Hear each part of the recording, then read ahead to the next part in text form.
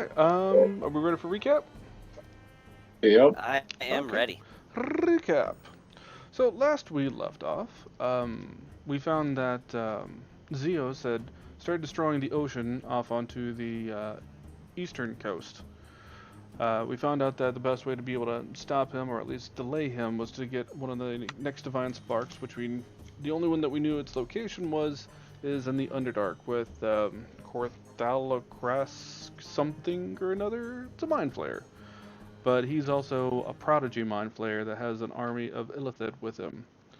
So one of the problems that we're going to have to be dealing with is getting into the Underdark, finding him, dealing with him, and he's also got one of the people with him that's a puppet, Zarkariost, who was basically a member of the Hands of Fate that went down there to try and work out a deal, basically had his brain eaten.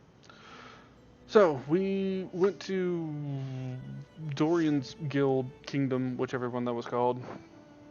Um, but met up with Dorian again. He's decided he's going to help out with us. We gathered up some forces, some troops, started to make our way.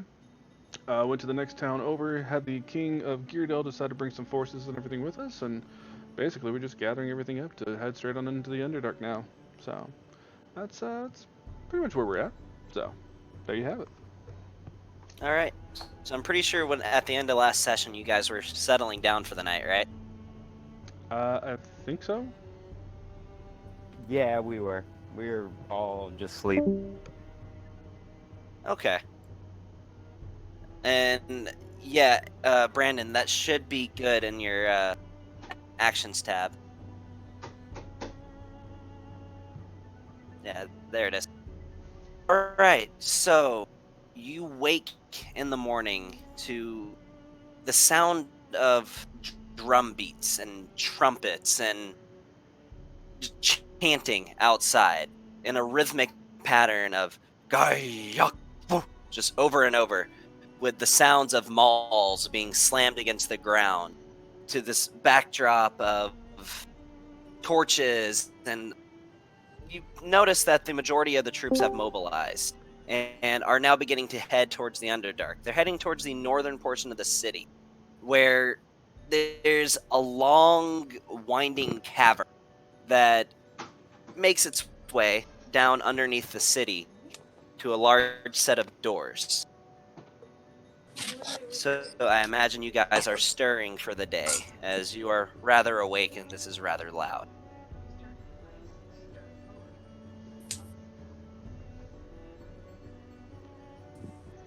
Okay, to be honest, I missed like the first half of that. We're basically People just are waking up in the marching. morning while hearing a bunch of thrumming and chanting. I will say, Okay. Gavin, during the night I would have handled a lot of the stuff that we've talked about before. Like with Dream and stuff. Yes, like with dream and stuff. Remind me, did we go through all that? Yes. Okay. And you talked to... Well, I talked to Ravello. Yes, I remember that one. Okay.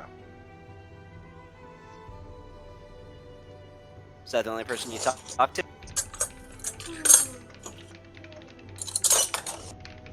DMs, please. Okay.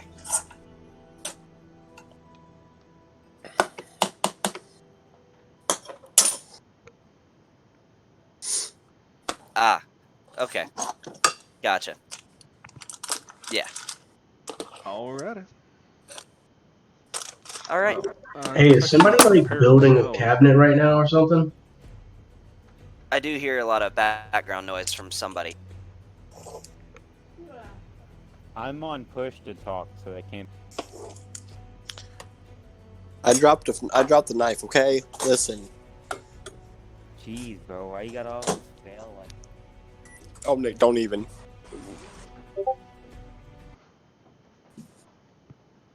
Is that better? I'm having issues with Groovy I today. don't know. Is it? Maybe it just doesn't like you, just like the other channel doesn't like Sean. But anyway, so as you wake for the day, you make your way downstairs, and you see that there is a large earth ganassi standing there waiting for you. He notices your presence and says, I see you are awake. The forces have begun mobilizing for the Underdark. Your assistance is demanded now. Gather your things. We're leaving. Oh, demanded. Oh, lovely. Aaron mumbles that under his breath. Make your way outside. Join the rest of the party. Mm-hmm. Yep, right away. So, as you make your way outside, you're led up to the northern portion of the city. And you go down this long, winding cavern. After about 10 minutes, you arrive at a large set of stone double doors. They're about 200 feet high and about 100 feet wide, with each door itself being about 50 feet wide. You see that the door on the left side portrays the image of a tall frost giant, where the door on the right side portrays a huge silver dragon. So at this point, it's just a sort of a bit of a history lesson. Duncan begins speaking to the rest of you. This was the door that what was his name? Oh yeah, that Zevriok and Alphalazosh took many, many years ago when they traversed into the Underdark to challenge the evil lich Vecna. I find it rather fitting that it once again be used for war, for something no less dire.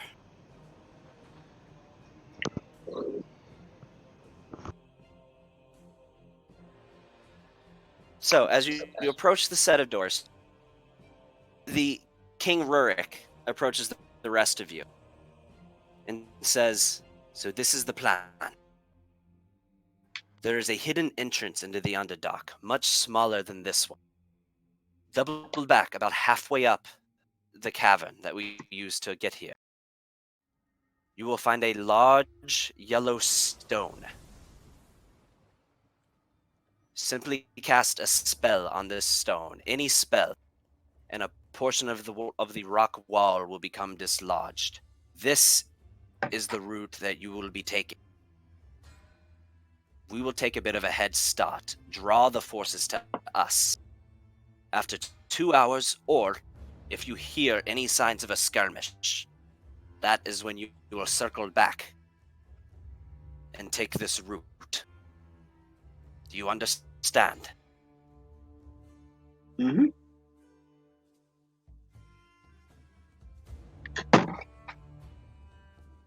That's the plan. Let's go. You will likely be in the Underdark for a matter of several days. So some supplies have been gathered for you. As he motions for a cart that comes up, very small cart, carrying what you see, a couple gourds, a few bags of rations, dried meats, bread, raw fruit, that kind of thing. So this is 20 pounds of food and 20 gallons of water distributed between these 7 gourds. May the gods watch your path and escort you safely back once this foul creature has been slain.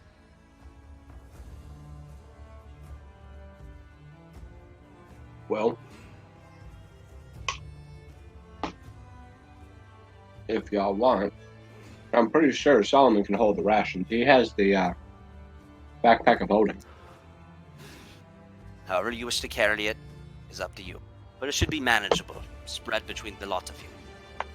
I mean, the one backpack will hold everything, and then some. Yeah, it's fine. I don't mind holding on to it if we just need me to distribute as needed. I was just saying that my invention will hold everything.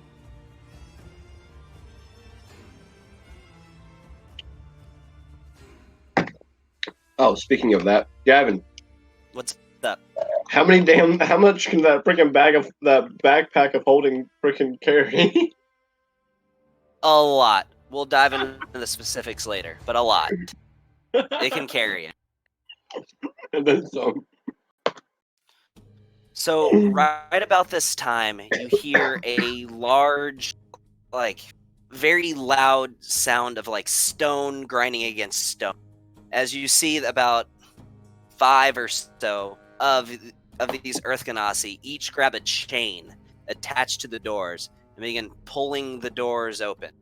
King Terramain speaks and says, "We stand and fight for our world now. We live to see the day that it faces oblivion. Steel your nerves." And King Mechadrome speaks to his soldiers and says, "Soldiers, rifles at the ready." As the doors swing open, King Don Axe looks back at the rest of you and just says, "Godspeed." And the remainder of the troops begin marching through the gate.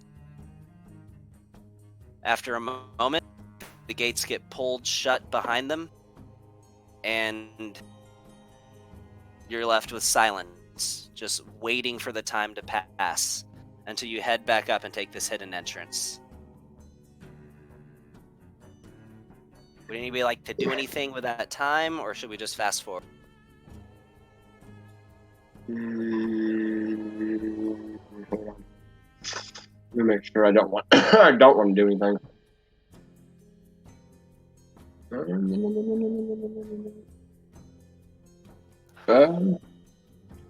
No, I'm good.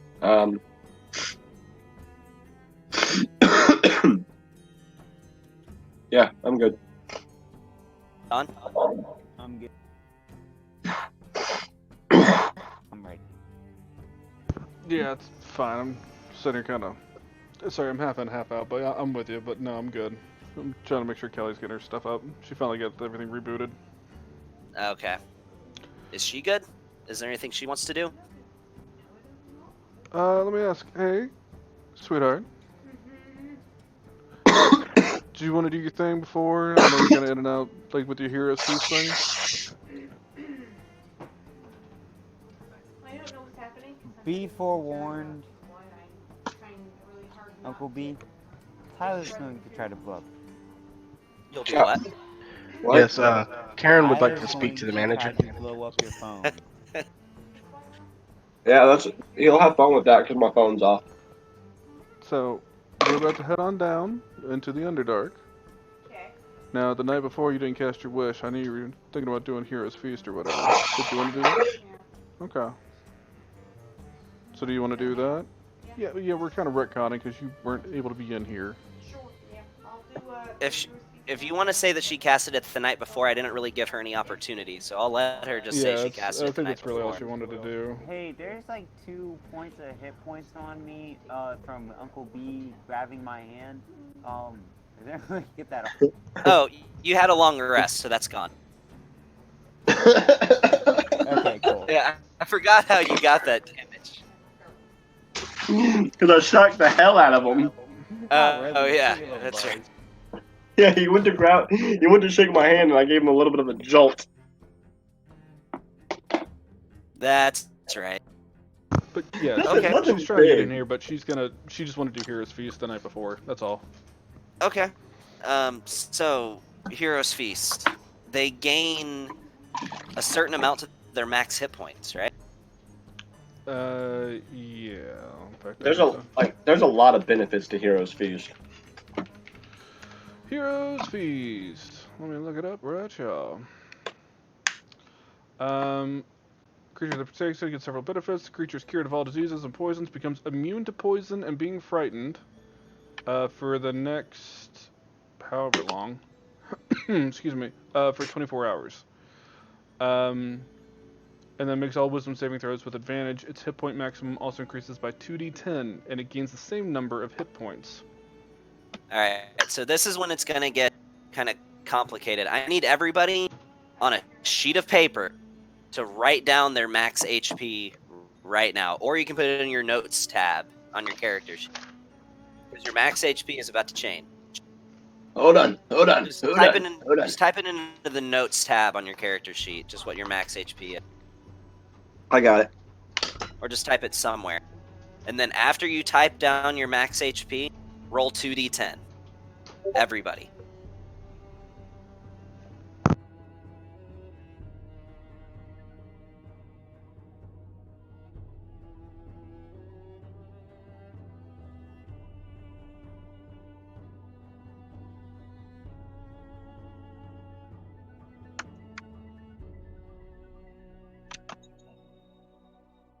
I love Heroes Feast. Oh, it's a great spell.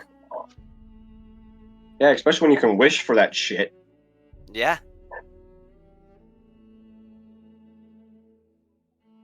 So 2d10. Yes.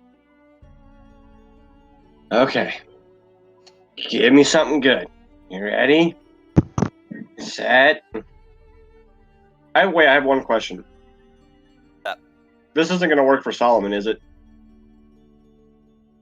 Is there anything that says that? No, there's nothing that says that he can't.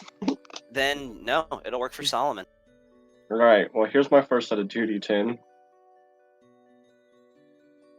All right, add 12 to your max HP. Okay. And then here is my second one. That's 7. So Solomon has 7 added to his max HP. All right. And we get temporary hit points. Yay.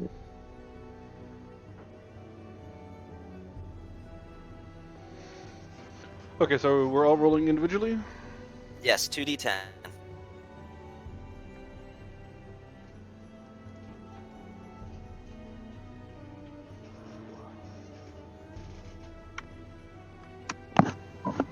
And if you could roll for Azrael.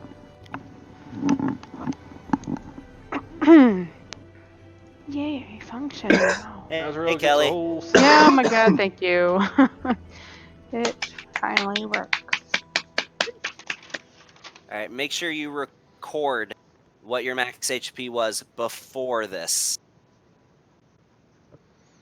Okay, his was 139, and now... Oh, okay. What am I Either rolling write for? it down I or was put in it the in the middle of notes tab transitioning. for your to Heroes those. Feast. But what am I physically rolling? 2d10. Can y'all hear me? These things. Yep. Okay. So Wah! I did it, and I already wrote down my max HP. Now, how do I add it up? You just click on where your max HP is, and just type in the new total after adding it to it.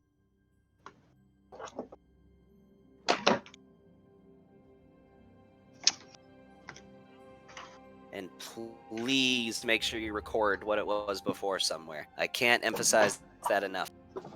I got it.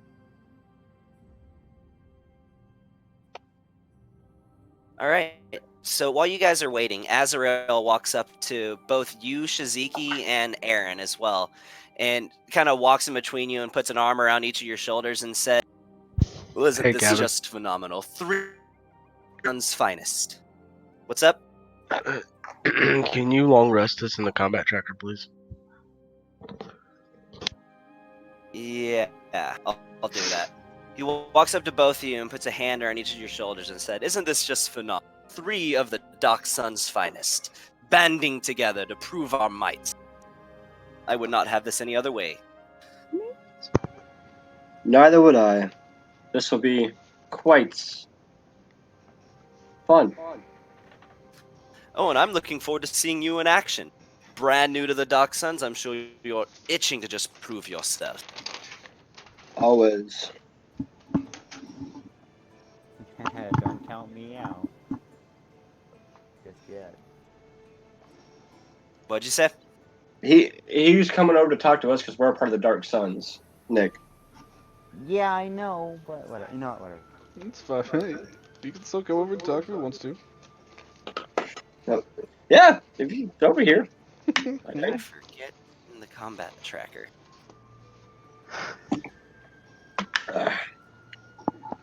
Also, Alright, so Biggins. I need... Sorry, I'm echoing. No, you go for it. What? I rolled what everybody else rolled. Okay. Yeah, roll the d20. This one? Yeah, roll 2d10. No, she's supposed to roll the d20. Roll Oh. a d20 for her relic. I was like, I rolled what everybody else rolled. I rolled a 9. The D20 was new for me. I was stuck in the middle of the electronic limbo there for a minute. Yeah, she just had to roll the d20 for her relic, since it's at the beginning of the stream. Oh, right. Oh, that was close. That was really close. Hey, Gavin, you might want to go back and hide your GM rolls. Do what? You might want to go back and hide your GM rolls. Oh, yeah.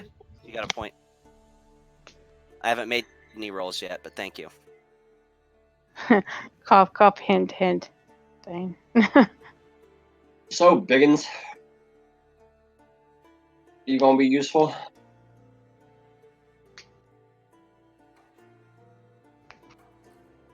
And I it's a think he's solid talking- no there. I'm talking to Nick. Wow. Oh, you'll see my might. Oh yeah. Right about now, Oh yeah, I'm ready. mid-sentence, you start hearing, it hasn't been even close to 2 hours. It's only been about 45 minutes when immediately you start hearing a hail of gunfire coming from a good ways past the other side of the door, but it's loud and the sound reaches you. Oh, that's our cue. Oh, the sound of war. Come on, Biggins, let's go. All right. Azrael almost in a skip up there from what you've been told, both Aaron and Shiziki, he's somebody who he's very joyous when it comes to combat. It's his preferred means of entertainment. He's somebody that craves conflict. He loves to fight. So he's probably a good 10 paces ahead of the rest of you, heading back up that corridor. Hey, Biggins, I bet you 20 gold pieces I'm gonna take more years than you can. Or tentacles. They got tentacles, right? Yeah, let's do it. I bet. Alright, done. A little bit of competition. Aaron pulls out both guns, or he pulls out the rifle, Mount Solomon, and just goes. I pull out both swords and I'm at. Cough, cough.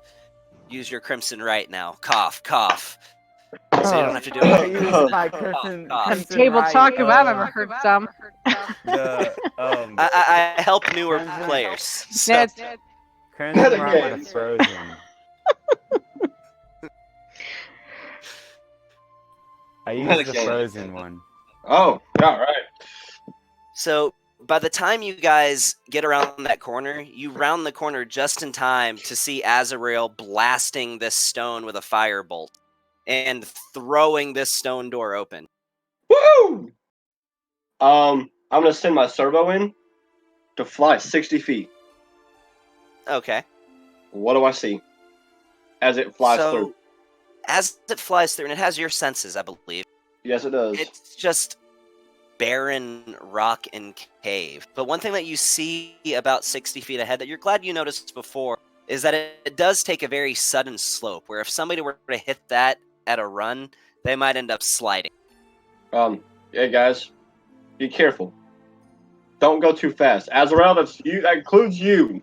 So, just out of clarification, are we underground now, or are we still, mounted up? You're already underground.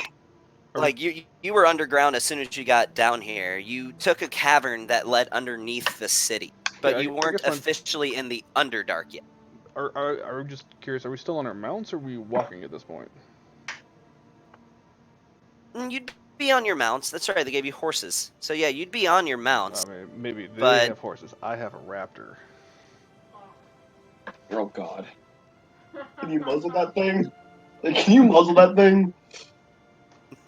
Does it have a muzzle? Can we get a muzzle for it? Though you noticed Azrael, he does not have a horse. He didn't care to have one, and he didn't take one. Alright, I will say for the duration, I'm going to keep Arcane Eye up until I say otherwise. Okay. So immediately when you guys crest this entryway, when you breach this stone wall, the atmosphere completely changes. You swear it just dropped about 10 degrees instantaneously to the point where you feel not freezing, but a little chilly. It's probably in about the 40s. And it's just silence in every direction. All you hear is the sounds of your own breathing. And about 60 feet away, the buzzing of the golden snitch. Yeah, yes. So I did put Crimson Right in the chat. Like, Yeah, I saw that. okay. So here's what's going to happen for you. God, this is going to get really complicated for you to keep up with your max HP. Your max HP drops by 17. So Hold up. What is this dice underneath my HP thing? Oh, those are that's your hit dice. Yeah, those you can use if we take a short rest to give you more hit points without, using potions. Oh, okay. Yeah. Like if we don't have any potions, which if we don't have a potion, I'm sorry, Nick, then we're all doing something wrong. That's Yeah, very, I think very so. true. We're all fucked. So you make your way through these caves, and it's pretty unremarkable for a while. After about an hour of walking through these caves, you break into a large cavern. Now, something that immediately catches your eye is you start seeing some of the wildlife of the Underdark, which is bizarre compared to creatures on the surface, where you see these creatures called cloakers, which basically look like praying mantises that are flying overhead. And Aaron, you would know these things can be aggressive. However, they have not taken notice of you. You notice strange mutated-like creatures, and pretty much anywhere you look. At one point, you see what appears to be a deer, but instead of actually even having any eyes, it just has like tentacles that come out of the top of its head. It looks at you and runs off as soon as it takes notice, with a lot of bioluminescent caps and mushrooms that line the walls and line the ground. At this point, it's gotten even chillier to where it's about 30-something degrees at this point. And you look immediately to your left, and you see a decent-sized waterfall that is cresting down into a small pool before forming a river that crosses the cavern and eventually going down another set of channels. If you didn't know what you guys are about to face, you would find this cavern to be beautiful. By the way, Aaron is in the front of the pack, leading the pack, just to let you know. Yeah, because your favorite terrain and whatnot. Yep, because it is one of my favorite terrains. So the main thing you would know is the Underdark is straightforward in a sense. You know, if you want to get deeper into the Underdark, you just follow the downward slopes. Yep. So you would be reading the terrain and essentially just doing your best to lead the party down. Mm-hmm. So you lead the party across this, and you feel a bit of a gust of wind coming from a door to your right. Well, a passageway to your right. It also happens to slope down. I'm going to send the servo down 60 feet. Okay. Do I see anything? So, you do. When you send the servo down, as it starts getting closer, you start hearing speech in somewhat of a dwarvish accent of a male voice that's like, "Come along now, Bessie. We have to get going. We stay here too long, they might come back." We got Drugar. I mean, are they really doors or are they Drugar? You wouldn't know just from sound. As he gets to the bottom, you do notice that this is a bald, dark-skinned dwarf with solid white hair, which signifies a Dwergar. We got Dwargar. Well, he has to make a saving throw. He's not within 60 feet of her. Oh, okay. I trust me, knowing that this was going to happen, I studied that spell. Very well. Yeah. And plus, like I said, I sent my servo out. It's ahead of us it's literally constantly ahead of us. Gotcha. So what you see with this Dwergar is he has a beard down to about mid-chest, with a bald head, a lot of tribal tattoos, red eyes, and he appears to be wearing just assorted dark furs and some simple leathers. You see that he has standing right next to him a large spider. And what he's doing at the moment is you see that he has a pickaxe and a crossbow, both strapped to his back, and he's hauling a large sack that also is kind of luminescent. You see these multicolored glows coming from inside of this sack. As well as this room, you notice that there's luminescence to it, but it's not from these mushrooms. It's these large rocks, these large stones or gemstones that are like nothing you personally have seen before. And it appears that he has mined some of them and is now trying to haul that out of the room. Okay. Giant spider. Dwargar. Glowing rock. Y'all want to go down that way? I'm gonna say hi to a Dwargar. I mean, could you fill in the sentences a little more? You got Dwergar, Glowy Rock, and Spider. There's a Dwargar that has a I'll take pickaxe and 3 a things that I crossbow. don't know fuck about, Alex. It looks like the Dwargar has mined these rocks that are glowing, and he has a giant spider with him. That's about all I got. That's what's in this place, and he's trying to take them out. Sounds fun. One last thing that you notice about this room is large claw-like reptilian footprints that have left indentations in the soil and in the shrubbery and mushrooms that are located in here, in this room. That too. Ooh, that looks big. Claw like reptilian. Yeah, they're claw-like reptilian.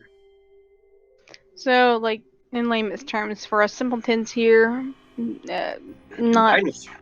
in game here, we're looking at like Dinosaur. alligator or like velociraptor. Much larger. So velociraptor here. Actually, I'm going to, technically, traversing the Underdark, my servo's going to go closer to the print. What do I see? What do I notice it is? First off, I need your servo to make a stealth check. Oh, Just that's roll great. a d20. It's good. It's good news. It's good news when the stealth checks are made. It's not bad. No, it's shit news. It's 14. It's Make not a stealth bad. check. Well, something's gonna eat me. Great. It's only in my servo. It's a little ball. If it eats it, it eats it. Yeah, it No, means all you hear is like, Bessie, what do you suppose that is? He nom. scratches his head, starts walking closer to your servo. Okay, the servo's going to get closer. The servo's going to get closer to the freaking print. Like, Okay, it gets closer. All right. Do I notice anything about the print? Like what it is? Roll either an insight or survival check with advantage. Okay, hold on. Insight or survival? Yes. Yes, probably, but guess what? It's a servo, I can rebuild it. Alright, we're going with survival. Here we go. Yay, being a freaking Moonstalker Ranger. Wow. Son of a bitch. You have advantage. Oh, I do have advantage. I forgot about that. So I'm gonna roll it again. Yay, favorite terrain. I swear, if you get lower than a 50. No, that ain't lower than a 15. Yeah. This is draconic. You've seen tracks like this. Awesome. Yeah. I told them we got draconic footprints. Draconic's always good news. It's great. It's fine. The servo is going to fly directly up as far as it can go. First, what he's going to do is I need you to make a strength check for your servo. Just roll a d20. Oh, thanks, man. Great. Roll for strength for your He's just tennis gonna ball, straight up bruh. jank your rat, man. He's gonna pick a Uh, stick. So It's you a see golf this ball. through the servo's eye that he has You walked get over these and spots he has grabbed your servo, physically grabbed it, and like Hey. he closes one eye, puts the other eye up to it, and looks at it, and is like, "This Hey. thing's expensive. I'm going to start speaking. Yeah, I think I'm gonna take this." And he puts it back, and he puts it in his bag. He puts it in his bag. I'm going to speak and go, hey, let me go. What are you doing? Hey, it's Oh. not okay. What are you doing? You're talking through it. Yeah, I'm talking through it. Aye, the little ball speaks. Hey, don't put me in your pocket. That's bad luck. But see, you look rather valuable. No, so listen. I No, figure- it's bad luck. 'Cause guess what? Everything that you just mined will literally reduce profit by half. I promise. Please tell me this translates to. make a deception. Make a It's deception. just like, check what is for this thing? Shut up. Wait, did you say disadvantage? Yes, disadvantage. You suck. This is your own check. It turns out it doesn't translate well. He's like, me, and just shoves it in his pocket anyway. Yeah, I doubt that. Look, I don't know Bah. who you are to or what you are, but I figured I could cash you in for a pretty penny once I make it to the surface. So Hey, listen. I don't belong on the surface. Listen. I will tell you this right now. How many friends do you have that are well, close by? currently just bestie. Okay, because guess what? You might be in for a big surprise, and I'm going to warp shot straight to him. You have to see him, but yeah, you could walk around the corner. Yep. I'm gonna slowly walk around the corner and then warp shot to his ass. He stumbles back. Bud Morden's beard loses his footing over a stone, falls to the ground, smacks his ass. Rifle in hand, pointed at him. You gonna let go of my buddy there? Sure, take the ball. I figured this was some sort of gem, or, I don't know. I assumed that you may be some sort of illithid spy. That's it. I thought you were an illithid spy, but I don't see any tentacles coming out of your head, so I'm gonna assume that is not the case. Actually, speaking of illithid, I'm gonna kind of put the gun up and away from him. We're actually looking for those. Do you know where any are? Yeah, I try to steer clear of the illithid. Well, if you're trying to steer clear of them, then you would know where they are, so that way we can go that way. Because I have some compatriots of mine that we're looking for some illithid. Why in God's bane would you want to head towards the illithid? We're gonna go kill them. He scratches his head for a moment, and then in just the most dramatic manner, just starts kicking the ground, plucking up mushrooms, throwing them at you, slamming his fist against the ground. You hear that, Bessie? They're gonna kill the illithid. I'm gonna fire the gun right next to him. The rifle. Blazes, that is loud. Do you want them to come back? I told you, we're here to kill them. Right, you remember there's tracks of a large creature here, and you're making a bunch of noise to tell it that we're here now. Great. I'll do great work going. Well, you know what? Consequences to action, buddy. Just throw that out there before we start shooting at the random farmer. Yeah. Great. Well, you get yourself out of here. At this point, Mutual thoughts there, Nick. At this point, Aaron, you have started hearing like an ominous thrumming noise, like a shoo, shoo, shoo, shoo, shoo. They're coming back! They're coming back! What's coming? Wait, hold on. What's coming? I'm gone. What's coming? He gets up and bolts. Alright, fuck it. Look what you got. I'm gonna dismount from Gibbles and turn invisible. I'm going to rope trick and go in the front and use my wings to Take fly me out. with you? What the fuck? Don't leave me Before here you're alone. before you're able to get this rope trick off, you hear a sudden, almost like a sonic boom, reverberate through, and suddenly you see these, just in a blinding flash of blue light, 2 gargantuan dragons immediately appear before you. You also see 2 half-dragons appear next to it as well. I need everybody to roll initiative. Son of a So bitch. who am I remembering to kill after we live after this battle? Oh, I will join you. Who started this shit? Because I'm gonna have to stab somebody. Son of a bitch.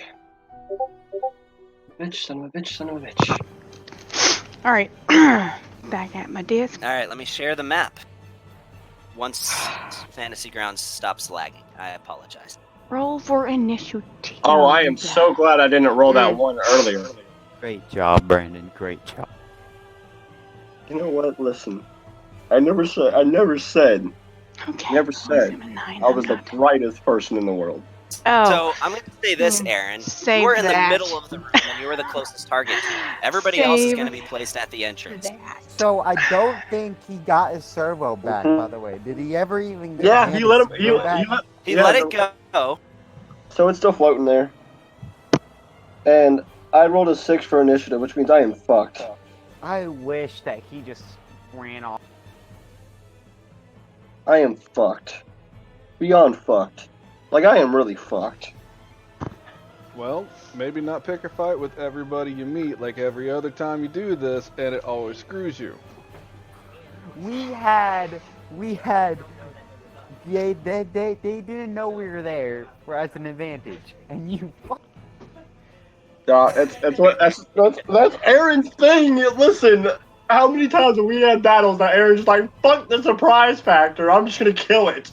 Yeah, except you never do. You just go up and then get beat the shit out of you because you're all the way up front, even though you have sharpshooter and can shoot things from a mile away. You keep hitting things up close. Oh, man. Yes. Yes, I know I can shoot things from fucking 1,000 feet away. Listen, shut up. Your logic. It's not one of his strong points. It's fine. It's fine. Wait, where are we at this thing? Hey, Gavin, what's the height of this cavern? The very small map. I'm not used to About this. 50 feet. I'm not used to this small of map. I'm not gonna lie. Alright, let me just drag some tokens in. Throwing me off a little bit. So you Oh, said yeah. these are both gargantuan-sized dragons? Yes. So And they're then you have- ancient. They're not even just adult dragons. You would be right. Cool. So they're juvenile-ish. No. layman's terms, you have- ancient. Ancient. Like, older than freaking time itself. Ancient. Like, old as dirt. Okay, so they're bigger than gargantuan. Is what we're saying. Well, they are gargantuan. Oh my god. That's about as So- big as you can get. So they're the biggest of the raptors, so to speak, that we've dealt with. Yeah. Okay. Mm-hmm. Was itty bitty little dragon we left at what's his face's castle. Yeah, and now we have 2, like, dragons that move at, like, supersonic speed. Right. Did you take right. Solomon with you? Nope. Let's go. He's back here. I warp shotted. I have my puppers around here somewhere. Oh, I didn't roll initiative for fucking Solomon. Hold on. Mama. Solomon. Do we know what color these dragons are? Blue. So, Well, the picture says interestingly purple. enough, one of you has seen these dragons before. Dorian, Yeah, I was about the to say. first mission that you ever took with the other party members, that you ever took with Carrick and you ever took with Tenzin, Yeah, I it remember. was to kill one of these things. And now we have to kill 2 of them. Now, just out of However- curiosity, would I know about these from my dragon coloring book? No, you've never even heard of a dragon that looks like this. Actually he has, because Dorian has told him multiple times of how he fought a rainbow-colored dragon that shot rainbows out of its mouth. It wasn't literally rainbows, but That's what Dorian said. I've heard the story from Dorian. All Oh, of yeah. Dorian's Oh yeah. Yeah. great feats I have heard many Yeah. times. I would even go as far to say that Felia has heard all of the stories too. all right. So you can place yourself where you want for the start of this combat, anywhere on the left half of this map.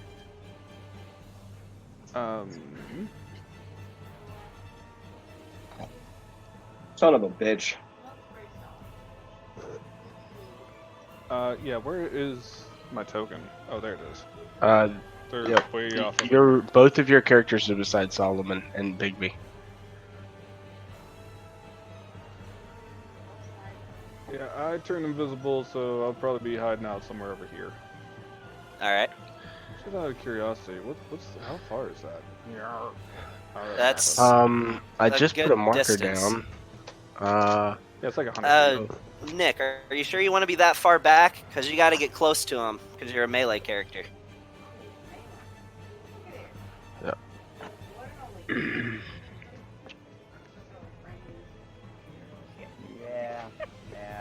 I'm different. He's special. Fuck off, Brandon. Says the one that made these things come to I don't know if this helps anybody, but I'm gonna keep that line there so that way we know where like they about is. Okay, that sounds good to me.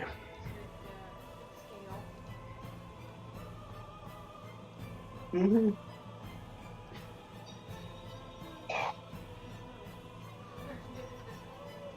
All right. So he'd probably be, you said up closer, so he'd probably be up here for Azrael. There you go. Okay. So Can I take damage for activating my take damage for what? activating You already my did. crimson ra- Yeah, you should have taken 17. Hey, Gavin. What's up? Solomon is going to be near Philia. Okay. That's where he. Azrael. Where do you want Bigby to be, Kelly?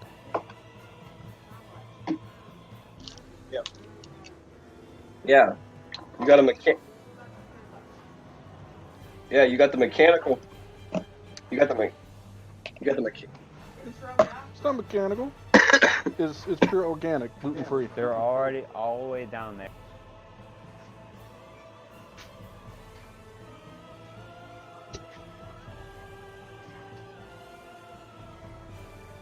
For the new puppers.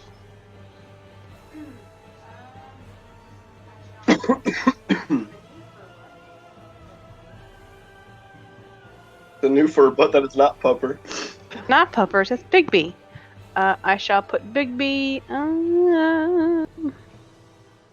don't know how big his square would technically be, but he would be. He's in a 10 by 10, so takes up 4 squares. He's about the same size as Solomon is. Almost Oh, there he identical is. to the same size. Bigby. There's a giant square that says Bigby. Hello. And we'll put him. I'm gonna move him right here for now. Wait, Okay. here for there we go. Out of visual line, but useful here in the momentary. Oh, hey, Gavin, Yeah, what's up? you need to put another token down. What am I missing? The snake. Snick. Yeah, Oh, forgotten the snack. yeah, that. You forgot my Yeah. snake. The snack. Yeah, you forgot my snack. Yeah. Snick has a top hat and scarf. Yeah. I'm so gonna put a Snake. top hat scarf on him. Snick with scarves. Snick. That's That's good. That's Snick. it. That's oh, his name. Snick. His name is Snick. And he is on your S-N-E-K. initiative, which is 6. Snick. He's a snick. He's a Little snick. Snick. I don't know why it's so funny for me. I don't know why. It's memeable. That's all I'm saying. He's a snick. Snicks. He's a medium-sized snick too. And his big snick. It's a big snake. It's a nope rope. So I named him Big Constrictigating Snick. Big constricting snake. Allowed. Nope rope. All right. The nope rope. So For short, nope rope. nope rope. First thing that you see, Phoenix, that completely surprises you, is this little black puppy that's been following Philia around. Immediately just turns into this giant wolf, enormous shadowy wolf with glowing red eyes, which immediately charges forward. Okay. Yeah, there's a thing. In case you're wondering. And actually, Nick, you're gonna have to be on the left side somewhere, so you could be like there. You wouldn't have had time to get all the way to him. Oh, okay. Yeah, you can't get to me yet. Yeah. I'm gonna die. It's okay. We'll draw the line. Whatever's fine. So, is everybody where they're gonna be? Tim. Everybody all set? Yep. I mean, yeah, I'm just All staring, right. staring down the barrel of a freaking 50 cal. Then don't So, fire first your gun thing- off to random places. First thing, Aaron, I'm gonna need you to do is I'm gonna need you to make a perception check. Oh, perception check? Okay. Because my roll's been great tonight. Let's see if I can perceive shit. I hate you, Gavin. Even more, I hate myself. You see nothing. You are Son of a blind. bitch. All right. So the You're first blind. thing that's gonna happen is you hear coming from your left side a thwing and the release of an arrow. Oh, This great. is going to be This is gonna hurt.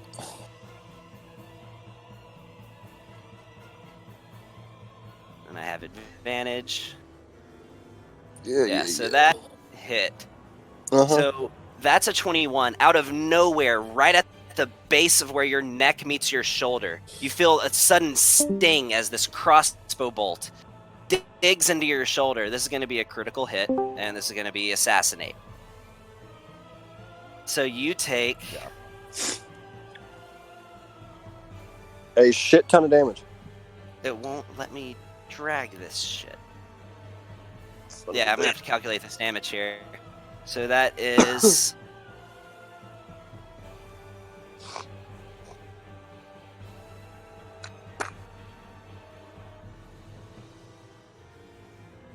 yeah, so that's gonna be 24, 26. You take 8, 20. 20 to the 5th power. Okay, this is Multiplied sorry, by my 7. brain's a little dead. This is a sneak attack with a critical. So 32. You take 37 points of piercing damage, and I need you to make a Constitution saving throw. Against what? Constitution saving throw. Son of a bitch. Poison. Good thing I get a freaking.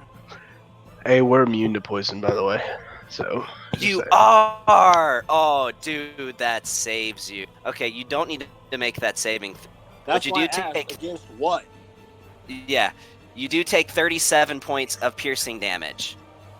You do not know where the shot came from, however. Uh-huh. But you know it came from your left, which is to the Hey. north of the map. Hey, so what about the guy that has a passive perception of 26? Based on the stealth roll I made, still wouldn't see it. Oh, is it higher than 26? It is. Oh, that's pretty high. Yeah. I also rolled high. Like, very high. Hey, Alright. Gavin, you want to? Looks like You the wanna trade me GM's some got fucking some good rolls? rolls. Do what? You want Roll to trade me some some course. rolls, asshole? That's what I'm I saying. want to do what? I didn't hear what you said. Said you want to trade me some rolls, asshole? Because you're getting good ones, and I'm not rolling I'm rolling like shit tonight. Oh. We'll see. She's coming at you again. So that would have been a 26. So you again take Hey, so you know when you make an attack, you come out of stealth, right? So can I see them now? Oh yeah, you're right. Yeah, you can see him. Okay.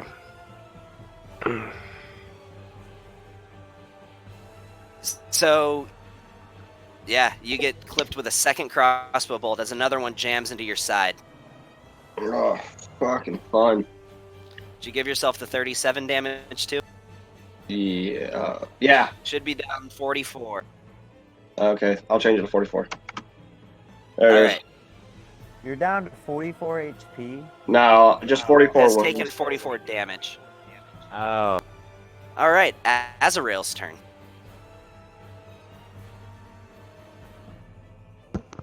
Let's see what he wants to do here.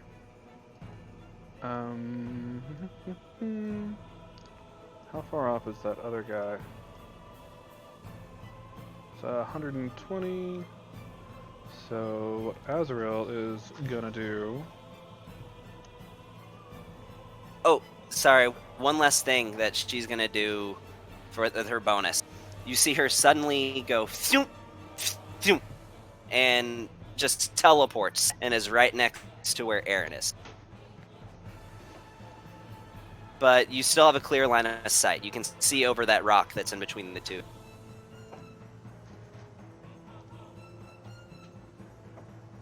It's 125 feet away. Okay. Let me see. And he's got a movement of... Hey, Gavin, can you reshare the map one more time? Yeah. It's not loading for me.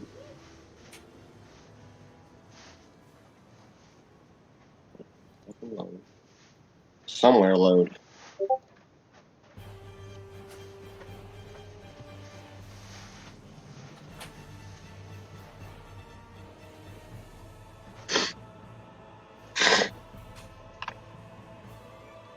God, I didn't realize those things were so effing far away.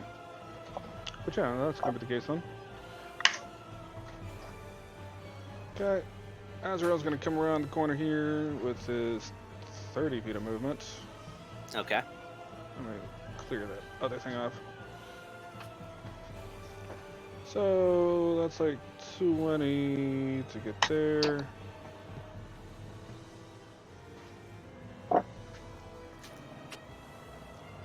Not a whole lot for him to be able to get into the fray at the moment.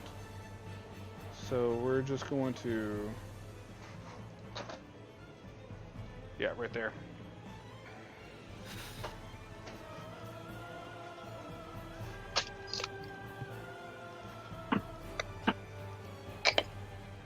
And he's basically just going to hit these two guys over here. I'm not even going to do the circle, but he's going to throw a fireball.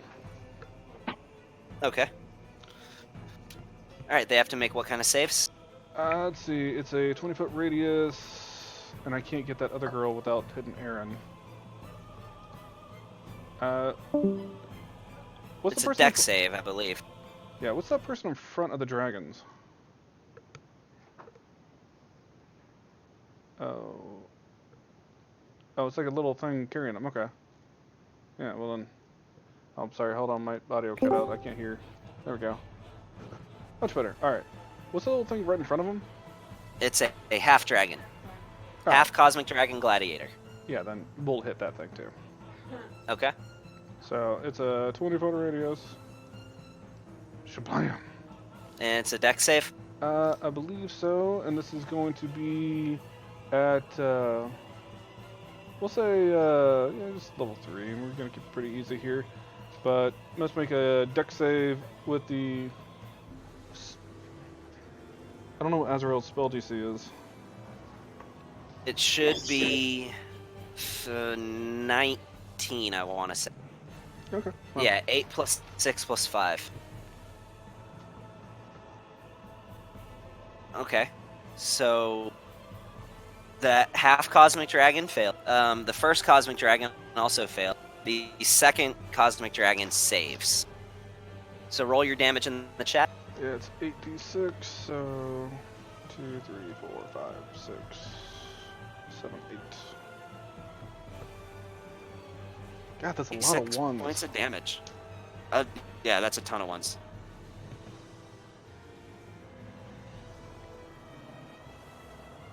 Seems like everybody's throws are crap.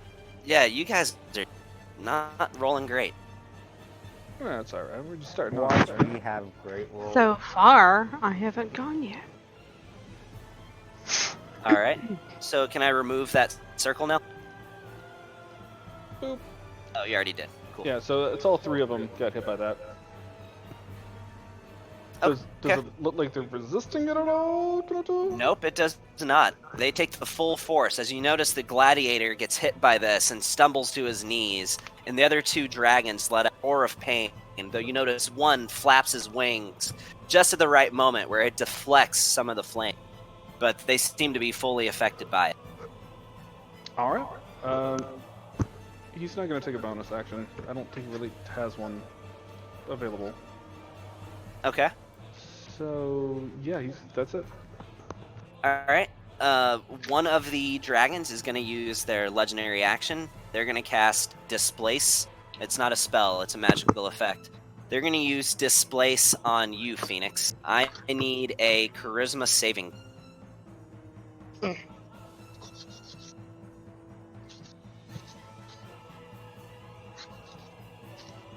So you go into your character sheet and go to your main page, and where it says saves on the right side, drag the one for charisma and drop it into the chat.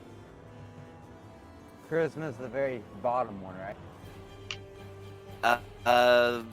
Yes, it is.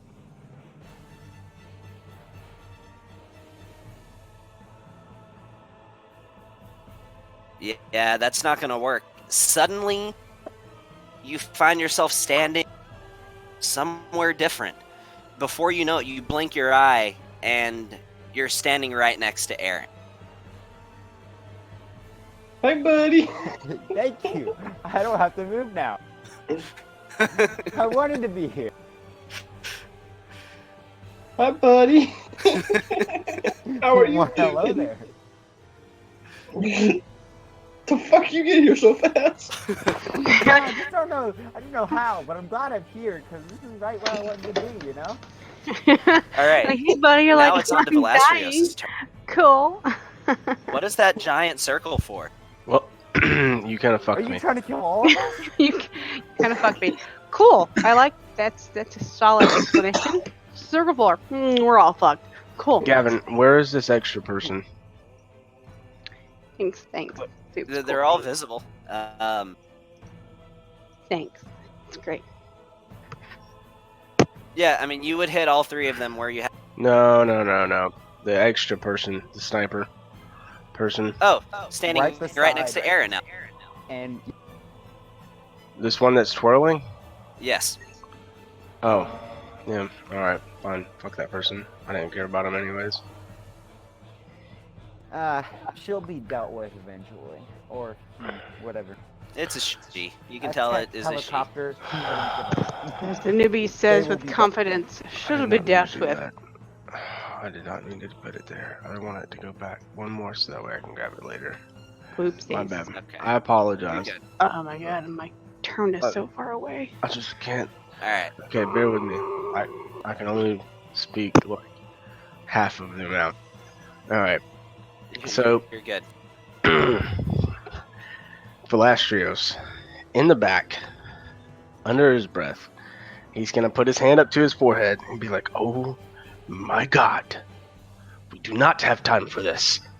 And his one eye, the pupil will change color, or not the pupil, but the Iris. iris will start to change colors in a spinning pattern of 7 different colors, and then he will raise up one arm, and as he raises up one arm, a burning ring, like a rainbow ring, will form around these dragons and create a giant prismatic sphere around the dragons.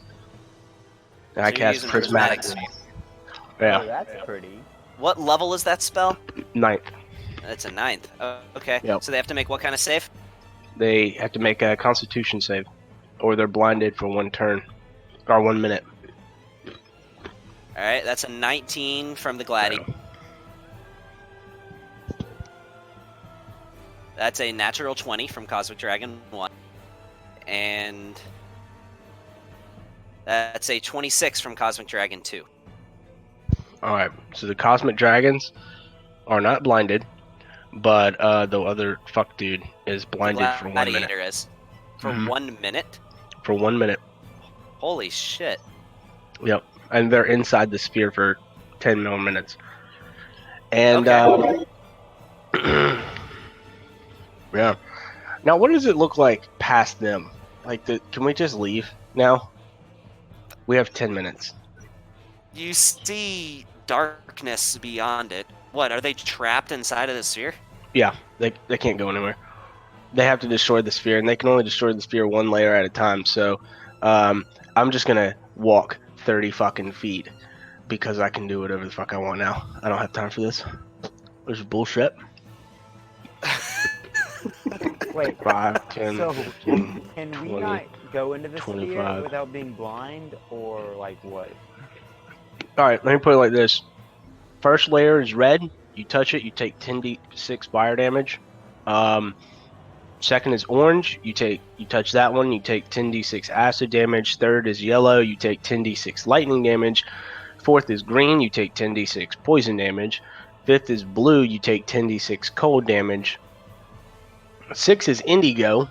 You The mean creature is prismatic restrained. wall? I'm trying to see the spell you're doing. I'm not finding it anywhere. Prismatic wall. I just turned it into a sphere. You can turn it into a 30 by okay. 30 dimension sphere, or One big ass wall. fuck it, yeah, or a giant wall. Yeah, and then so you got indigo, which restrains targets, and then you have violet, which keeps them blind. And they also can't cast any spells or use any magical abilities. Can't go out of the thing. So there's no plane shift, no teleporting, nothing like Do they that. get to make a save to try to get out of it? Yeah. No, not really. The only way to get through the wall is they have to destroy the layers one at a time. And the moment they touch the wall, they are instantly affected. So the moment they touch that wall, they're going to take a fuck ton of damage. I'm going to roll 1, 2, 3, 4, 5, 50 d6, and then we'll see what happens there. Failed save. This one bitch that I gotta take care of, and you just Jesus. take care of the rest? Yeah, that's what Tony does. It's kind of his jam, apparently. Cast through the wall. It just says spells can't be cast through the wall. Yeah. Alright, I got you. And then you got to go down to where indigo and violet is. And then if you go down and read the actual colors, you can't. You got to read violet. Violet talks about I saw teleportation Violet. and stuff like that. But yeah. So if they try to teleport, they cannot teleport outside of the sphere because magic can't go through the sphere. So they're stuck I'm in not there. seeing where it says that. Oh, that's the purpose of the prismatic sphere. Is you I cannot failed. teleport through. Magic can't go through the sphere. It ends the blindness. So it fails that save, the creature is transported to another plane of the DM's choosing and is no longer blinded. It just says spells can't be cast through the wall in the indigo portion.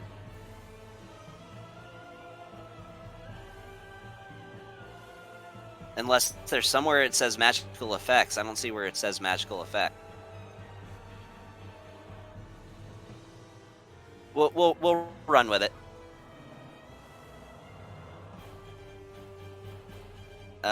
All right. So that is the end of your turn. Yeah. All right. Dude, I'm sorry. I didn't see anywhere where it said you can't use magical effects. It said spells specifically, and the game differentiates between the two. That's alright. So, Cosmic Dragon 1 is going to use its first legendary action. keeping track of this on paper. He's going to use his first legendary action, and he is going to teleport. He's going to move himself to right there. And now it's to the gladiator's turn.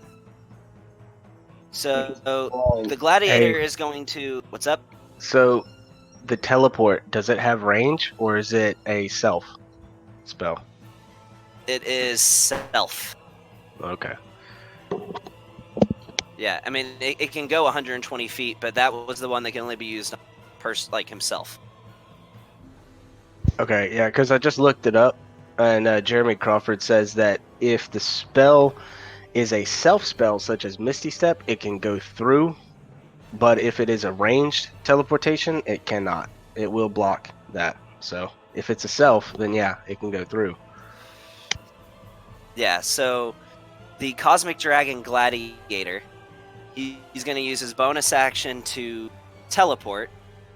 He's going to put himself right here. I thought the gladiator was blind. Oh, you're right. He is blind. So he's going to put himself dragging, and drop. And he lands right back inside of it. Also, they can't see through the sphere. So if they have to teleport to a spot that they can see, they can't do that either. Because you can't see through the sphere. That might... Let me see. It doesn't say it requires sight. But he teleported, but ended up back inside the sphere because he's blind. He's going to use his breath weapon on you guys, but it's going to get blocked by the prismatic sphere. And that's going to be the end of his turn. What's his breath weapon? It matters. What do you mean, what's his breath weapon? What kind of breath weapon does he have? What damage does it do? Physical. Radiant and necrotic. Yeah, then it doesn't matter. Okay. So, on the end of his turn, Cosmic Dragon 1 is going to use his second legendary resistance. And he's going to bamf right here. And now it is Cosmic Dragon 1's turn. So he's going to use his Cosmic Breath. I need Aaron and Phoenix to make dexterity saving throws. Uh-huh.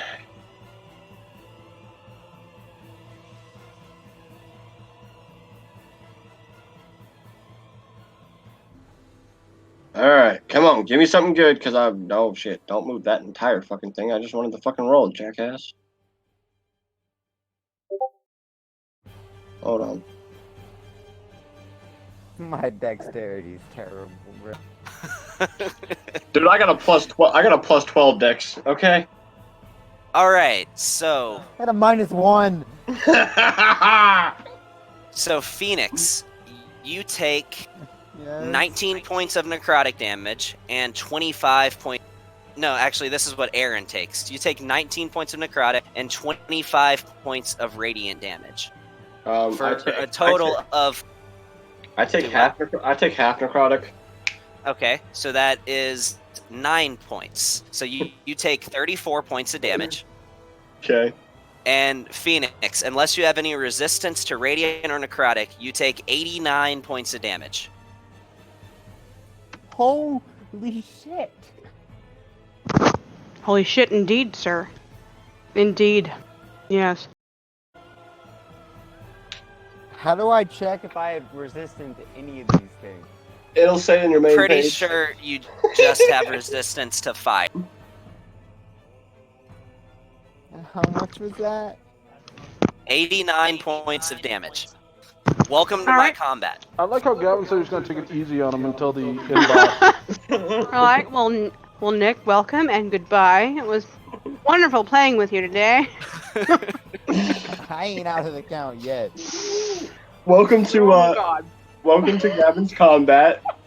It sucks unless you have resistance to everything. So at this point, he is then going to See, I'm running into the same issue that I have where it doesn't highlight the creature that I'm using. Whatever. He's going to then teleport himself. Because he's a douchebag. Where's 120 feet? Yeah, he's going to move himself right here. Hey, by the way, Nick, this is why we all used ranged characters, because they like to teleport every fucking where. Well, I mean, we all have ranged characters, but some of us play with range, and some of us just charge in and fire guns wildly. Shut up, Shizuki! Shut up! Somebody picked a ranged weapon, but probably should have gone with a melee weapon since he wants to charge into battle like a dumbass.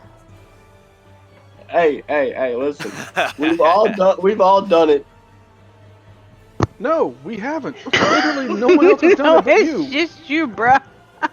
I'm the only one that should charge into battle. Yeah, fuck you. Here's the thing, I wasn't expecting a battle. I got it brought to me. Thank you very much. You shot your Here's the gun off rangers that found half-assed. these giant monstrous tracks around. Well, let's make a bunch of noise. Ring that dinner bell, bitches. That shit happens. All right. So, Dorian, you are up.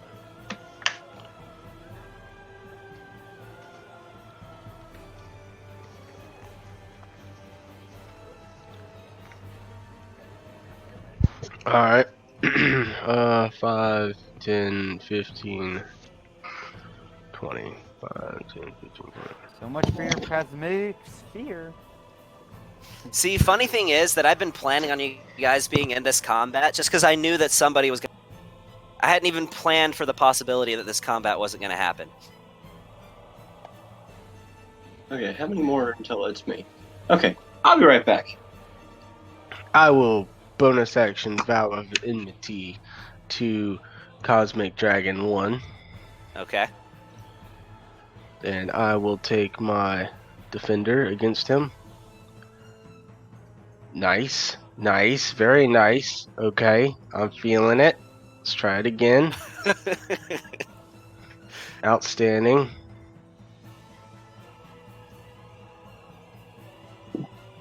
Alright. Oh, and That ends his Tony, turn. remember, these are cosmic beings, so they activate your additional damage for your smites. Yep, there we go. So he takes an additional 2.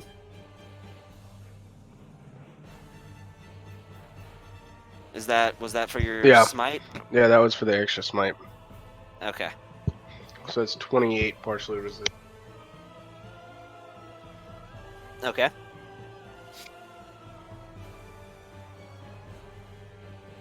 And that's it for me. All right. So, at the end of your turn, Cosmic Dragon 1 is going to use... He's going to use Displace. He's going to use that on you, Philia. I need you to make a Charisma saving.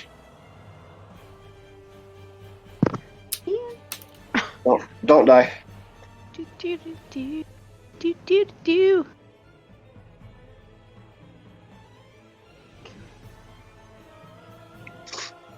Is that the right dice I'm throwing here? Yeah, that'll do it. So you feel That's as all if you're going to 29 be maybe. pulled from your current location, and you steady your mind and resist with your magical ability, and find yourself feet still.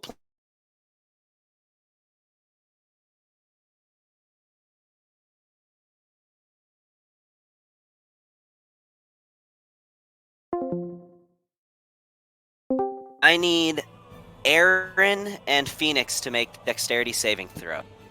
Yay.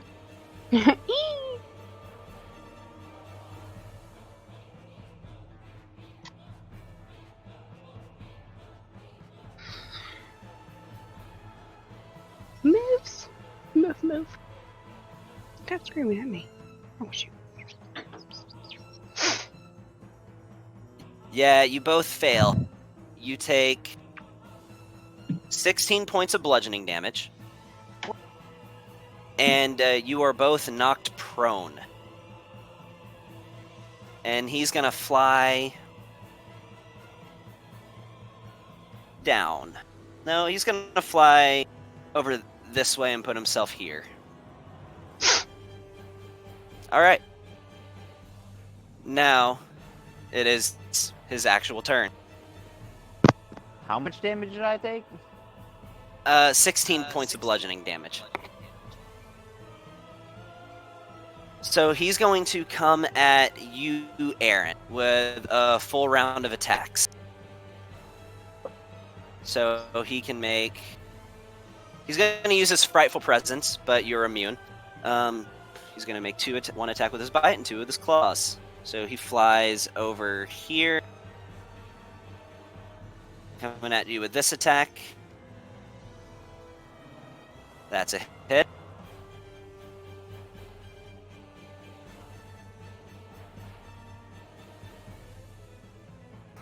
Just noticed I forgot to do something.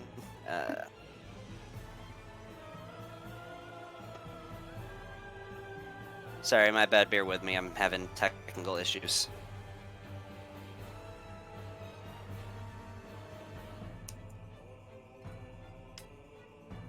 There we go. Now it unfroze. Okay. So you take that. 28 points of damage. He's coming at you again. What type of damage? So that is piercing, necrotic, and radiant. Piercing, necrotic, and radiant? Okay, I take half the necrotic. Okay. So it messed up the damage roll, but I'll just count yourself lucky. I didn't even roll a necrotic and radiant damage for that. Yeah, but all right. So now he's coming at you with another attack, with a bite attack. No, actually, this is with a claw attack. That hits. This is all slashing. And he's coming at you with another claw attack. Fuck you, Gavin. And this is all slashing. Oh, he rolled pretty high on that one. Alright, that's gonna... Yeah, sorry. That's gonna be the end of his turn.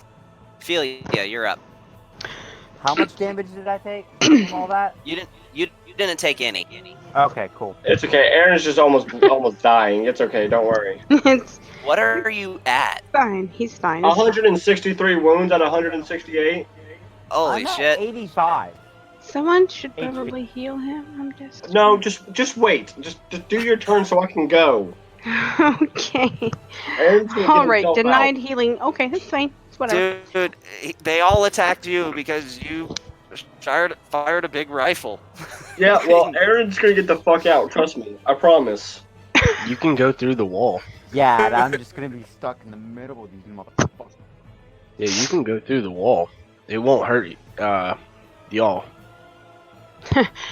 You specifically. Can they attack through it too? That was my question earlier. Did it help? Did it hurt us? No. No, the wall did not hurt you guys. Oh, hey, by the way. Does it hurt us if we go through it? No, No, but it does that not. one assassin needs to make a Constitution save too. She's within range of it. That's sniper Oh. lady. Okay. And it's every time they start their turn within 20 feet of it. So the Cosmic Dragon number 2 should have made a Constitution save too. Alright. Fine.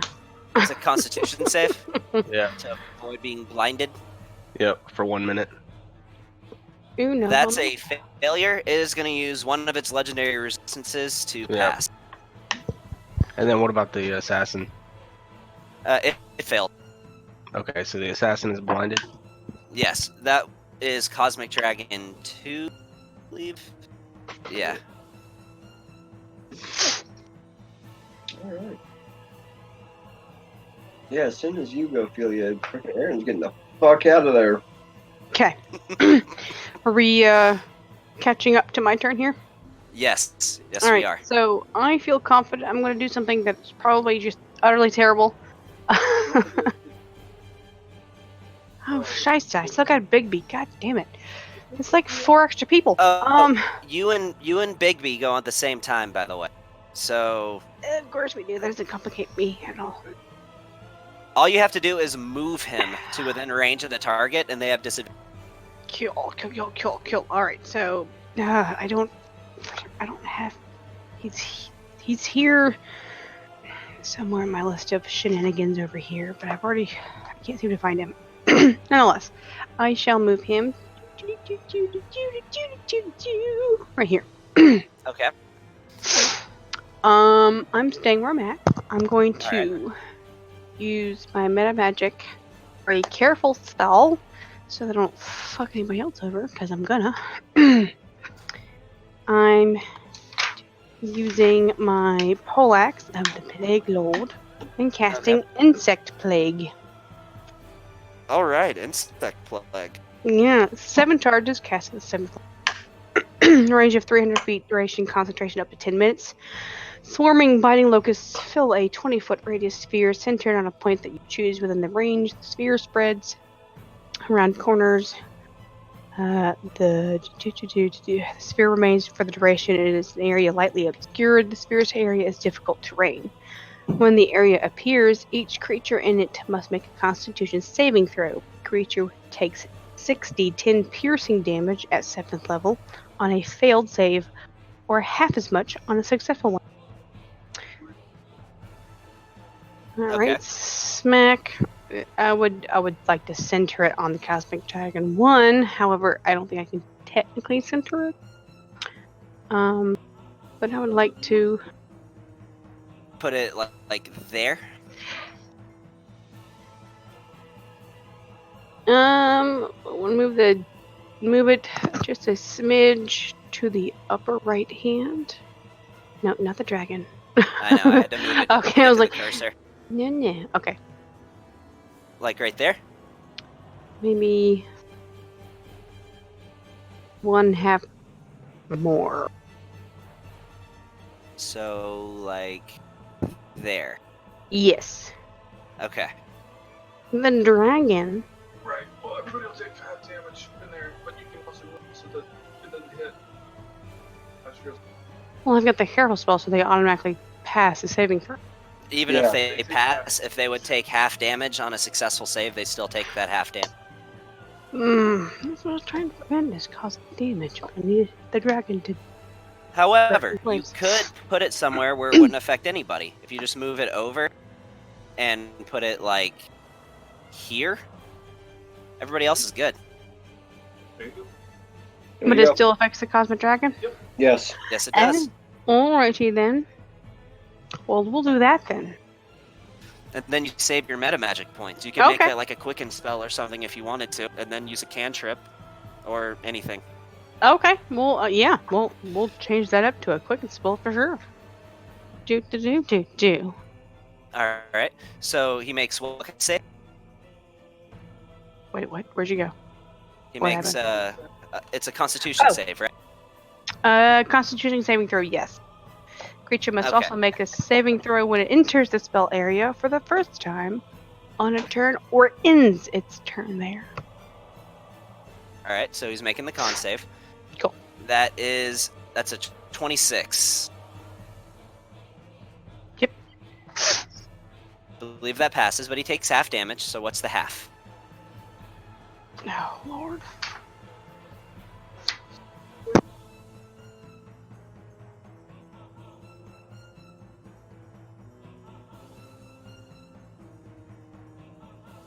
So it's 60-10 damage. She's rolling it now. Nope, 1 down. There you go. 6 of those. And that's what, piercing? Yes. Okay. And that total was 36 points of damage. All That right. is correct. Okay. All right. And what would you like Bigby to do? His actions, he can bite at him, or he has something called Fell Breath, which has a recharge of 5/6. It's like a dragon breath, but a little bit smaller. It's only a 15-foot cone. You could use it to just affect him. Yes, let's do that. All right. So rolling the damage for it. That is well, 10 points of damage. He has to make a save. You know what? I'll let you roll it. Roll 4d10, because I always roll like shit for players. It's 50-50 for me. Frank. Alright, there we go. That's much better. So yeah, he's going to make the save.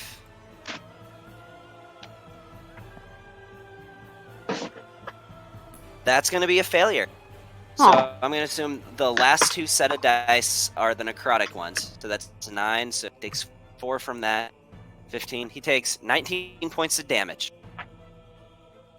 All right. Is that the end of your turn? Would you like to use your movement at all? Nope, I'm good. You're good? Thanks. All right. Aaron, you are up. I know you're itching to go. Warp shot. Yeah, where in this room would you like to be? As far as fuck away as possible. Place yourself pretty much... I mean, I don't think this map is large enough to equal your range. So just put yourself anywhere within your line of sight.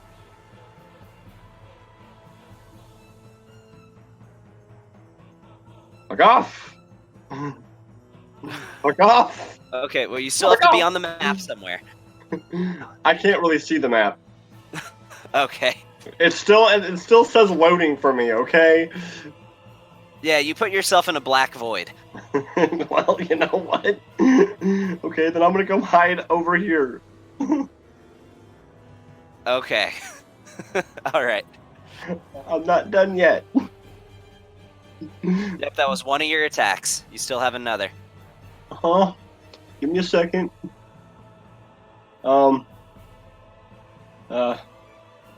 Yeah, and then I'm going to take this big ass fucking rifle that I have, and I'm gonna shoot that dragon in the ass, and then I'm gonna sit there and take a whole shit ton of freaking potions. Or at least one big one. So, yeah. So you're going to use your bonus action to take a potion. Alright, are you targeting dragon 1 or 2? Fuck it, I'm gonna attack the one that hit me, so 1. Okay. Because I'm pissed off and I have the range to do it. Alright. Alright. This is gonna be fun. Okay, come on. Hit it. Come on, hit. Hit, please. Please hit. Oh, that was a 20. Hit. Barely misses. Alright, yeah, so, potion? Yeah, give me a second. Yeah, which one you using? Give me I gotta see if I have it. Okay. Oh, yeah. Oh. Yeah, superior healing potion? Okay. I don't remember. How many D4 things is that? So that is... Let's see, that is 8d4 plus 8.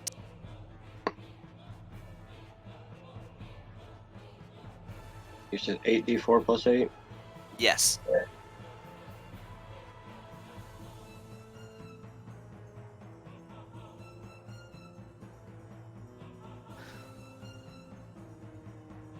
Alright. Here's 8d4. So you restore 28 points of health. Cool, and then I'm gonna fly straight up as 50 feet as far as I can. Like straight in. Yeah, I have wings. Snack on. Oh, yeah, my snack. Yeah, well, I'm not really worried about my snack right now. I'm worried about me getting 50 as far in the air as I possibly can. Okay, so you're going to fly 50 feet straight up.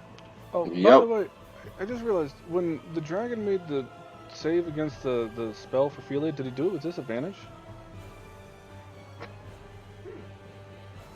No, let me Yeah. roll. That was Dragon 1, right? Yeah, Cosmic Dragon 1. Sorry, I should have pointed Okay. that out earlier. I just thought of it. That one's even higher. Well, balls. Alright, is that the end of your turn? Still have the snake and Solomon. Solomon. Yep. How big is the dragon? This dragon is probably a good It's gargantuan. 40 feet high. So yeah, it's huge. Uh-huh. Okay, well, then Solomon is going to go for a fucking bite attack. All right. Roll your attack. I think that's how I do it first. I think I do claw. Do I do a claw attack or bite attack first? You can do either one you want. You have extra attack. Oh, that's right. Yeah, so we're going to go for a fucking... Yeah, we're going to go for a bite attack. Okay. And then we're going to go for... Damn it. Or... Okay. I guess I'm just going to have to roll a d20 because it's not working. Yeah, we're going to go for a bite attack. I don't know his bonuses, but I'll tell you that's not going to hit. Yeah. Dude, your rolls. I know. And then we're going to go for a claw attack.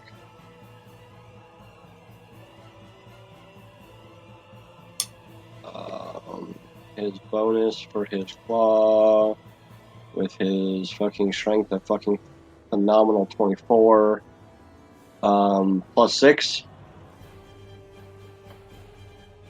Just hits. Cool. Awesome. All right, roll damage. I think you have it in your actions. Yeah, I thought I did too, but it's not letting me use anything in my actions. Like, I can't freaking click on it to use it. Hold up. Wait, never mind. Gavin, I figured it out. with him doing the claw attack, remember the shield that I have? Dude, Yeah. I'm attacking the dragon, ding dong. No, he's talking about on the claw attack was never against you. That was against Aaron. Oh, Yeah, okay. he attacked me Your completely. shield wouldn't have helped with some of that was the saving throw. Okay, cool. Damage. Magically slashing. I don't know why I did it on What are myself. those extra D4s for? I have no idea. No idea. So. Wait. Oh, I know what happened. Did you right click? No, I drugged it, I drew it, and then I put it on myself. Oh, yeah, don't do that. just So get into the. Yeah, that was fun. We'll just go with your first step. Yeah, I mean, I rerolled it, but whatever. It would have been the same either way. You rolled identical. So that's 14 points of damage. All right, against Dragon 1. Yep, and then bonus attack I get to do another bite because my claw actually succeeded. Bonus. So bonus Yeah, action. you do another bite. So let's try this again. Come on. Yeah, that doesn't hit. Okay. And then I don't know what the snake can do, so I'm just gonna have the snake try to attack the damn dragon as well. All right. So the snake, he has a bite attack. So. Okay. Would it be the same as Solomon's bite attack? That was actually that just hits. That was a 22. Okay, awesome, cool. So it takes 10 points of damage reduced to 5. Awesome. Does it get to constrict because it bit? All right. Is there like a bonus thing that it gets to constrict because it bit? Creature's too large. Oh, okay. Okay, well then that's everything freaking Aaron can do. All right. Shiziki, you are up. Shiziki rolled lower than I did? How the hell is that possible? Because I have no bonus to Dex, man. I'm not a Dex character. Oh.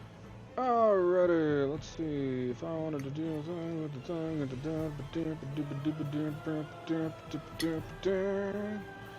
So you're gonna see me just do a little walking, because I'm gonna come. If I can get my thing here to make my movements. Yeah. 10. I'm just gonna come right around to the rock right here. All right. Okay. And you can see from that line right here, it's just enough to be able to clip the dragon and the two other guys. Can you, Tony? Can you shoot a weapon inside of your prismatic wall? Are you asking if he could shoot through the wall? I'm asking you. You're asking me Yeah. what? Can he shoot through the wall? Can his arrow physically pass through your prismatic wall? No. Yes. He can't see that target either. Yeah, that's fair. No one can. The only way you can see inside of the sphere is if you're inside the sphere. Well, that's fine. Then, if that's the case, then shabam. So, There you go. Yeah, you get both of them. So what you shooting? first things first, I'm going to hold out my hand, and I'm going to summon Antithesis in the form of the Bazooka. Which Oh, nice. nobody sees because I'm still invisible. Yes, you are. So, first things first, I'm going to go ahead and fire a explosive arrow. But just close enough that it's not going to be able to hit Phoenix. It'll hit the Cosmic Dragon, is who I'm aiming at, and then I'll hit the other dude right next to him. Okay. So you're aiming at the Cosmic Dragon. Go ahead and roll your attack. Yep. Let me scroll through my 1,000,002 weapons here. Bazooka! And do I have advantage on this since I'm invisible? Yes, you do. Nifty.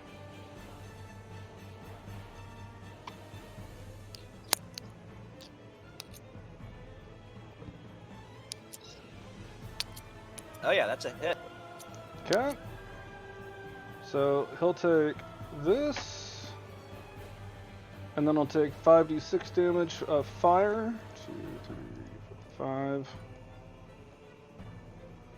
So that's fire damage. Do I need to add that manually?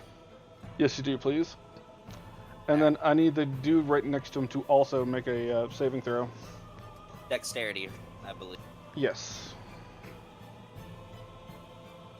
So, oh, that is a nat 1, which that is a critical hit. So it takes double of what that fire damage that you rolled. So that's 38 points of damage. Okay.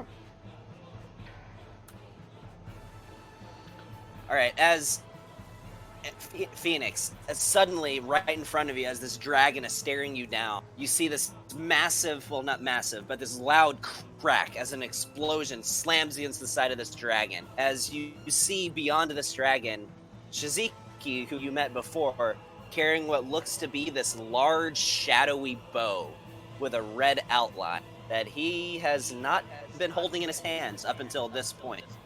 Do I really see him? Because isn't he invisible? I just became visible as soon as I fired Not the shot. anymore. Yeah. So you do see him. And now it makes sense to you why you never saw him carrying a bow. Okay. All right. And I actually need the dragon to make a saving throw. It's a... Oh, that's right. You had a poison on that. Yes, it's Potion of Poison. It's a DC 15 con save. 5d6 on failure or half. That is a 24. Oh my god, look at all these 2 6s and 3 1s. You can't, like... So it's 7 points of poison damage on top of that. To the Okay. Cosmic Dragon, too. Alright, so bonus action, Banishing Smite. Okay. And now I'm going to You're draw firing another shot. a... Where is it? Yeah, let's do it up, man. Let's try this out. I want to see how it does. A Terramandible arrow. Okay. Alright, roll your attack. Luck point! There you go. So he'll take this, then he'll take this of exploding damage, and then the Terramandible, which, let me go ahead and roll that up here, which was how much? 10d8. 2, 4, 6, Yeah, 8. 10d8. 4, 5, 6, 7, 8. That. So the And he has to make a con save for yeah, that. DC 18. That's a lot of 7s. So 20. So con save from him.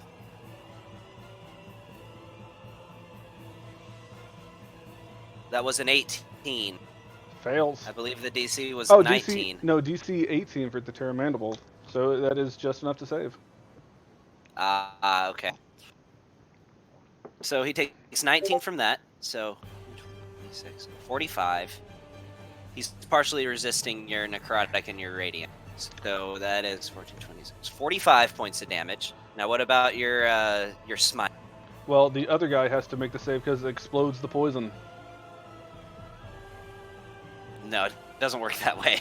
Well, he still has to. He has to make a dex saving throw because the exploding arrow, because it still blows up. Yes, he does have to do that. All right. That's a 21. Gavin, how much What's do you up? like your little assassin over there? Take it or leave it. Okay. Okay. And then That's you a said 21? Does that pass? Yeah, I don't even know what the DC we decided on that was, but I'm sure 21 passes. All right, and this creature has evasion. So if it makes a dex save and it passes, it takes no damage. Okay, and then I'm gonna put an Eldritch Smite on the dragon. Okay. So that's another 68. 24 points of force damage on him. All right, so we got 14, 26, 45, 69 points of damage. Okay, nice. And that's my 2 attacks. Bonus action, interact. I'll take my 10 steps forward and go up to the top of the map here. And that's it for me. Okay. Now, Nick, I am literally just realizing that you forgot to roll initiative. But that's okay, because it's your turn now. Freaking.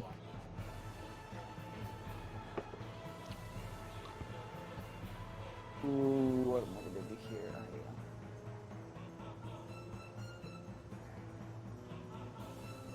So I'm going you to have proceed your in- Crimson Right on your right arm. Yes.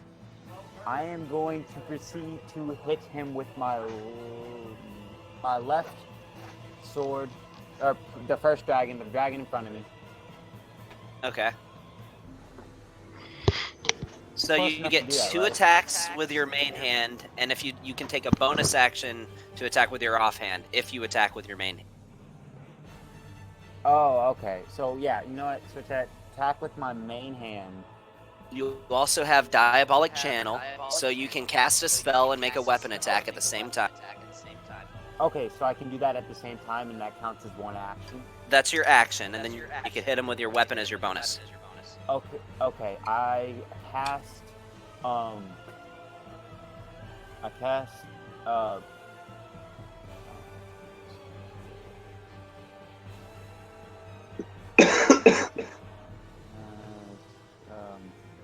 Vampiric Touch on my sword. You cast. What did you cast on it? Vampiric Touch Okay.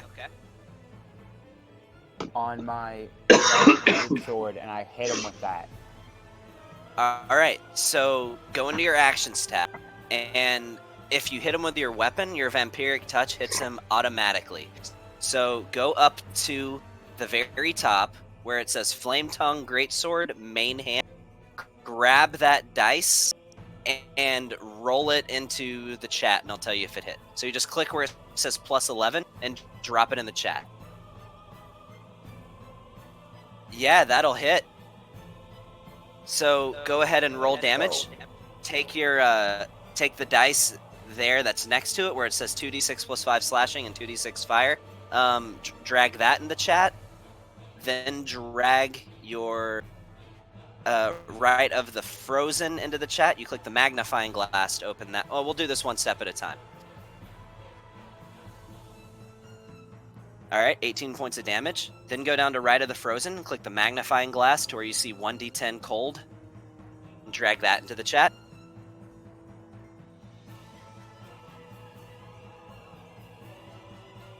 Alright, now go down to your Vampiric Touch. Click on the magnifying glass where it says 3d6 necrotic and drag that into the chat.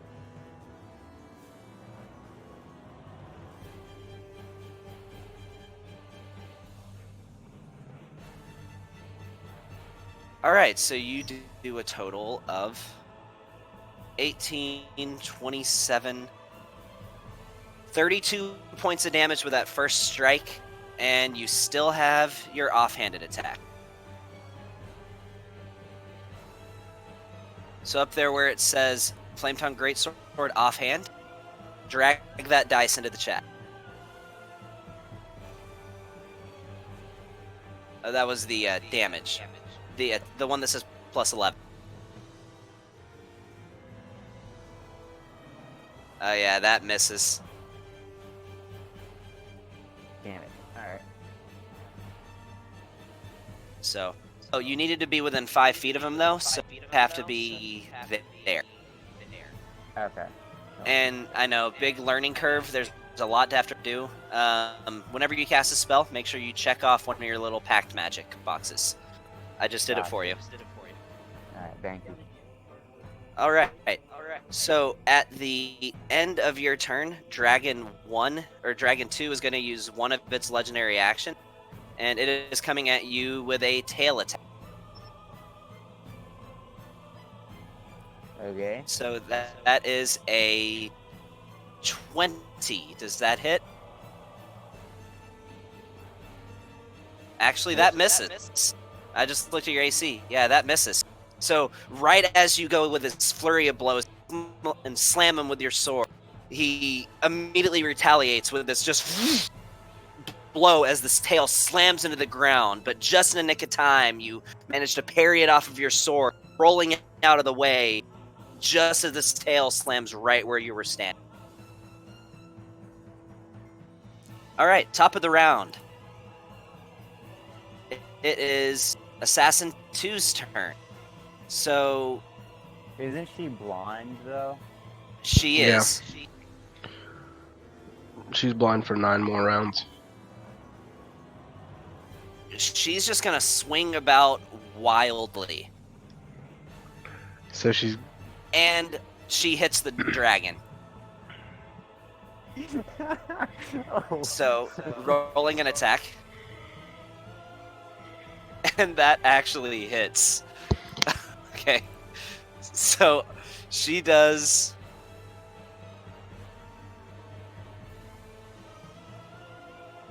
10 points of damage to this dragon. It has to make a con save. He passes. So, he takes... How much health did I get healed with the Vampiric Touch? The equivalent of the amount of damage that you did with it, I'm pretty sure. So the Vampiric Touch for you did 5 damage, so you got 5 health back. And it's only because it resists necrotic that it took that amount. Gotcha. So it's going to make one more attack, and that's against the dragon again. So it's rolling to hit, and that actually hits again. So the dragon takes an additional 9 points of damage, has to make a con save. That was not what I meant to do. And it rolled a natural 2, so it failed that. So it takes an additional 24 points of damage from her and strikes the dragon in her blindness. Alright. And then, not knowing where she's going to dip immediately to her right, and she just ran inside the wall. What happened? So she's running into the wall? Yeah, she's blind. She just took off in a direction and ran inside the wall. Make a dexterity saving throw. Or into No. the wall. No. You can run through the wall. It's just if you run through the wall, bad things happen. Because it's not a solid wall. But when you touch it Alright, is when bad that things is- happen. That is a nat 1, which is a Okay. critical hit, but she's gonna have it anyway, so it's just gonna be your straight damage.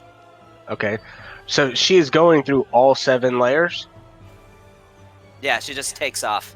Okay, that's 1, 2, 3, 4, and so let me see. What is that? 4, 5. Alright, so the first one is fire damage. Then it's acid, She's dead. lightning, poison, and then cold damage. She needs to make another constitution saving throw and then make a wisdom saving throw. Does she have to make those if she's dead? No. Okay. So immediately you see this half-dragon assassin just take off in a just blindly running in a direction.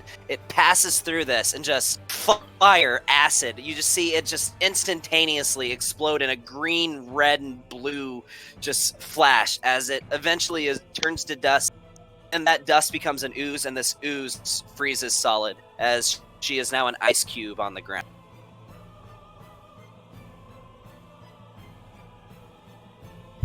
I was thinking more if somebody died when they passed through the wall, they just puffed into like a glitter fort. Just poof, and then glitter. Yeah. I mean, it's I'm pretty just- much, I don't feel good, Mr. Stark. Yeah. Uh-huh. Now, if only we could get one of those dragons to try and come through. Oh, that's it. We all need to just go into the wall, and then they'll have to come to us. Couldn't they just teleport back into it again? Huh? So Couldn't they just? yeah, but if they teleport teleport back in, I see where he's going with that. So Dragon 2 is going to use 2 of its legendary action, and it is going to use a wing attack on you, Phoenix. I need you to make a dex save. Hold on, I'm coming.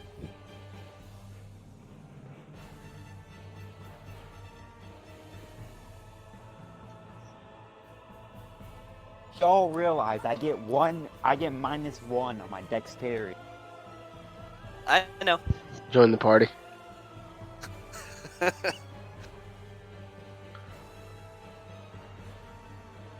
It said hit you. me. It hit me. It said you I- lost connection.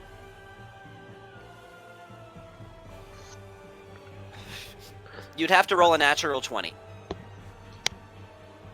If somebody wants to, if you're okay with somebody rolling for you, that's fine. Just to have the roll out there, there's Yeah, always a chance of someone that roll nat for 20. me. All right, somebody roll a d20 for him. I got this. Yeah, 8. yeah, that's an 8. So that's a 7 total. You take 17 points of bludgeoning damage.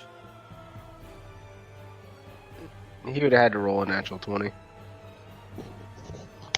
Where's your damage? I'm not seeing it. It's all gone.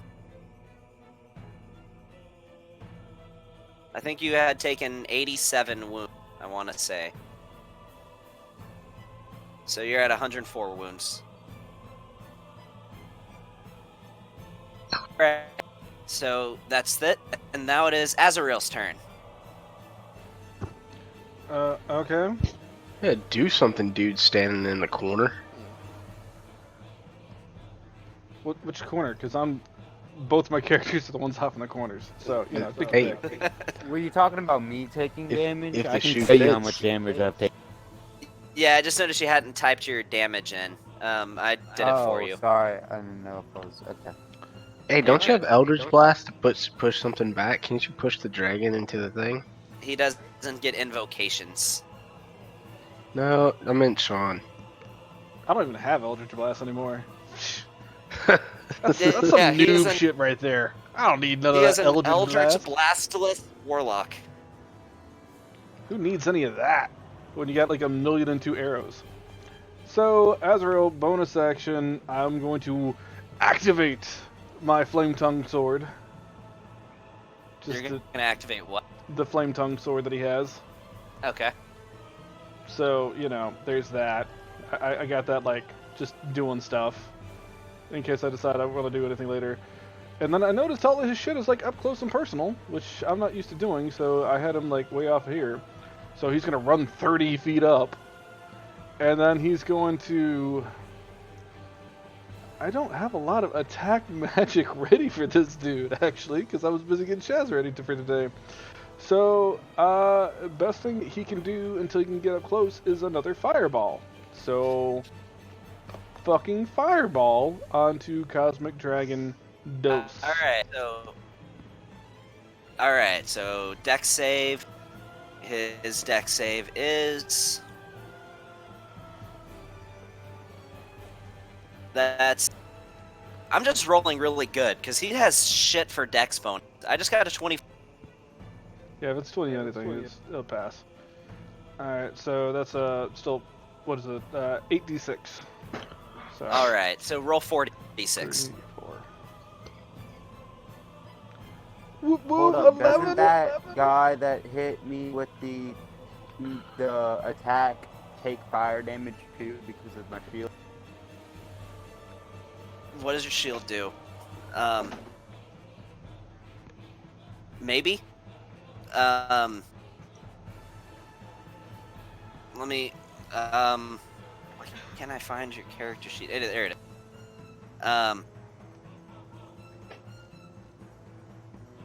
You're talking about your amulet. Yes.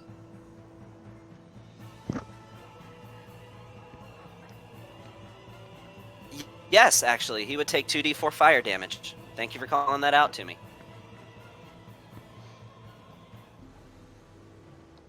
And I will add it once Fantasy Grounds has been laggy as shit. Alright, give me a second. I'm gonna go grab a drink real quick. Oh I'll my be right. god. Did he just like lean into his microphone for the first time tonight? Yeah. So it's whoever's turn.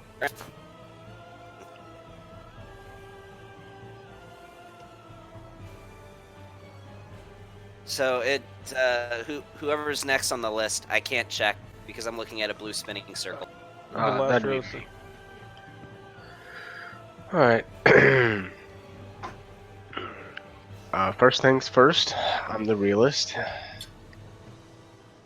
Second verse, same as the first. I will cast Reduce. And I will reduce Cosmic Dragon number 2. So the one that's farther away from you.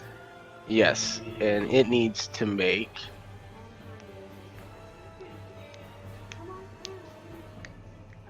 it needs to make a save, Constitution, unless it's willing to be reduced. It is definitely not. Okay. So I can't make the roll right now. So somebody roll a d20 and don't lie to me about what it says because I will see it eventually. I got it. Oh, it's a 1. It's a natural 5. It's a natural 5. Yeah, it's actually taken long for there. It just popped, but it's a natural 5. Yeah. Okay. And that's what kind of save? Constitution, you said? Con. What's your DC? 22. It's going to use a legendary resistance. Yeah, I figured as much.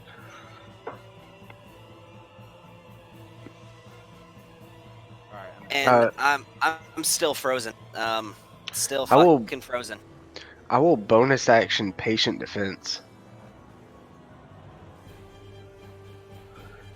And Patient Defense. Isn't that a monk thing? Hey, you know what? Fuck off. I do what I want. He's the last of I the cast Magi, I alright? Okay. He studied everything. Yeah, I've studied it all. Oh, okay.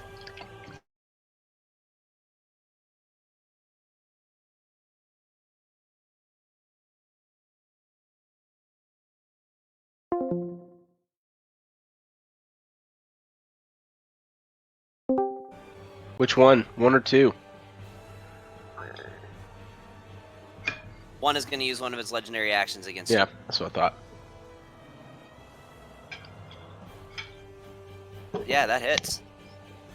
Alright, and you take that much amount of bludgeoning damage. As noticing you attacking his comrade, he swings around, smacks you just broadside with its tail. Alright. Is that the end of your turn? Well, yeah, you can't take a legendary action in the middle of my turn. Well, It right. says- It's the gladiator's turn. He's still in the bubble. What happened?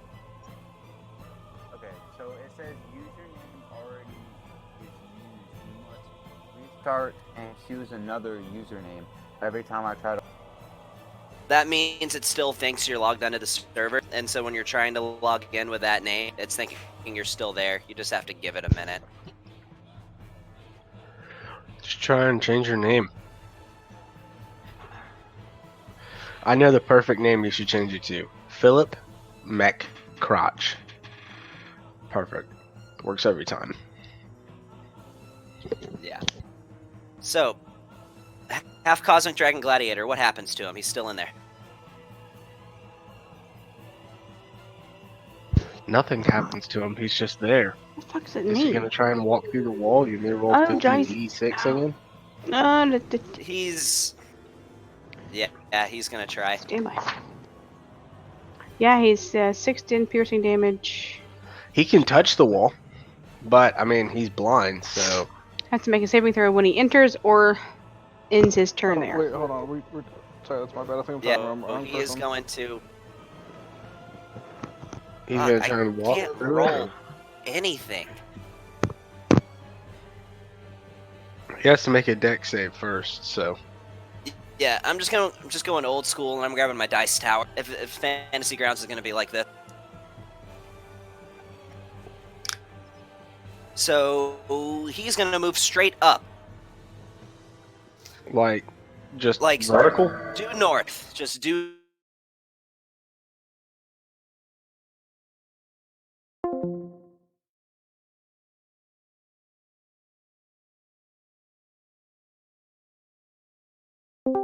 For you to figure out fantasy grounds real quick. There's no figuring it out. It's just being rough tonight. Okay, because I don't know if, like, shutting it down and restarting the server will fix it. Yes. So he's just gonna run straight north, not knowing where he's going, being blinded.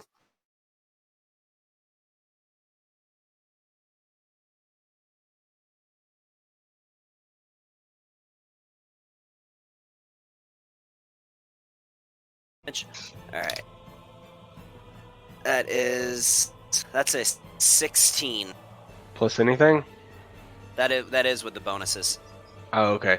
1, 2, 3, 4, 5. Wait, I think it's 6. Oh shit. We gotta wait for all the fucking numbers. Oh, where's my dice?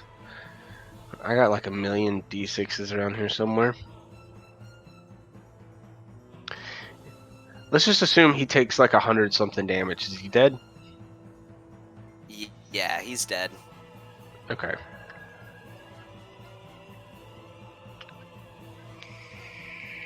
I'm staring at a blue circle again. Yeah, you got somebody who's trying to log in? Okay. That would be me. I am sorry. It takes me out. No, you're good. But yeah, he's dead. As you see him take off running northward, and the same thing before, just dust. Oh, joy.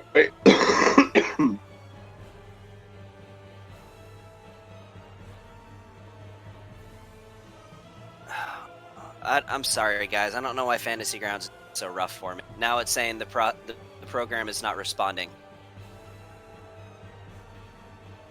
That's alright, Theater of the Mind is fine. We can all still see the map well enough. Alright, whose turn is next? Cosmic Next, Dragon. it's Cosmic Whoa. Dragon number 1. Numero uno. Okay. Okay, well. So excited. Oh, just... This is frustrating. Fantasy Grounds is just not working. It's never been this bad before. I don't know what's up. That's what she said. So like I can't even make rolls That was a good one. for the Fuck dragon. all you guys. That was pretty good. Do you guys just want to take 5? Maybe it'll catch up. Take 5. Pee Take break. 5. Smoke break. Yeah, What have you? Pee break.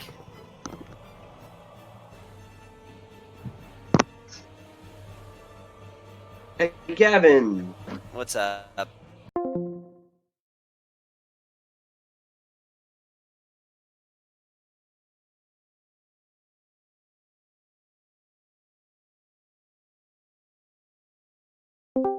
Draconic Elf. There we go. Bam.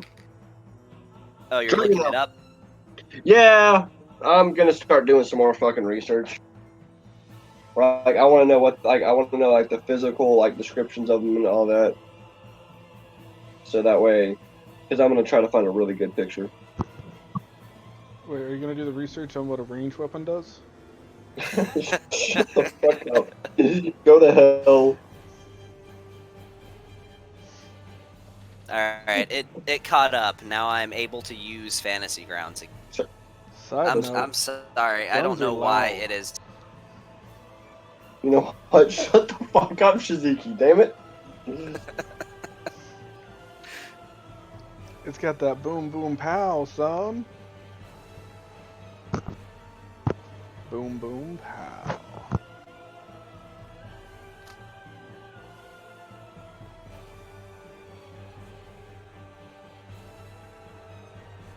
Dude, I don't know why I'm having so many issues tonight. I'm really sorry. Gavin, I want a tail. Do what? I want a tail.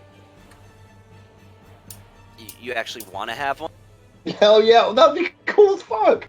Okay. I mean, does it say the race has them? It says, and on extremely rare occasions, their tail.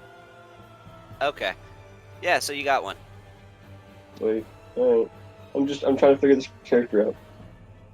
I'm building it. I'm building her because, you know, I'm just gonna fucking die.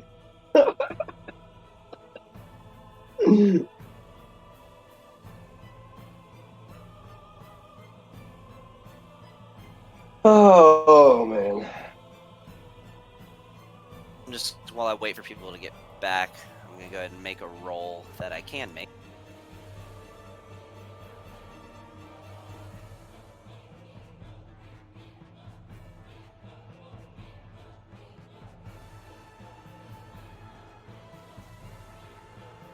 Oh, that's cool. Did you know? Alright, so you guys will be glad to know that dragons stick the recharge. What'd you say? I said, did you know that if I have any charisma tricks to do with fucking dragons, I get double proficiency? That's pretty cool. Hell yeah.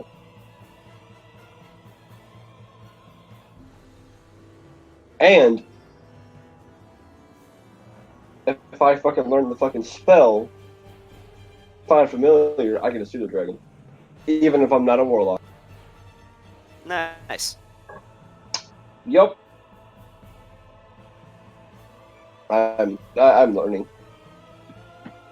They don't have a lot on them though. That's the only bad part. Yeah. I just don't know if you go by D&D wiki page. Hey, well, Brandon, since you're here, let me go ahead and knock out one thing I was gonna do. Make a charisma save. Fuck you, Gavin.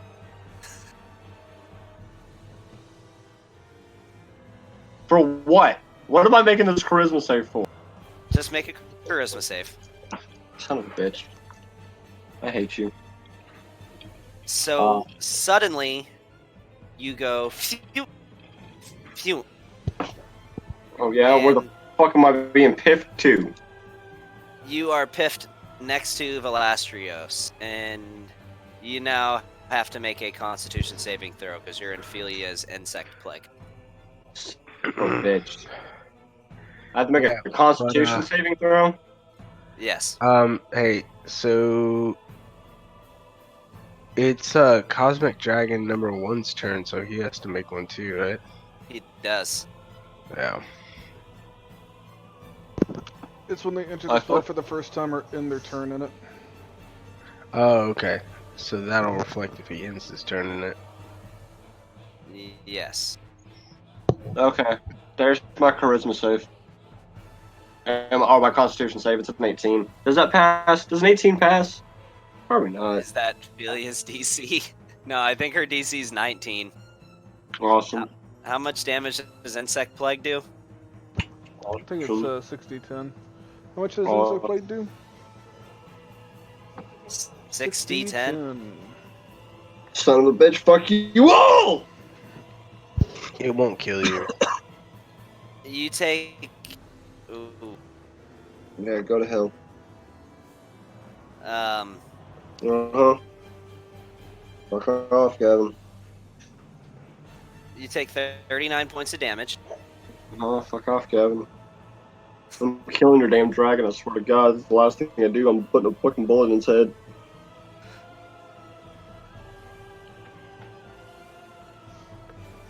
There's so many people. There's so many things on the board. You had to pick me. You were close by. So is Solomon. I was on the other side of Solomon. Solomon closer. Philia was closer. The damn dog was closer. You had the big boom. Oh, yeah, okay. Keep blaming it on that.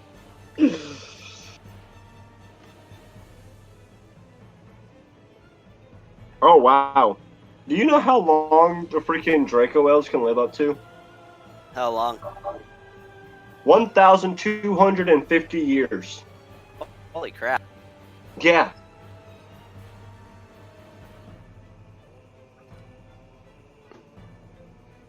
Yeah. Alright, I'm back. Alright, so Tony, you're there, right? Yeah. Cosmic Dragon 1's coming at you with a full round of attacks. Now me who? I got two guys right there. Dorian. Yeah, okay, alright. Try it. That hits.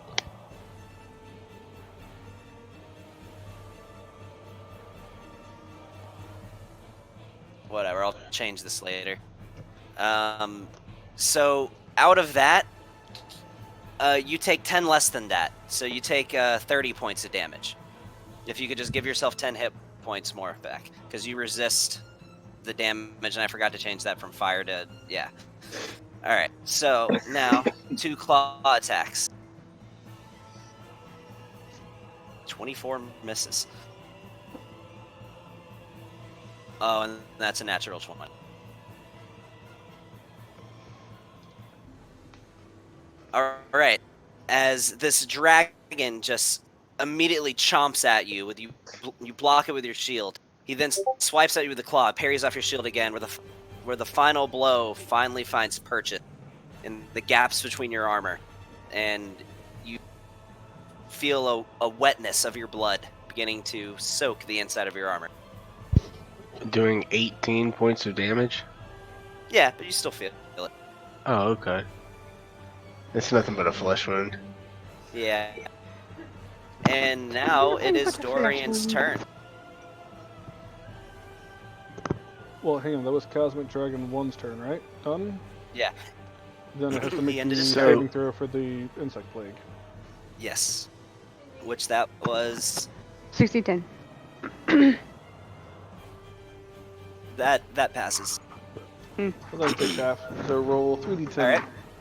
3D's 10s. That's you there, Ophelia. I know. Yeah. Boop. There you go. 12 points.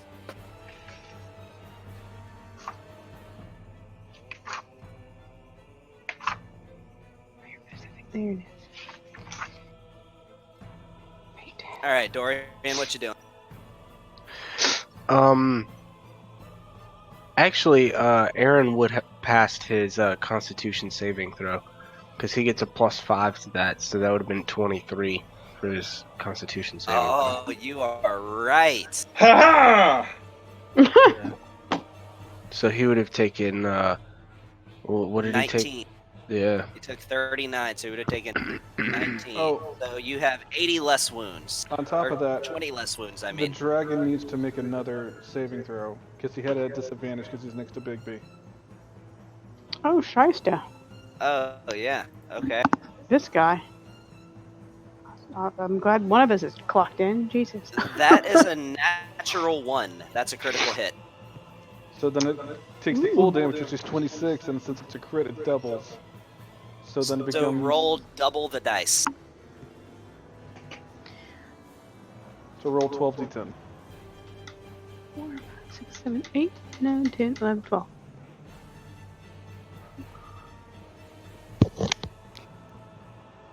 Today would be nice. Did it work? Did it not? I don't know what's happening. I don't see it up No? there. Okay, cool. Let's You might let's not try have that found again. it actually in the box. 3, 4, 5, 6, 7, 8, 9, 10, 11, 12. Try that again. There we go. Holy shit. Glad one of us is playing over here. Shit. Alright, at this point, as these insects are just piercing this dragon's hide, you notice this dragon is starting to look pretty rough. Just a bunch of hornets. Oh yeah, Yeah. that hits. Just a bunch of hornets over here, just stabbing away at his interior.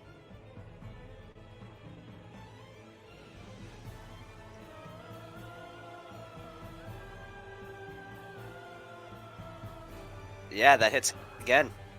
Oh. Flex slugs.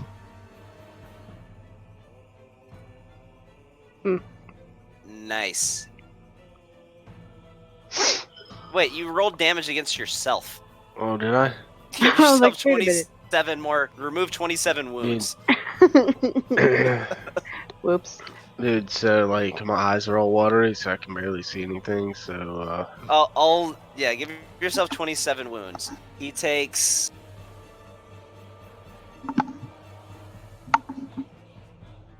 18 points. All right. And you have your bonus action still. yeah. Hold on. Just real quick. I'm mathing right now. Okay. I had to do 27 minus 75. Yeah, mathing. Oh, okay. I'm trying to If see you have if I have any 75 bonus wounds, you're at 48 wounds. Yeah, thanks. Trying to see if I have any bonus action spells that I could use. I mean, I got like Hunter's Mark, but I don't want to do that. You could always smack him with your shield. Yeah, I was thinking about that. Yeah, I think I'm just gonna do that. I think I'm just gonna hit him with the shield. I don't feel like Alright. wasting that haste. Where's the shield? Oh, there it is. Okay. So...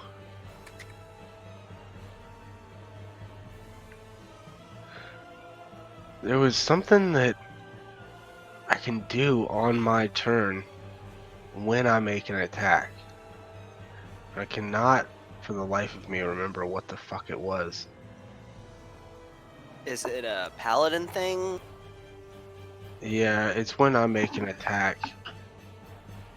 Put a smite on it. Nah, not that. I didn't want to waste that.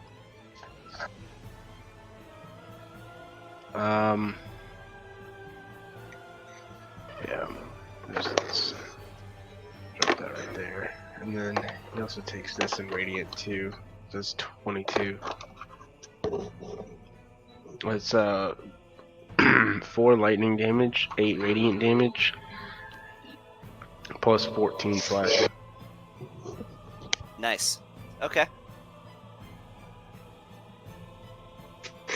And this dragon is looking pretty rough at this point as you just carve into him with your defender twice before you finally, when he rears to try to bite you, just clock him across the face with your shield. Dragon starts roaring in pain. Alright. Is that the end of your turn? Yeah, it's the end of my turn. Alright, Cosmic Dragon 2's turn. So You He did take that is- fire damage on him, right? Yes, I did. Yeah, he's coming at you. Well, he's recharge. Does not get the recharge. He's coming at you with a full round of attack. Motherfucker.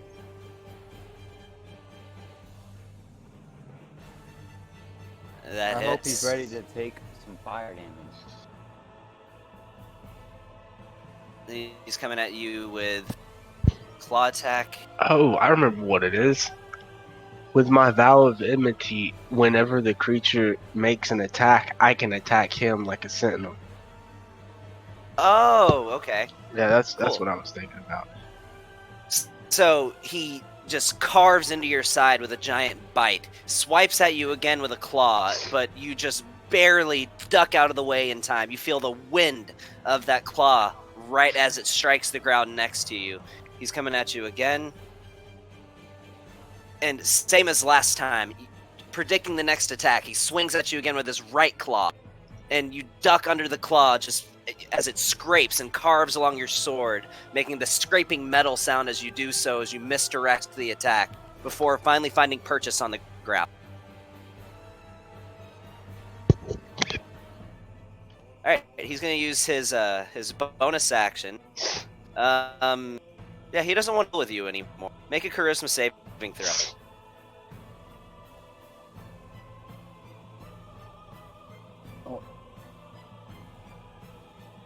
Can I get the map back up because it kind of canceled out when I got hit? Yeah.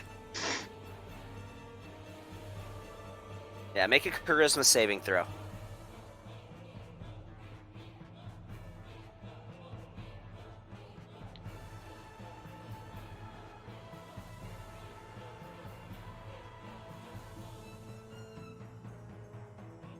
So, yeah, suddenly you go phew, phew, and you're not where you were standing before. He's gonna take his movement. He's gonna go to about here, and that's gonna be the end of his turn. Okay, two things. How much damage did I take, and doesn't he take fire damage for hitting? He does. How much fire damage does it say? And you took 42 points of damage. It should have already been added to your character sheet. I dropped it on you. So you wouldn't have to add that.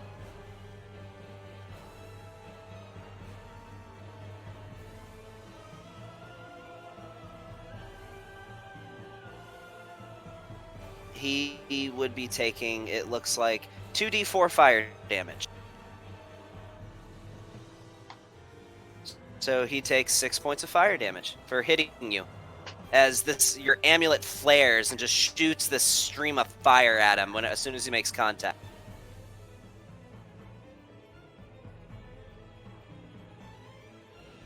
Alright. That's the end of his turn. And now Ophelia, you're up. Well, Ophelia and Bigby. Okay. Call it the Ophelia squad. I am abilities for Bigby. I have it written down somewhere, but they are not with visual res. Seriously, I have them somewhere. I don't see it. Okay, anyway, I'm going to cast at 5th level by Trolloc Sphere. It's my classic go-to. Oh, yes. Cans of my jams. Where'd it go? Find the page that I'm skipping. Cool. Boop. I said boop. There we go. Alright. Up to 10 minutes. Invisible pop up. Man. Hey, did I miss anything? No, not really. No, you're fine. He attacked Phoenix and then teleported Phoenix over with the rest of the party. Did Cosmic Dragon number 1 attack anybody? No. Oh, damn. It's fine. I'm about to probably Actually, kill it. you know what? He's going to. He's going to take one of his legendary What did you have to remind him for that? I was just doing the Vitalik sphere. Velastrios. He's coming at you at Velastrios with a tail attack. Okay.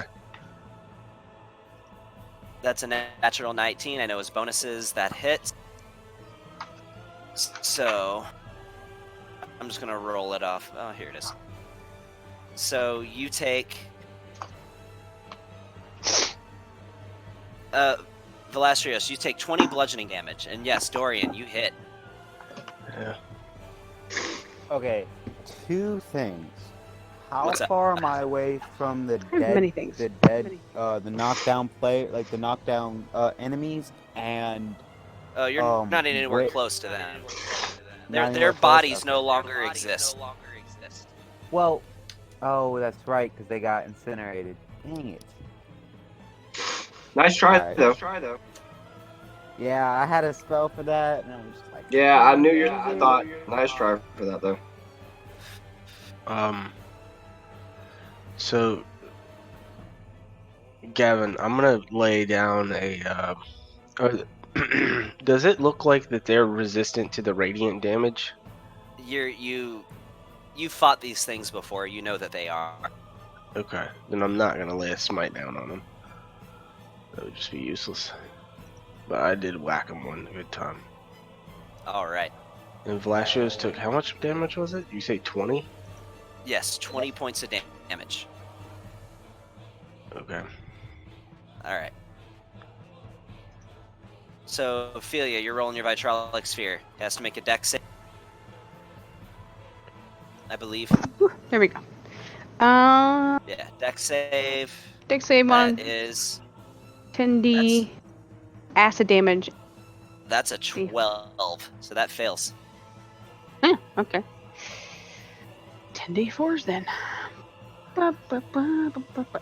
These things, right? Right? 1, 2, 3, 4, 5, 6, 7, 8, 9, 10. I feel like I'm 20 feet. 20-foot radius. Nice. So Did you want to quicken that so you can use a cantrip as a bone or as your action? No, I've already rolled, so. Okay. But it's not. How is that 20-foot radius bigger than the other 20-foot radius? It's a good question. There you go. Yeah. Wait a minute. Okay, I didn't think. Oh, that hits them both.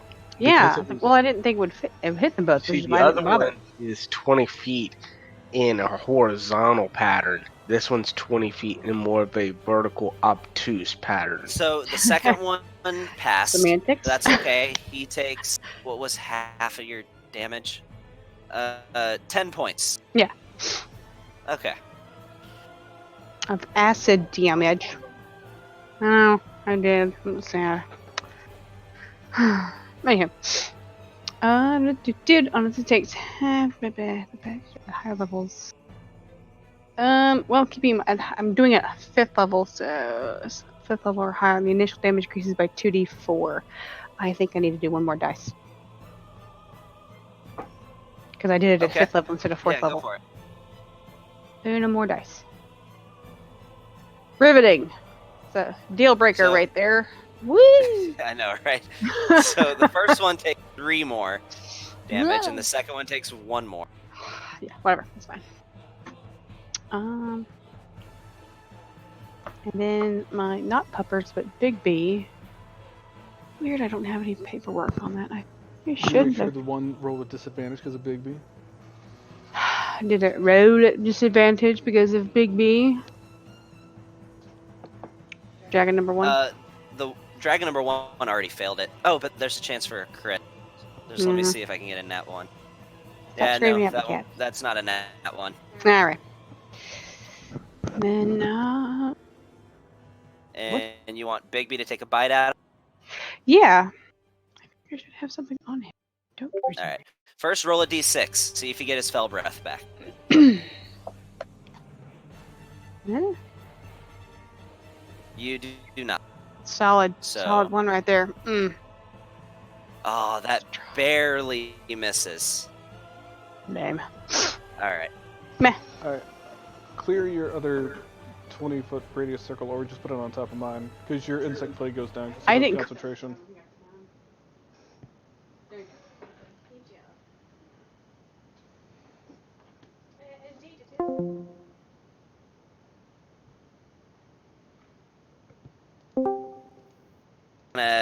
Take a swing at Solomon.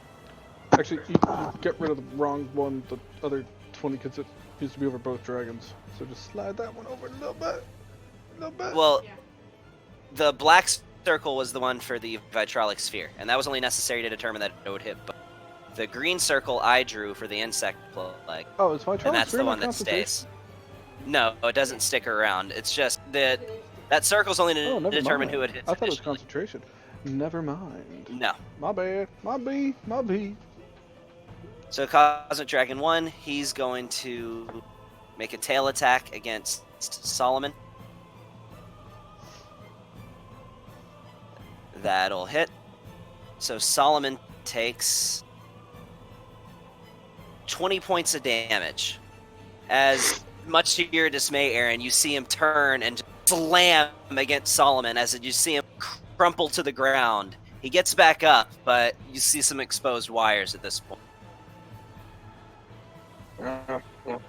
Fucking fun. All right, now Aaron, it's your turn. Yep. I know. Well, let's see. What am I gonna fucking do? Fuck. You may want to get out of the insect plague. Well, yeah, that's happening. I mean, oh shit. Alright. My half PS is gonna go here. Then he You're gets so attacker opportunity. I'm in the air, damn it! Unless it's on the ground. Oh wait, no, it's yeah. I'm fucking up in the air. It's only 40 foot tall. It's 20 feet. Oh, it's 20 feet tall. well, no, it's 40 feet tall, Okay, I'm in the air. and his melee attacks have a range of 10 feet. Of course they do. Of course they're gonna hit me. You know what? Fuck it. Fuck it. Fucking fuck. Fuck, I really don't want to fucking use that shit to get out of this. You know what? Fuck it. Warp shot. Or, Fuck you know, you. any one of these spots that are right next to him that are not in the sphere. But, you know, that's just... I'm trying to get the fuck away. Warp shot. He's trying to shoot him. Warp shot. Way the fuck over here. Fuck you. I'm warp shotting out. And then I'm going to shoot. But how are you shooting at point blank range? I'm not. I'm gonna shoot the damn thing at fucking where I'm shooting Dragon 2 because it's gonna die. Dragon 2? Yeah. Okay, roll your attack. Yeah, give me a second. I'm trying to find him on the combat tracker. Does he go after Dorian? Can't see it. Hold on. Yep. All right, that's the one I'm going for. Fuck yeah.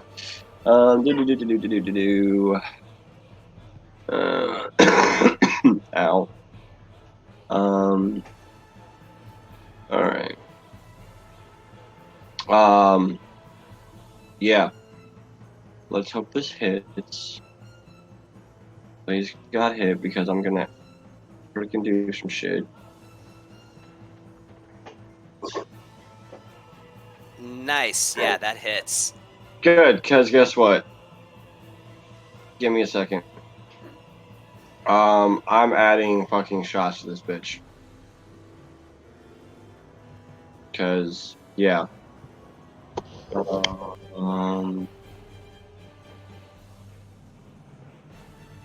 Is it this one? Yeah. It's also gonna take a whole shit ton of this. Well, this isn't the damage for the attack yet. This is just the additional force damage that it's taking.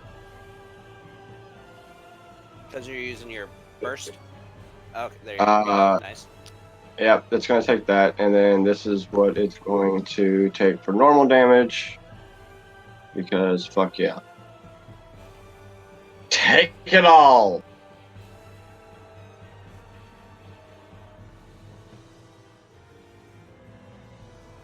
Okay. Yeah. Yeah. And anything else under that? You gonna shock him? I can't. I shot him first. Oh yeah. I'm All going by your rules. So, but I am going to bonus. No,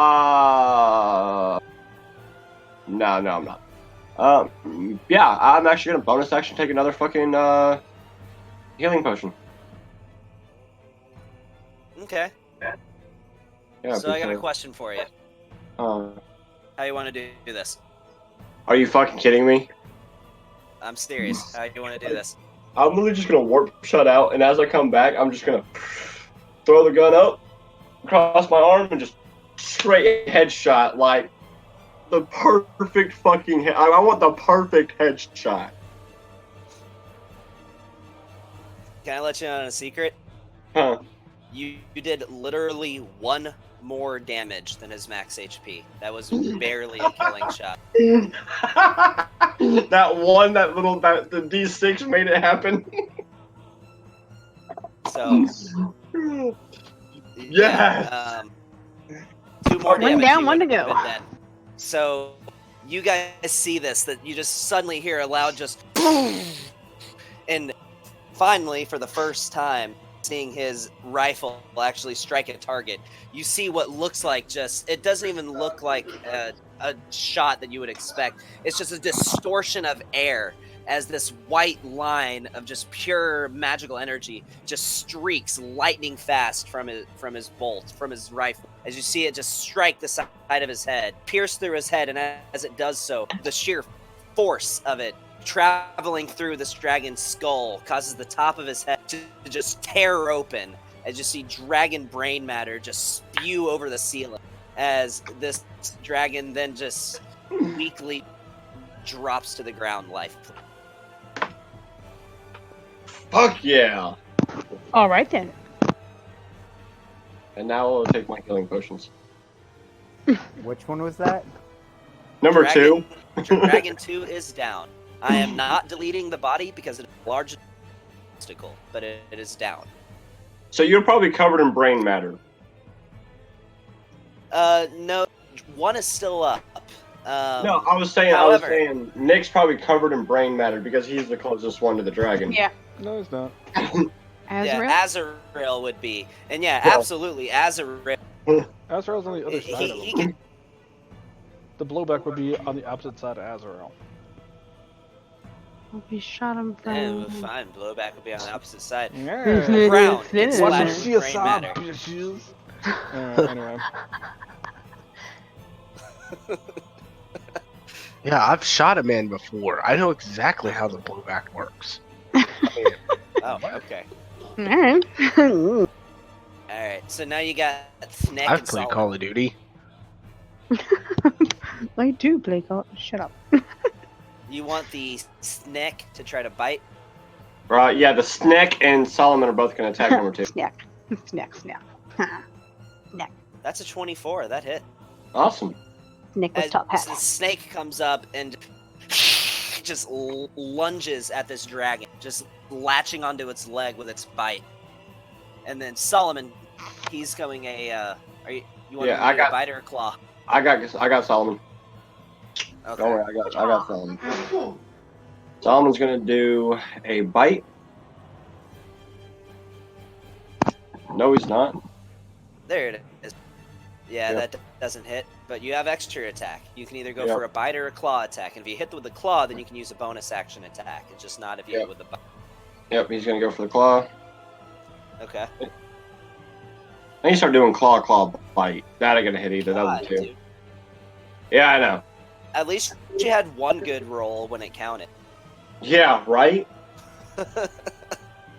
And, I mean, because Solomon's too close to use his fucking gun. And he has a higher hit bonus when it comes to bite and claw anyway, because you need a more melee with your upgrade.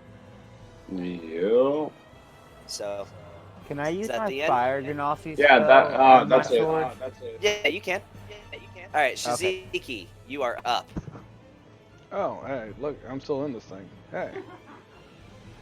So, yeah, you know what? I'm just gonna do stretch it out a little bit. You know, I'm gonna do like a little jog in place, like loosen up the muscles here before I get in here. And then I'm gonna go ahead and take one of my random arrows that I don't know what it does. I'm gonna take my Nickelodeon goop arrow. Okay. And I'm gonna fire that and see what happens if I hit it. Alright, roll your attack.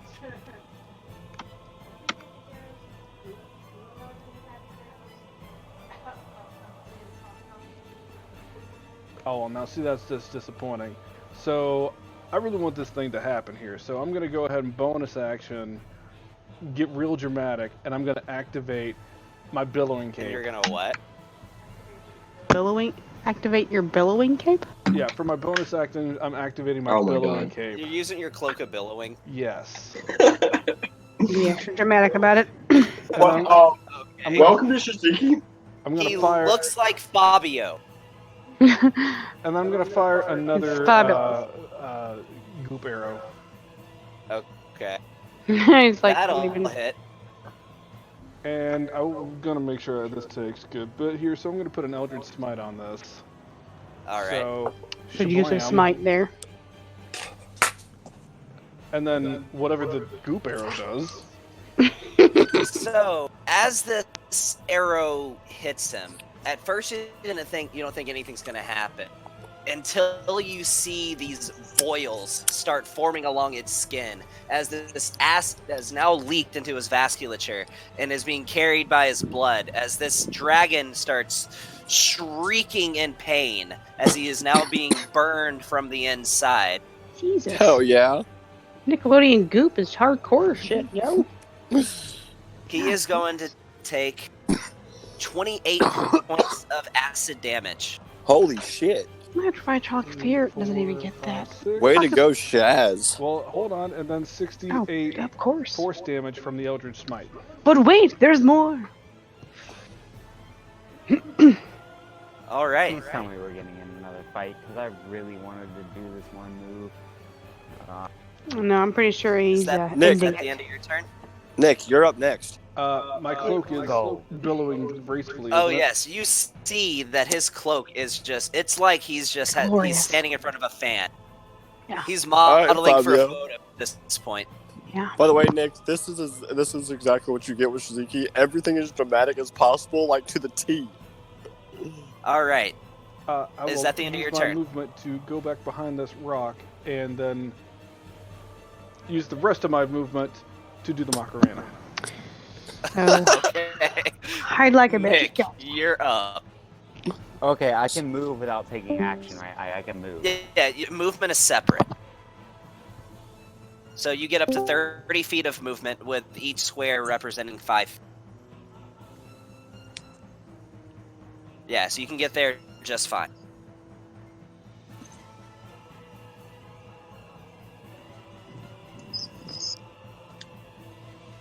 Come on, Nick, kill this thing. Do some hardcore fucking crazy Do shit. me a favor. When you roll your attacks, drag them onto the dragon's token on the map. Yeah, like, kill this damn thing.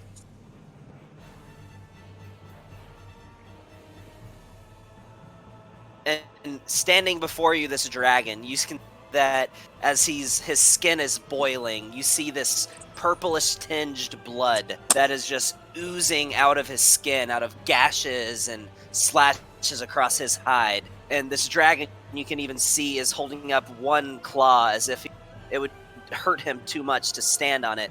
He's looking rough, barely hanging on. Which means you could killing blow this damn thing. Come on. I don't care. I am overkilling this motherfucker. Go for Yeah. it. Okay, I am going to cast Burning Hands on my main sword and slash him with it. Okay. Hell yeah. Yeah. So roll your attack. Hold on. I hit that. Okay, so which one do I? Okay, so it's attack, right? However, since Burning Hands calls for a saving throw, it actually works a little bit differently. So if you miss with your sword attack, the burning hand still hits him. Well, he still has to make the save at least for it. Okay. So now I roll for my hit on my. Yeah, roll for your hit.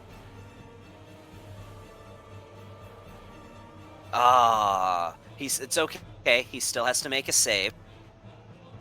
He has to make a dexterity saving throw of 19.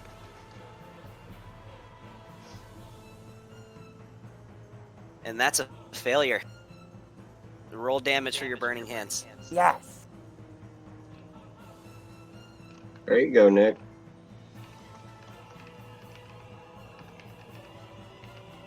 Which one would that be? You go to your actions tab. Yeah, go to I burning hit it, and I hit hands. the. Mhm. Click on the magnifying Yeah, I got glass. that. And Yeah, I drag have the that. 3d6 fire into the chat. Okay. Oh, okay. Yeah. Now I see it. Oh wait, doesn't that go more because I'm higher level? No, it's still just casted at base level. Are you sure? Because it says Yeah. at higher level. It's a racial spell, though. Like, if you cast the spell at higher level, yes, it does that. But as a racial spell, you cast it at base level. Yeah, you don't get that nifty ability. Okay. But I will say, I will ask you my favorite question to ask people. How do you want to do this? You get a killing blow! Come on! Oh, oh boy. I want just like. He had 5 hit points left. I just want to like. So how? I just want like beams Get of as fire. creative just as you want. I just want beams of fire just to incinerate him and like beams going through his head, going through his main vital parts, and just incinerating him. So this dragon swipes at you, and when he does, you duck out of the way. You make one melee attack against him, but unfortunately his claws deflect that off. But with your flames ready, as the dragon prepares to look like he's about to use his breath weapon against you, you take advantage of the fact that his mouth is open and just shoot a stream of flame straight into the back of his throat. You immediately start seeing this flame start swirling around his head, then it begins to eventually just encompass his entire body as this dragon just is roaring in agony before you see, as all these holes are being burned in its wing, the dragon lets out one last pathetic little whimpering roar as it falls to the ground with smoke drifting off of its body. Hell yeah. Attaboy. Well done, man. I thought that was gonna do like the actual damage that I read on it, but then it like. Yeah, it doesn't get, so for you, spells automatically get raised 3rd level, but not your racial spells, unfortunately. But it's still all you needed, so. Seeing both dragons dead, Aaron's gonna go over to dragon number 2, and he's going to start fucking collecting scales. Okay, make a survival check. With advantage because I'm in my favorite terrain. Yes. And it's gonna take a second. 17. Are we just jumping into the looting? All right. Pretty much, yeah. I'm you can looting. add to your inventory. Hey, Based on your Gavin, roll. What's real up? quick, where's the exit to this place? To the east. Okay, Velastros and Dorian will immediately start walking towards the exit. Okay. You got And Velastros will 34 cast cosmic... light through his staff. Okay. You got 34 cosmic dragon scales. Okay. And is there any? Do I find anything else as I'm scaling this thing? So this creature's anatomy is like insane. You've never experienced a creature like this before. This is as far as you know, an unknown breed of dragon. But you would imagine that the webbing on its wings is worth something. That is, if you're checking too. Yeah, I'm checking everything. I'm literally just taking everything off this freaking dragon that I can harvest off of this dragon, and I'm putting it in my pouch. Everything. I mean, it's two So giant with your dragons, survival man. check, with your survival check like that, your attention goes to these dragons' claw, and they are hard as diamonds, almost metallic-like. Okay. How many? Well, it has 4 claws on each appendage, so you could get 16 dragon claws off of it. And with your Awesome. roll of 17, I will give that to you. You have 16 cosmic dragon claws. How about me? Can I loot one of the dragons? I want to loot some Oh yeah, dragons. you know what? I want to say I want to walk up to Phoenix as soon as he ignites this thing into flames. Give him a pat on the back. Good job, man. You know what? First pick of the loot. All Aaron's, right. Aaron's just going for alchemy shit. It's really what he wants. So, something that you all know is that dragon parts are extremely valuable. And a lot of smiths will use dragon scales to create armor or weapons.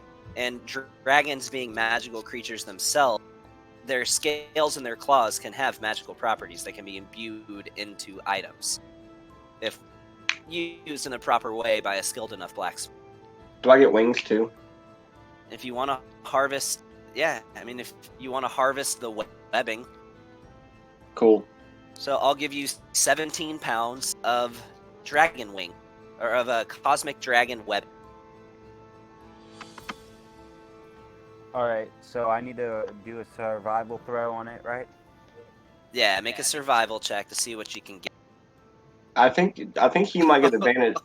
I think he gets advantage too because he's with me. Check. Hold on. No. A natural one. Great. I know from So- playing Lucky. You Okay. go to chip off one of these scales, and you're using your sword to do it. And as you apply leverage, the scale just shatters. Okay, I have to go for Great. 5 seconds. Is there anything else that is useful on this dragon? No, nothing. I mean, he has horns on the top. I'll take those two. All right. All right, so you got So- 4 cosmic dragon horns. Cool. Everybody's getting wrapped up in all their stuff they're doing. I'll do mine, and I'll just say, well, hang on, come over here, Phoenix. Just this is something that you need to take something. First thing I'm going to do is I'm going to chop off the tip of the tail on the second one. Okay. I'm going to say, here, hold on to this. You need to go ahead and have yourself a trophy. So, tip of the So dragon you tail. do it. You turn it into a great sword. Now, don't worry about this. Don't think too much of it, okay? This is just something I do. And I'm going to walk on over to one of the assassins. And then I'm going to... They're dust. I mean, are they both complete dust, no body, anything? There's bones. That's fine. You'll see me. I'm going to just reach my hand right into the middle of the bones. And I'm going to pull out Jimmy. So Phoenix, when he does this and he walks over to this pile of bones, you see this like ephemeral, like purple specter, this menacing looking ghost just slowly rise from the ground to an upright position off of one of the skeletons. Don't worry, he's friendly. He does what I want. But just know he's going to be following us around for a little bit. And I'm going to go ahead and strap the utility potion belt on Jimmy. Okay. Also, I guess, So is there anything that the assassins left behind? they have weapons. I mean, aside from weapons, anything else cool? Just weapons. I will say this: from one was a gladiator, so he was wearing. His armor's gone. You imagine it was not magic, but you do see that the half dragon assassin leather tunic is still there. Yeah, all right, I'll tell you what. I'll pick up the leather tunic and I'll say, you know what? Trade for trade. This seems It's like it might caked be with more blood. prestidigitation. I'll clear out the blood. And I'll hold this out to Phoenix. I'll tell you what, if you give me that tail, I can probably make some use out of it. You might be able to make some use out of its armor. Thanks. Alright, nice try. I'll give him the armor, and I will take the tip of the dragon tail. And there's another dragon left. Well, I mean, that dragon got burnt to cinders, didn't it? I mean, it wasn't disintegrated. He died, but his corpse is smoking, but there's still a body left. Yeah, I'm gonna try to. I can loot that one too, right? That's the one you were trying to loot before that you shattered a scale on. But okay. yeah, you can. I mean, if you just want to chop off the tail, that's there's nothing to that. Alright. I'll tell you. Well, let him go and do his thing. Actually. What about the gems in the cavern, in like the cave? So that is something that none of you guys have seen before. These are not any stones that you've read about. They emit sort of a sinister energy.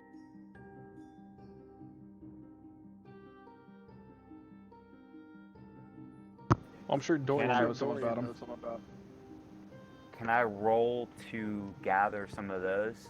Yeah, absolutely. Well, does anybody have a mining? Dorian should. So right about this time, you see on the eastern side of the corridor, this Dwergar head poke his head around, and he's like, "Are they gone?" Yeah, they're Hey, gone, can my I friend. make a stonework check? Yeah, go for it.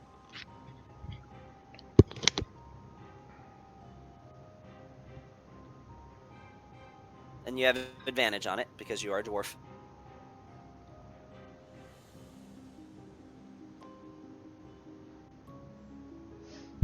And that's also like a +5.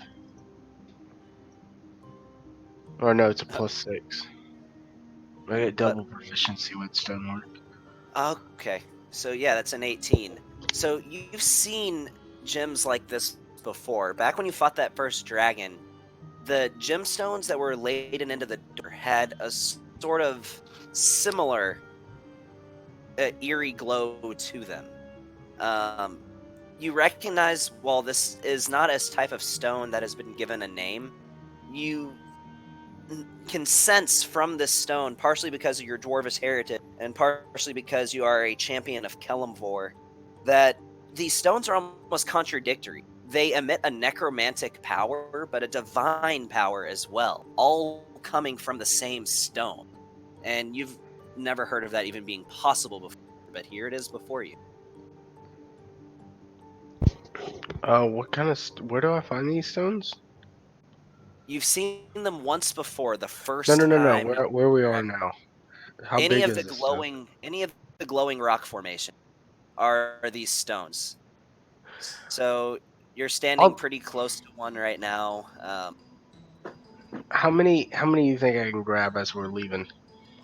All right, just walking around. How many do you think I can grab? Like You maybe see where 10, some of the 15? stones have crumbled. So make a. I know what. Fuck the investigation check. You find about 10 of these small little stones that have broken off from these large structures. Okay. All right. Yeah. We finding cool shit. I gotta dip. So, but yeah, I'll catch you guys later. I'm gonna try and see if I can go to the doctor first thing in the morning. See if you can sleep that sinus infection off. Dude, I think it's getting worse, dude, because like all night I've been coughing my head off all night. Dude, I just went through the same thing, man. Yeah, it's pretty fucking bad. So I'm gonna see if I can go to the doctor first thing in the morning. All right, man. Well, you be safe. All right, guys. Y'all have a good one. I'm gonna log out of all this. All right, man. Close all these windows. I hope you feel better. Me too. We got monster hunting to do next week. Yes, Hey, I'll hopefully I'll actually be there for Monster of the Week. Hopefully, dude, you missed it's a nothing good but shenanigans. It's Well, so that's- dumb. God, they're so stupid. I made someone shit themselves. Listen, I'm trying, like, but every time, like, it's came Hey. to, like, Monster of the Week, I've had something to do. Yeah, Gavin took one harm from cleaning out a car. Just saying. What the fuck? Of puke and vomit. I got shotgun blasted by puke and vomit and took damage from it. But, Or by puke Yeah. and shit. nice.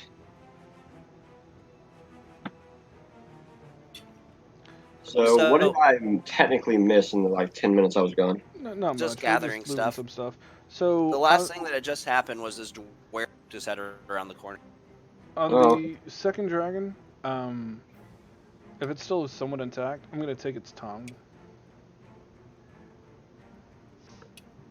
Its tongue? Okay. Yep, tail from one, tongue from the other, and I'll put the tongue in my bag of holding. So you have a cosmic dragon tongue. And how are you harvesting it? You're using a sword, a dagger? Sure, I'll use whatever serrated blade I need to. I'll sit there and, in fact, Phoenix, you'll see me hold my giant bow, and then all of a sudden it'll shimmer and change into a giant serrated knife. And then I'll use that to start cutting away at the tongue. Just some help with that before you do? No, I'm good. Because I can probably harvest the entire thing and I just get a chunk. No, I'm good. Okay. Appreciate it though. You keep with your scales and all that other stuff. I got Jimmy helping me out here. Jimmy, hold it still there, Jimmy. Jesus, hold on. There we go.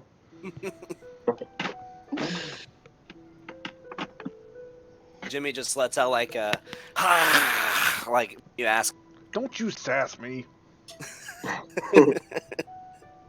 All the while my cloak is billowing in the wind. I'm gonna sit there. I'm gonna activate my cloak of billowing, my cog cloak of billowing, and be like, I can do that too. It's not that fancy. And then I'm gonna turn it off. Great, you're a poser. Anyway, I'm gonna keep on doing with my tongue here. So I'm gonna do more like, I'm gonna start like looking at the webbing a little bit more, and like the pieces of webbing that I got off of it, and just more inspecting it further. So this Dwergar pokes his head around the corner and says, "By Shah, you killed the dragons?" Yes, So, yes, we did. He just starts dancing and hopping back and forth between each foot. Oh, happy day! I've been having to dodge these things for years. You're welcome. Well, I'm also I suppose gonna it's say, time. Pause What? on a moment. Azrael, if I can RP Azrael. Go for it. Azrael's gonna walk up to Phoenix. That's some, however you want to do it, in all fancy. Oh, that's some fancy armor you happen to have there. Whatever. But he's gonna walk up, and he's gonna offer to identify it for you if you'd like. Identify it. So you'll know what it actually does. Alright, you can identify it. Yeah, so while Aaron and Shaz are harvesting these dragons, he's going to take out his spell book and start to ritual cast Identify. Okay. Yeah, I'm just. I look at the dwarven that just peeked inside his case. Say, hey, you mind since you took down these dragons? You mind if I use your pick? I suppose not, but you best return it. You know how hard it is to find a mining pick in the Underdark? I have no problem returning it. I suppose do it's I- time for an introduction. My name is Drolacek Ebenforge. It's a pleasure to make your acquaintance. Now, What was that? Drolacek Ebenforge. Roll a check. Drolacek. D-R-U-L-A-C-K. I know what you said, and that's exactly what Aaron says. Roll a check. No, Drolacek. All right, Rolly. Listen. Sometimes just names are too hard to pronounce. My name's Phoenix. So he's Era. continuing to walk closer, and suddenly, when he gets to about Cosmic Dragon 2, you see his eyes immediately go wide, and he starts pointing at Philia. What is she? What is she? And he runs behind the rock, behind that just large gray rock in the middle of the map, and just starts hiding behind it. You can see he is visibly shaking. That's Ophelia. Why is she so terrifying? She's not. Like, So well, it's She's not harmless, Ophelia Isra, that I has promise. the fear against her. It's Azrael. She has it against No. mind flayers. I thought it was her. Nope, she has it against mind flayers. Azrael has it against the Dwergar. Then he's terrified of Azrael. What the hell is that Cool. man? I He's was wearing like- mismatched clothing. His armor, his robes has a swirling pattern. What is wrong with him? Don't worry about him. It's okay. He's friendly. but it's Sometimes. me. Azrael just bows and says, Azrael Blazemark at your service. I'm not quite sure what sort of strange creature you are, but you are indeed a strange one. He's something, eh? I don't care what And He kind of just creature yells he and just is, I says, just wanna Bessie, escape. come over here. As with a large spider No. begins creeping its way across the ground. Now she's harmless. He's not, but she is. Okay, I'm Aaron. That's Solomon, and that's Snack. Snack. Its name is Snick. That's rather original. So, let me ask you there, friend. Sorry for the delayed introductions. It got a little dramatic in here. But what brings you around these parts? Well, you see, I'm an outcast. It's a rather embarrassing story. But they don't let me go home anymore.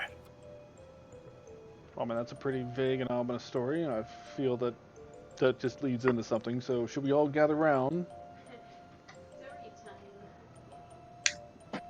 No, it really is a rather embarrassing story. Krellamore, which is the Dwergar capital city, is a bit tyrannical. I'll be honest, I was caught stealing fruit. I'm lucky they didn't take my hand. Well, if you want to share embarrassing stories, this one time I walked up to a dragon and tried to shoot it point blank in the face and then got massacred for. Oh, no, actually, that was Aaron. Aaron did that. I didn't. I never even got hit in that fight. But Aaron was very embarrassed about this. If we're going to be sharing stories. But, I mean, like, I have a crossbow. You know, if I'm hunting, I don't try to approach the creature before I shoot it. I just hang back and shoot it. This is why it's embarrassing. Yeah, well, this ain't the case of this moment. Listen here, fiery one. I don't know you 100% yet. I can still put a bullet in you. Not from point blank range. You wouldn't be very good with that. I'm not at point blank range. So continue on Well, with the look. story. You banned. Banned from where exactly? He already said the freaking From- capital of the Dugars. Right. From Krellamore. I'm sorry, Krellamore? Krellamore. It is our city. But you see, it's, as I mentioned, is a bit tyrannical. You simply speak badly about the hierarchy and you are subject to execution. No dissidence is allowed, and minor crimes are treated very harshly. Well, I can tell you this. We're abandoned misfits anyways, so it really doesn't matter. The question is, you said you stayed clear of the, illithid, correct? That is absolutely correct. Why would I want to go near? It's not asking you to go near them. I was wondering if you know around about where they are. If you try to stay away from them, that is. Oh, I know these caves like the back of my hand. Well, then I have a proposition for you. You like gold, correct? Yes, absolutely. I prefer anything shiny. Good. I will give you 100 gold pieces to take us through these caverns. 100 whole gold pieces. 200? Can't tell if that's sarcasm or not. It just keeps getting better. Yes, 200. Yep, So stuck. Okay. Okay. I will do it for 200 gold pieces. If you take us around and show us around these caverns. Half now, Yeah, half half on n- finishing when we get to where we need There we to. go. There we go. So he makes a wide berth around Azrael and Ooh. walks up to you, Eric, and holds his hand out. So my name is Jorlachek Ebenforge. I will be your guide today. Welcome to the Underdark. It is a rather hazardous place. If you would just look to your left and to your right, you will see, well, lots of places that you should not go. So, I will tell you places, that So places we want to go. Gotcha. we need to get to the Illithid. Are you going to take us there? I thought you wanted to get around the Right? Hey, Drolachek, let's be honest here. We need to get to the city. I'm not expecting you to take us directly into it, but if you could just get us in that direction, that's good enough for us. And to be honest, as you can tell, some of us aren't the most stealthy people, so if you could try and avoid any of the other, I don't know, indigenous people here that wouldn't be as warm and welcoming to us in the Underdark, I'd be most appreciative. Pretty Yeah, much and hopefully we avoid don't us anything have that'll someone eat shooting us. a gun. Well, first things first, if you see an Umber Hulk, yes, don't look it in the eyes.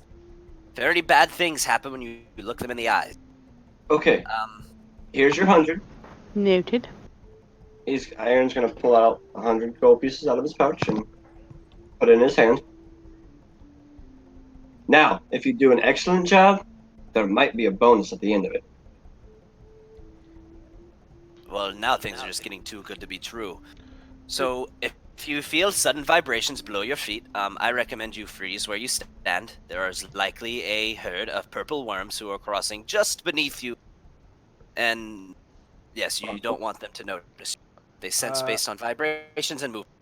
Yeah, as somebody that Okay, has I immediately- purple worm poison on them, that shit will fuck you up. I can promise you. This is why I'm going to be flying. So let me And ask you this. also, if you see those scorch marks on the ground right there, he points to where the cosmic dragons put in. That means you're in a cosmic dragon nest. They can teleport. I'm sure you know that by now. They are a recent scourge among the Underdark, but if you're there, I recommend not making any loud noises. Yeah, I got that now. Thank you, guys. Let me ask you this, Drolachek. You seem like you've survived down here for some time. Do you carry extra supplies on you? Do you have a place where you gather things to be able to get by? I have a camp. I just, to be honest, I didn't know if there's anything else we might need to be outfitted with that you might happen to have in abundance. Well, I have lots of food. We I got have food, some antidotes as well. That would be nice. Like, if there's something that you think you might be willing to depart from for coin along the way here that we might be able to come across your camp, I mean, we wouldn't mind being able to pay for that.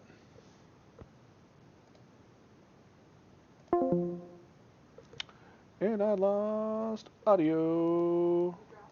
Amorlians, they're large, giant creatures. They have lots of warts, very ugly. Anyway, they can smell non-food, but I've found if you make a small tincture with a little ammonia here.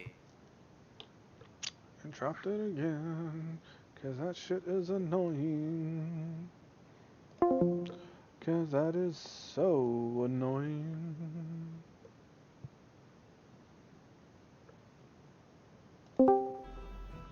I'm sorry, I got make a tincture for something or another. Oh, he said a little bit of ammonia here. Just talking about a tincture that you can rub on yourself to not be.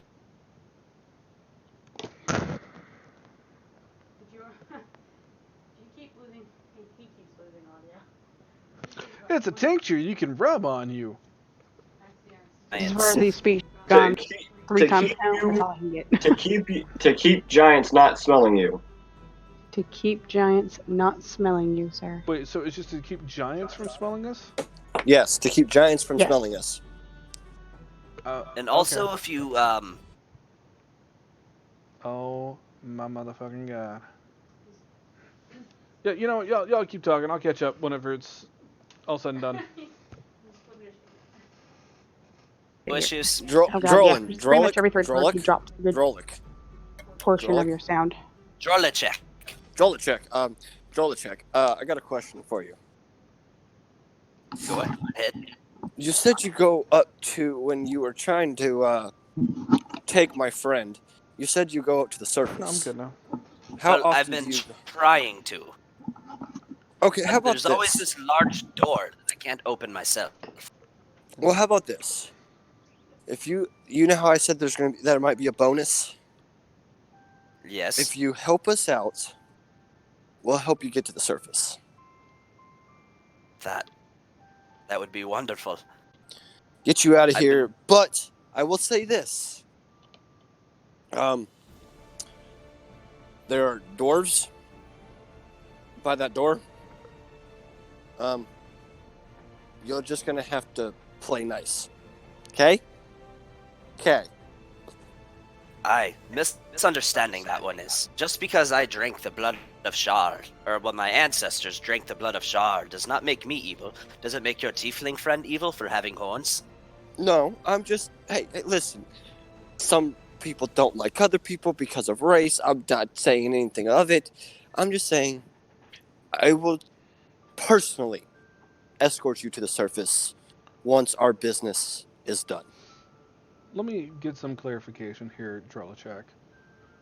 How long would it take us to get to the Elithid City with your guidance? For a normal person, I would say 5 days. I can have you there within 36 hours. And would we happen to go through Kralamore to get there? I can circumvent it. I'm man. still You don't waiting want on to go there. Trust me, you do not want to go there. Yes, we do. No. Remember I told you we're here to kill the He's talking Illithid? about Kralamore. That's the Dwergar city, not the Illithid city. We don't want to go to Kralamore. We want to go straight to the Illithid city. Yes, the Yes, Illithid. I can get you there. 36 How long? hours. 36 hours is what he's saying he can guide us in there. Bye. On with my I am cutting out big time on audio. What was the last thing somebody said? I was explaining to Aaron the same conversation that we just had. Yeah, because I cut out. My audio cut out. I'm not cutting out on audios. Everybody but me, man. Well,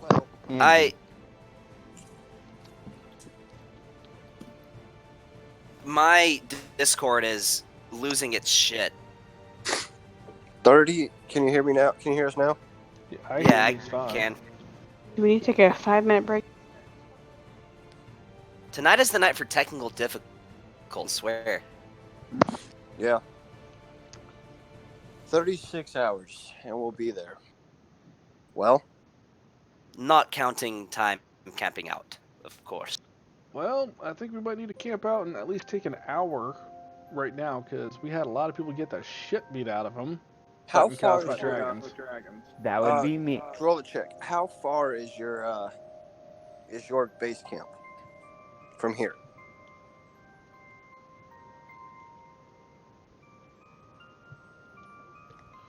Gavin. Gavin's gone. He says it's like 20 minutes, so we can just go there. Yeah, let's just go to Drolicek. Just take us to your camp, and we can go there, take a rest for a little bit, pack up some supplies. I was just saying it's 20 minutes, but there's no telling. No one fucking knows. We can't hear Gavin. Oh, I didn't know if you might send a message on the fucking thing. No. He's just making shit up, man. Oh, thanks, Vicky. I was like, no one knows. Gavin died. He's right here somewhere. Okay, well, Nick, I got a question. What's up? How did it feel to do your first fucking kill? On Man, like the it was first night of you great, doing bro. combat. It was great, I swear. Dude, I was so surprised when I killed the dragon. I was like, yes.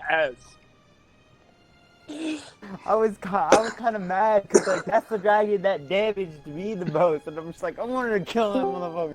Same here. I was like, I'm killing that one. That was my Shit, goal. Welcome back. Yeah, I'm on my phone right now because literally my laptop won't do shit. So, okay, cool. Roll the check. I got a So- question. Yeah. How far is your base camp? 45 minutes from here. I think we should go to your base camp, and we can take our rest there. Yes, and on the way I will pick every mine. Well, No, I've not seen no, these no, crystal no. formations. They're specifically located near these cosmic dragon nests. So if you see these crystals, be smart. I knew the dragons would likely not come at this. This is usually when they are hunting. So let me understand. Does that mean that these dragons were hunting, or are we near one of their nests right now? We are in their nest. Okay. However, for the last few months that I've seen these things, there's only ever been 2 that, and I have reason to believe that it is always the same 2. Well, I don't if we're believe we are currently in their nest. Do they have any eggs or anything like that around? See, that is the part that I'm. Well, here's the certain- thing. They had 2. Oh, let me answer, man. They have half, not.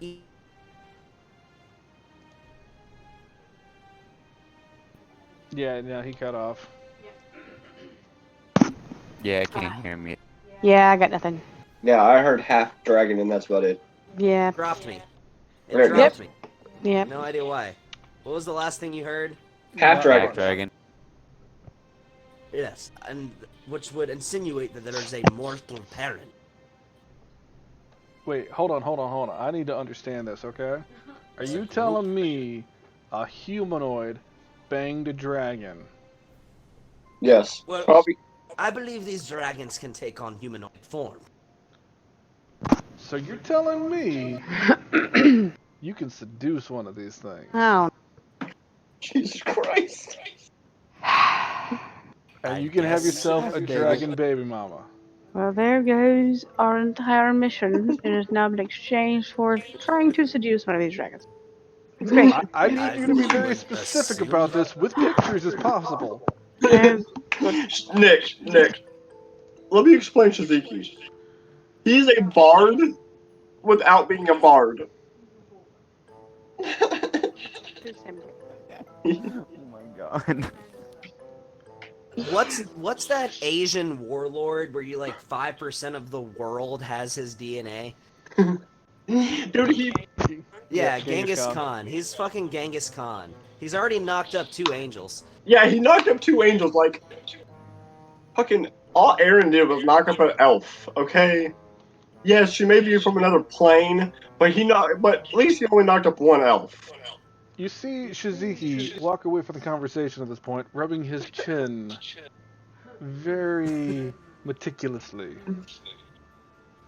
Oh my god. Oh my god. He leans over to the rest of you and a not so subtle whisper.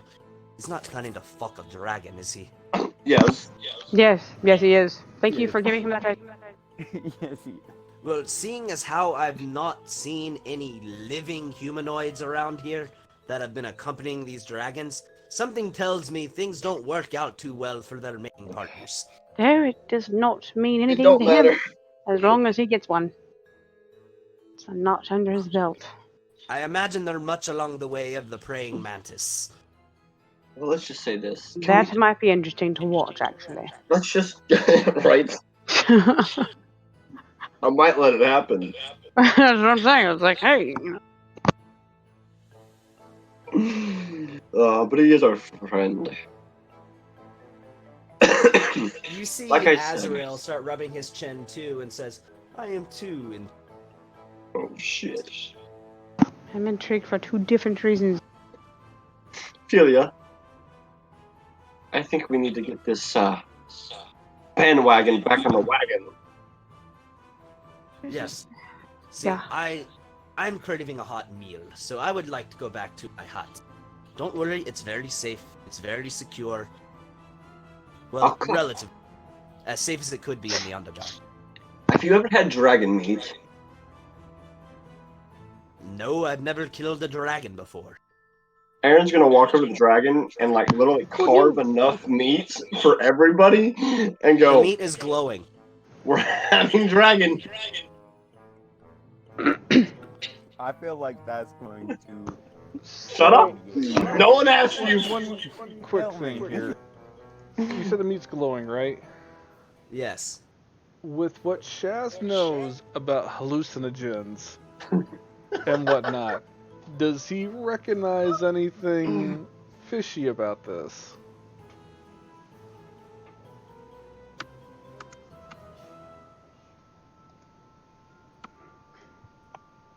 I don't know if he cut out or if he's stalling. Just tell me how many pounds of dragon meat I got. Why couldn't we just eat the rations? The canal. Shut up, Human Torch.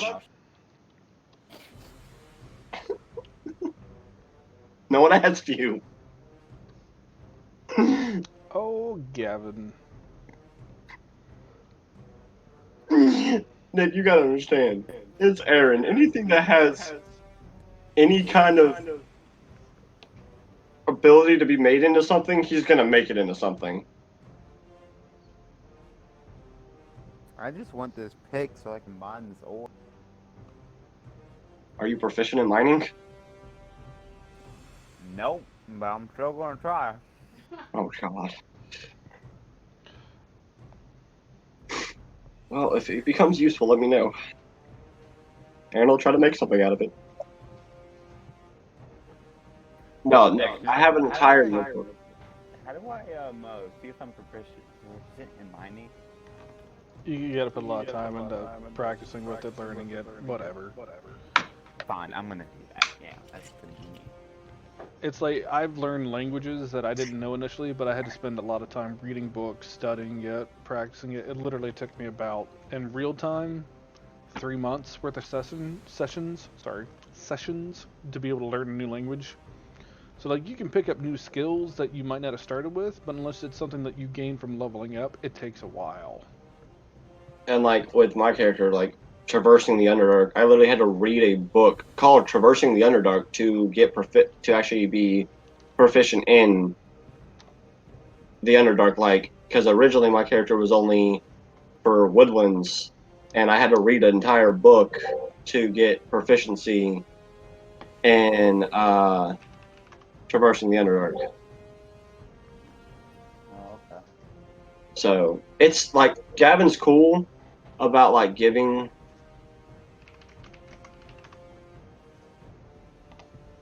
Gavin's pretty cool about giving you nifty shit like that. If you put the time and the ideas into it, he's really good about giving you shit like that.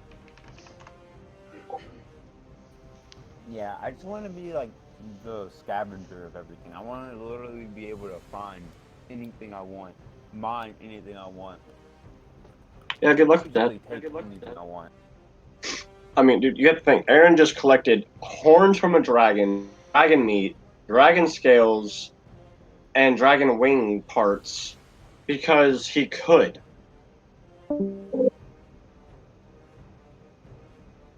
I don't know when dude, you have to understand, my entire inventory, I have shit that I haven't used in fucking probably since I got it.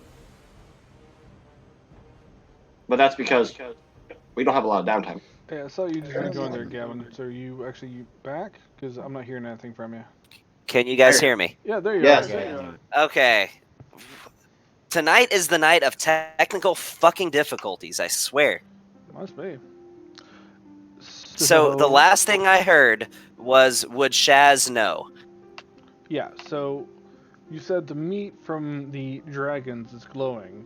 I said, would Shaz know, with his experience with like hallucinogens and things like that, that something is fishy with the meat?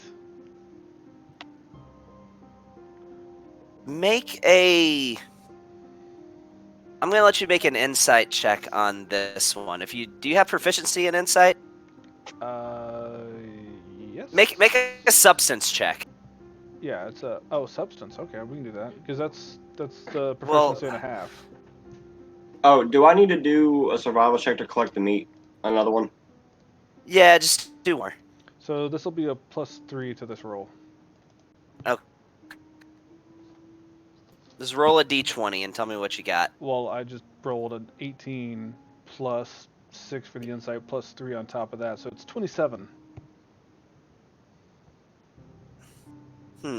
There's definitely something weird about it, but you don't think it would have any like hallucinogenic or like properties. You don't think there's like anything drug-like to the meat. I can't see what I rolled. Yeah, I'm just not gonna click on Fantasy Grounds again for the night. I'm just gonna let you guys tell me what you rolled, because every time I click on Fantasy Grounds, everything.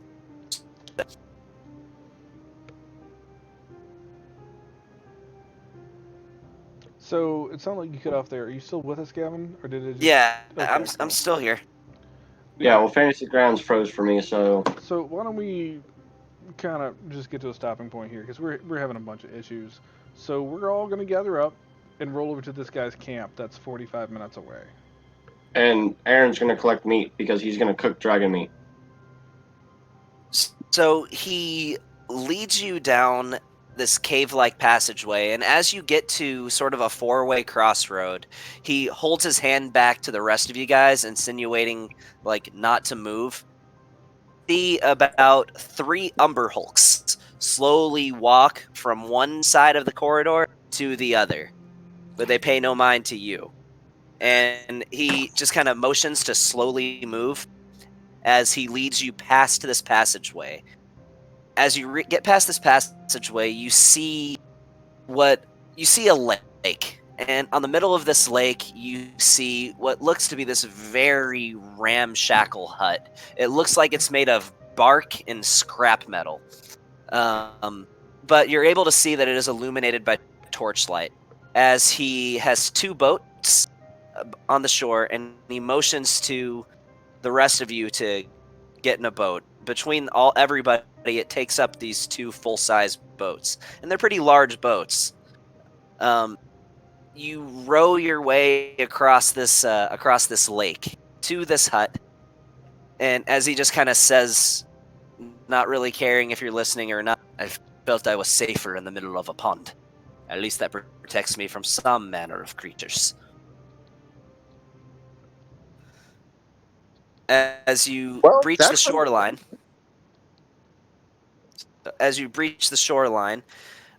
he opens up. Well, it's more like he moves a slab of wood from an opening into his hut and places it to the side. And this place is just a mess. You see that there's essentially like bags of like bark and cloth that I guess he calls a bed, with various cooking utensils scattered throughout. Most of the stuff is on the floor, and piles of meat and somewhat edible looking vegetables and mushroom caps, kind of just in no particular order, just piled against the wall. So this is where I live, my humble abode. Nice. You know, it's quite cozy. I like it. You should feel like at home. Now, I'm not gonna lie, the reason I have Bessie is she usually keeps watch at night, as even though this is somewhat secure, it doesn't protect you from the cloakers, which typically if you don't bother them, they don't bother you, but there are exceptions to that. Sleep with one eye open, or you can watch.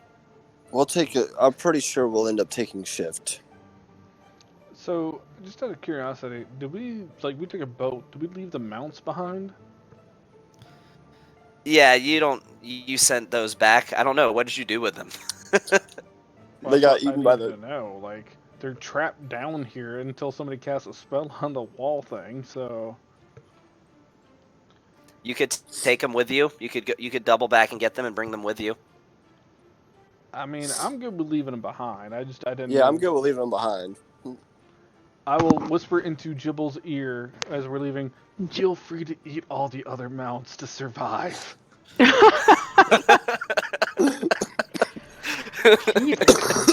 And then we'll leave and get on the boat.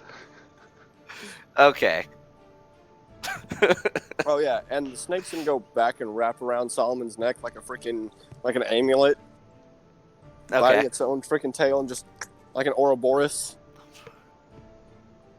That's what it looks like Nice. around Solomon's neck, is a big Ouroboros. I'm So- actually rewatching Full Metal Alchemist right now. So Yeah, you're welcome. You're just gonna wear a snake around your neck? No, Solomon is. Okay. He's too big for me. But you think Solomon's a large creature, the snake's a medium creature, so it'd fit perfectly around You Solomon's can just neck. ride Solomon like a mount. I ride Solomon like a mount, damn it. Right.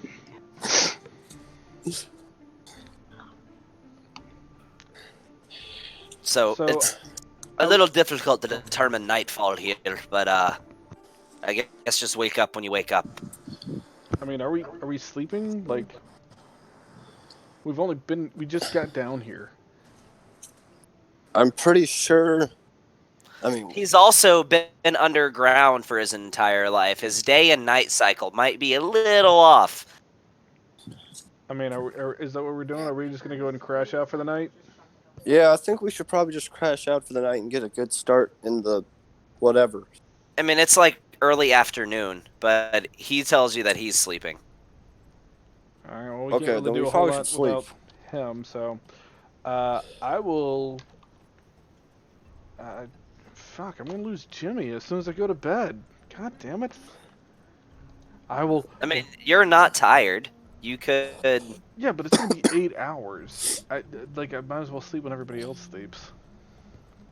So Aaron's gonna walk outside the shed. Solomon's gonna follow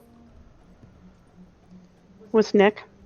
with Nick, and I'm gonna look at Solomon and go, "You know the usual. Keep watch." As I'm going to try to make shift where I can put my hammock up. And Yeah, Aaron's gonna sleep. you find a portion, like a corner, where you can hook it to both walls. Is there anywhere outside he can do it? There's a few rock formations you could possibly stretch it between. There's not a whole lot of foliage in the Underdark, aside from No, I mean, mushrooms. he has rope and stuff like that with gears and shit that he can just kind of. You can tie him clink it in. around. You could tie it around the rocks. Okay, Aaron's gonna hang up his fucking hammock because he doesn't have a bedroll or anything like that. He has a hammock because whatever. He slept in the trees for most of his life. And He's a hippie. I get it. Cool. Yeah, pretty much. And Solomon's gonna keep watching. Aaron's gonna freaking go. Fuck! I hope no more nightmares tonight. And he's gonna go to sleep. Okay. So, Shaz and Azrael are gonna kind of set up right outside. I'll cast Arcane Eye because I always do. So pretty much anytime we have downtime, I'm gonna have Arcane Eye up. I'm gonna take out a deck of cards and I will invite Felia and Phoenix if they want to just hang out and we'll play some cards, talk, just pass the time. I will join. Okay. Quentin, I think, or something. I just want to refill my health, because gosh dang, bro. Take a long rest. Oh. Yeah. He wakes up for just a second and walks outside. I forgot to warn you of one other thing during the night. Watch out for the kuata. They're fish people. If you see an arm sticking out of the water, just try to ignore it. Ignore Aaron's the gonna keep arms in one the eye water. open and go, Solomon, don't eat it. And then he's gonna lay back down. Yeah, so my Arcane Eye is literally just going to patrol the camp, and I'll just watch out with my third eye. Alright.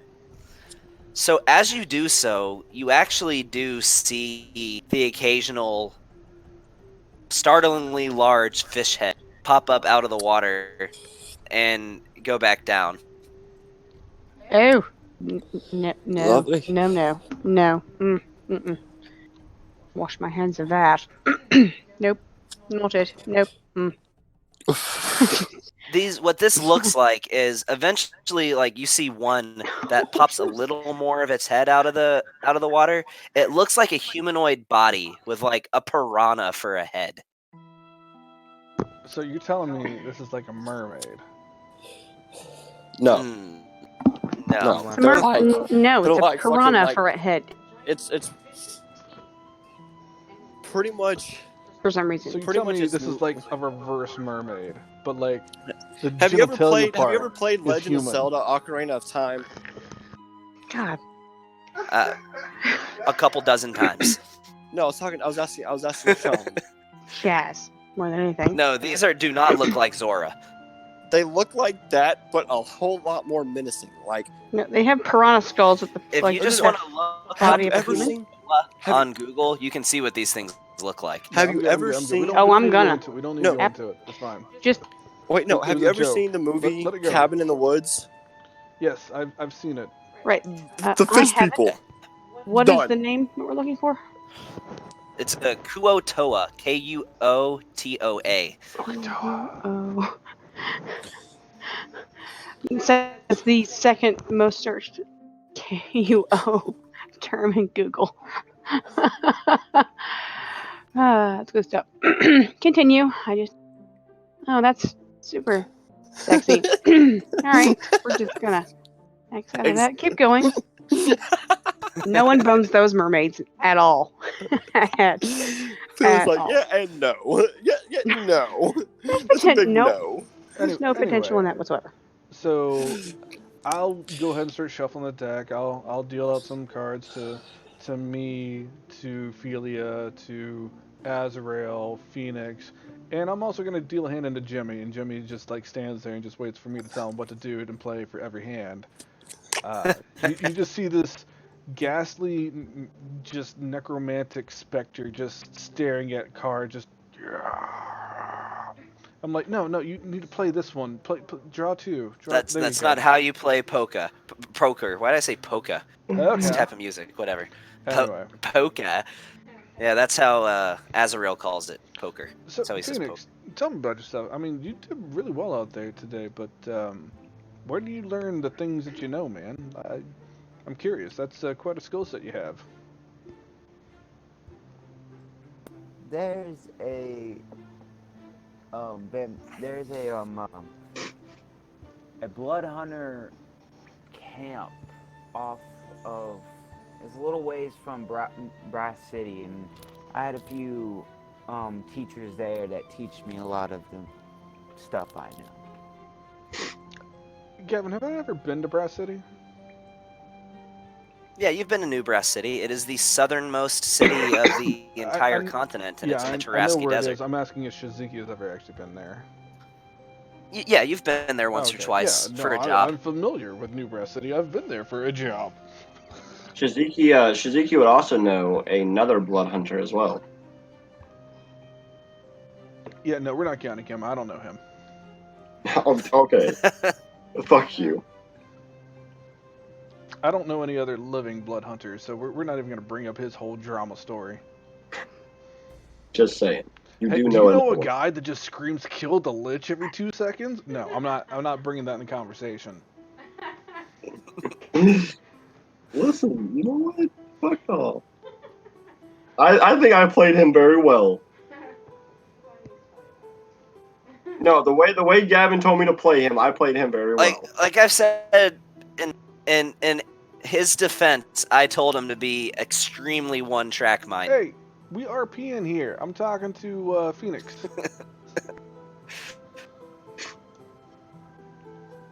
But yeah, Phoenix. I've been to New Brass City before. Is that where you grew up? A bit. I grew up a bit in New Brass City, and mainly when I grew up, and I went to the Blood Hunter Association and camp to learn new things and do other stuff, and then came back to New Brass City, and that's where I found the other group I was with before the. Oh, I get it. I was kind of the same thing. I grew up in one city, but I didn't really find my calling until I went to another. I actually grew up in one town that I just didn't really quite work out, to say the least. But went to Angaria. That's where I joined up with the Dark Suns. The same as you've seen with what Aaron and Azrael. We're all part of the Dark Suns. It's located in Angaria. It's where I got my my I guess more formal training, you could say. Ah, yes, I've heard of that. Have you ever been to Angaria? I don't think I have. Oh, you'd know if you have. It's pretty memorable, but that's all right. It's a town that sucks people in, to say the least. A lot of people that go there don't leave, for good or for bad.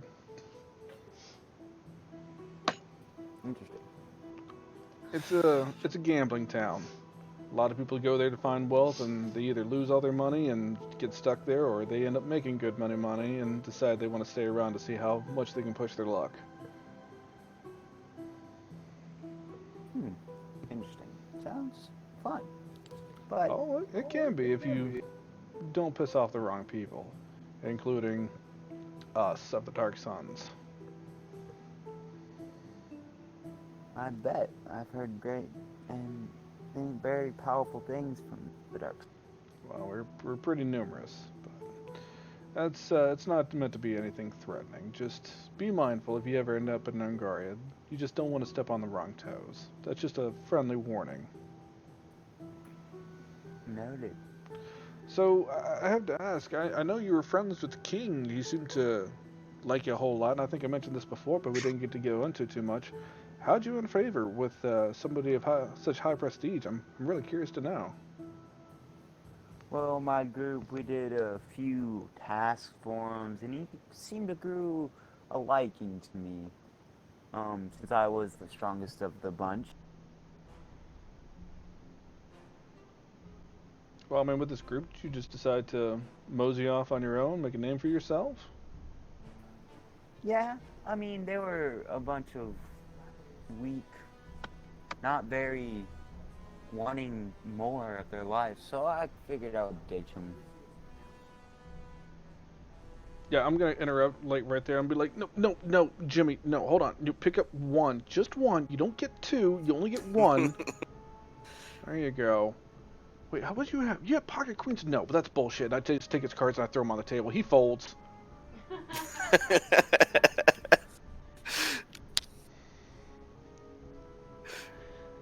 Well, let me ask you this. After all this is said and done, what's your plans from here?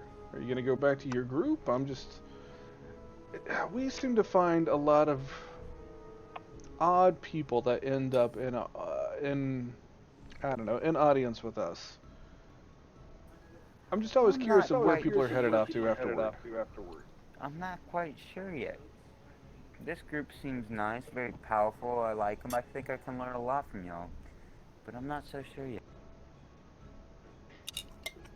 So let me ask you. You said you're a part of a blood hunter group. Is that right? Well, my group wasn't Blood Hunter, but I did train in the Blood Hunter camp, yes. Now I'm not terribly familiar with blood hunters because I had one blood hunter that I happened to cross paths with, but he would never talk sense. So I never really got any understanding of how his powers worked. I mean, is that just something you can train for? Is that something that you study? I don't understand how blood hunters as a whole is how they operate. Make a history check. Anybody who wants to. I can't. I'm sleeping. Which button is that? Because Anybody who's there, present for the conversation. history check. I don't have to make one, do I? No, No, you you don't have to. Okay. Beep, beep, beep, doo, doo. Oh. Well, I mean, kind of now. Yeah. We kind of lay our heads low because of reasons.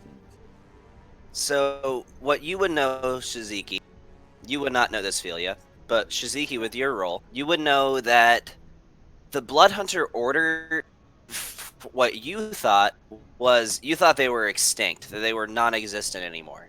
The last you heard that historically about the Blood Hunters is back when Vorkeen, when he was still mortal, and him and his band of marauders essentially swept the country, committing mass murder. Um, it was the Blood Hunters who stopped him, but in order to do so, it involved a very dark ritual that did so. And after that, their order never really recovered. They were always mistrusted. They were mistrusted from the get go anyway, just because a lot of people associated with them with the very things that they sought to destroy.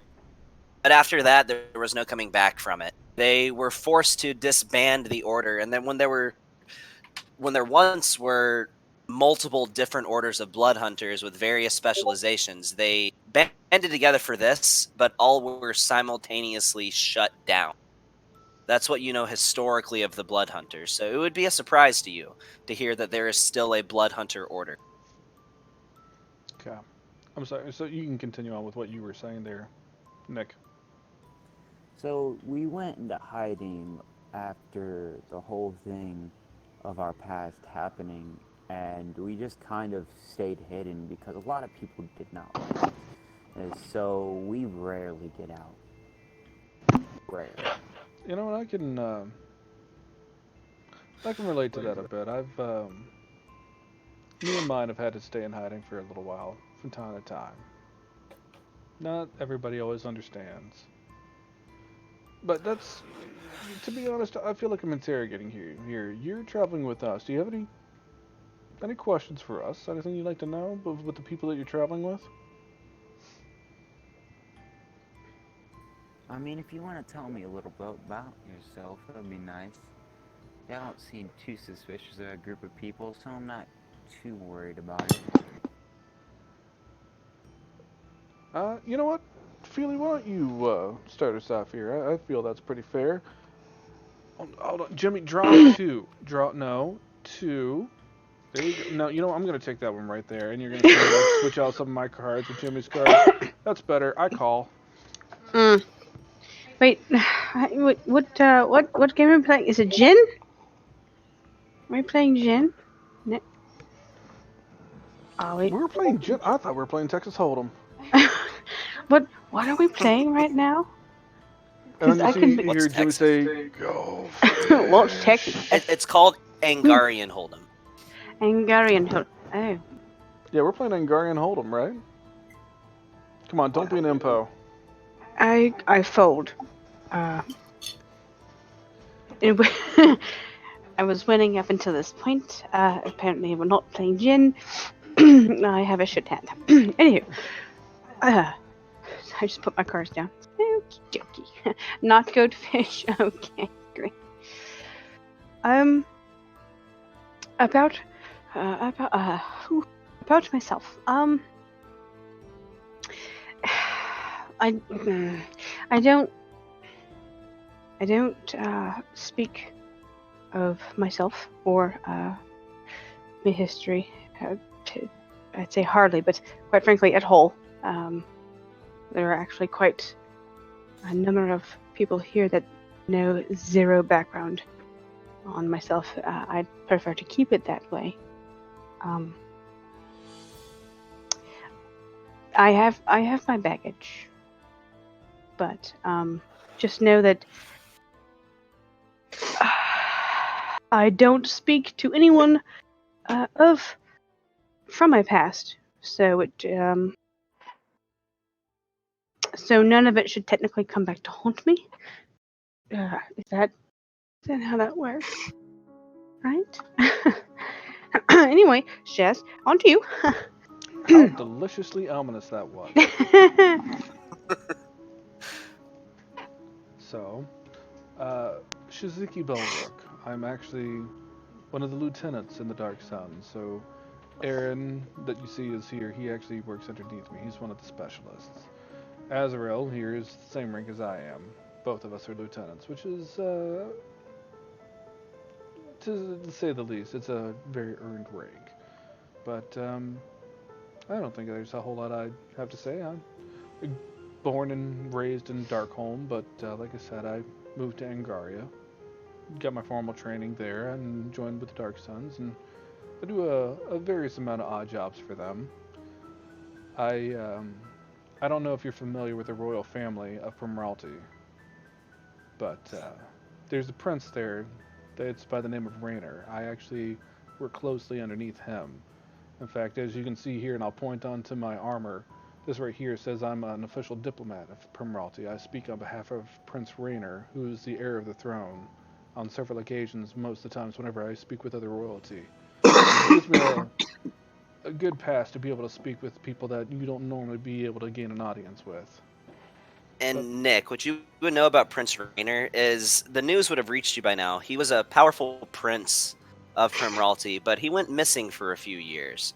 But in the last couple of months, he was resurfaced. The news got to you, or the news that's circulating is that he was essentially rescued by an adventuring party. And it turns out that he was actually never dead. So, because Prince Raynor has been gracious enough to grant me this status, it gives me access to a lot of places to try and get things taken care of that needs to be done.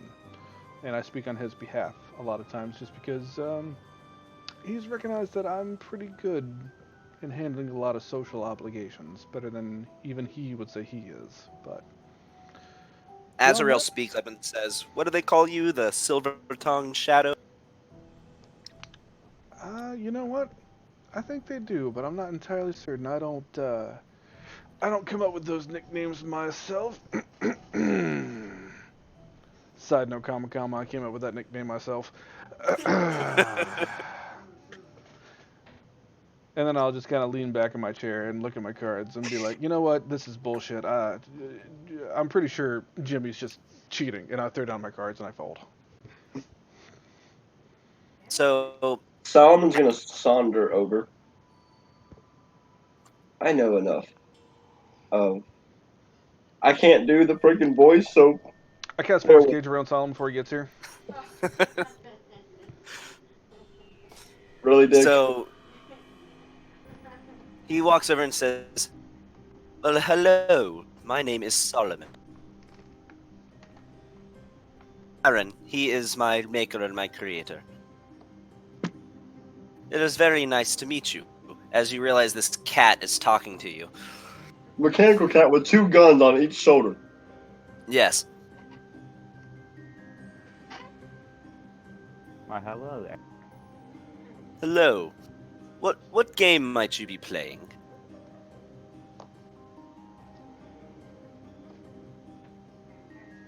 Quite frankly. Pretty sure Guardian Jimmy Hold'em, said I we guess. play Goldfish. Yeah, we're playing golf.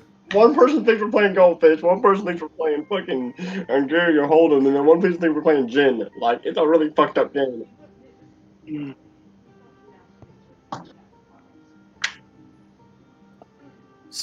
So Azrael begins to speak up, and he says, "So my name is Azrael Blazemock, at your service." And right as this happens, it catches you all off guard. You start hearing a voice that sounds like it's coming from inside your head, but also sounds like it's coming from everywhere around you.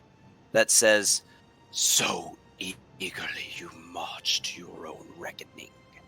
You who the legends have so arrogantly dubbed the Fate Touched, as if by your mere presence you can subvert the end of all things.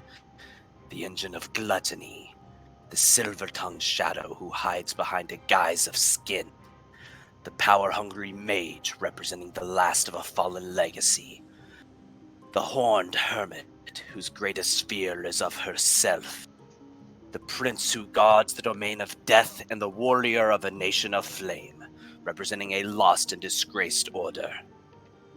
You are supposed to be the ones who put an end to an unstoppable force, a group of misfits and vagabonds. I shall tear your minds asunder until there is nothing left." Do you want to make out? Oh my god. How, can I sense how far away he is? Yeah, even though I'm in a dream, I can still hear it. How far away is he? So I also need to know if I actually heard that with my mind blocking.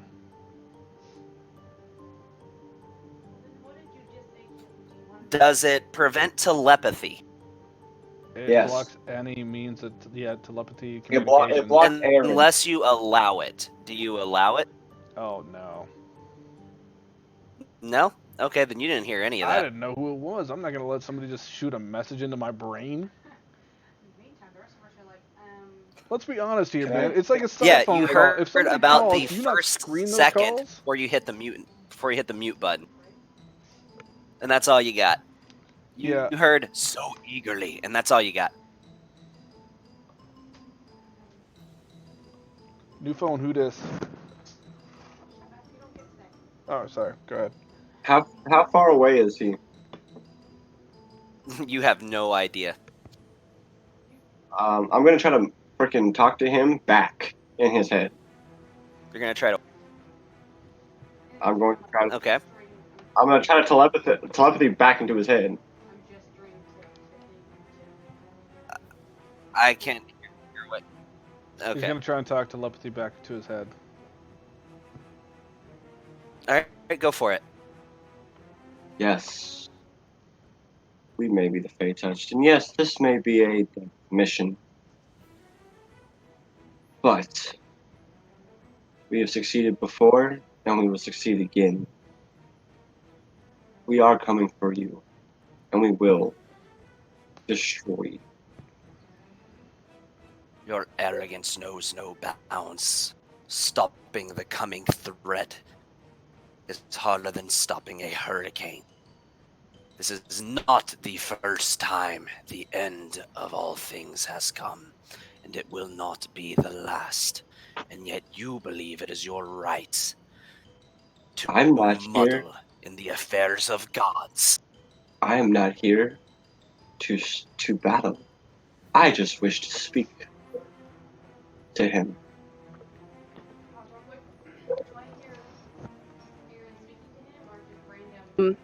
This is mind to mind. Okay, I'm like, I don't hear this. I just hear. Do I hear any of this, or am I just?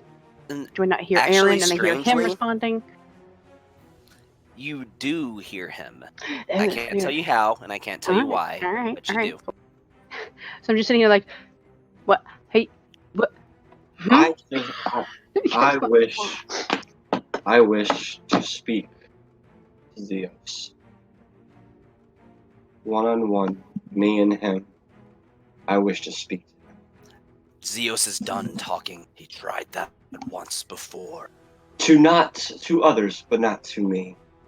I wish to speak to him. Me and him, a personal conversation. Whether it's in my dreams, whether it's wherever, I don't care. I wish to speak to him. From one person of balance to another. And if he still has any inclination of being one for balance, and true balance in this world, he will speak to me. Zeus has decreed that true balance can only be achieved by your destruction. If you would subvert the nature and the goals of gods, we have nothing left to speak about. Your minds are mine. Have fun. Remember, it's dark in here. I've been through worse. And I'm going to activate my mind shielding. All right. Cutting off all fucking connection. I don't think I have that. Yes, Wait, you do. I gave you I one. have a ring of mine. Ophelia, you just hear him say, "Did he just hang up on me?" That motherfucker. Yes, I did.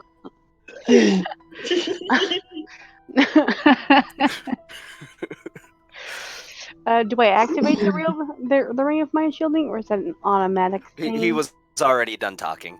Okay. Well, I mean, just in case he wants to talk shit after that. This motherfucker. Wait, hold on. Like, What Are was you that? fatter? I started to hear something, but it sounded pretty douchey, so I cut it off. Like, did oh, anybody hear anything? yeah, big mind flare. He was talking to our heads. Me and him had a conversation Oh, so I about didn't really miss out on Theos. much. No, not really. Aaron's gonna get up, pack his hammock back up, and go. Were y'all trying to play cards? Hey, I got a game for y'all. Let's play 3 Jug and Ante right here, right now. Well, on that note, I think it's gonna have to go out there the night. I'll take first. I'll take first watch.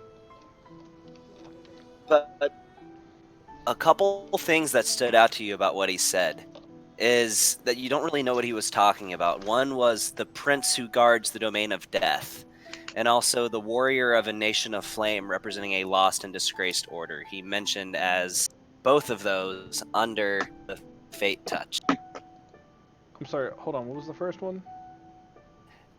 The prince who guards the domain of death. Okay. Does that play into the Angel of Death? Would I know?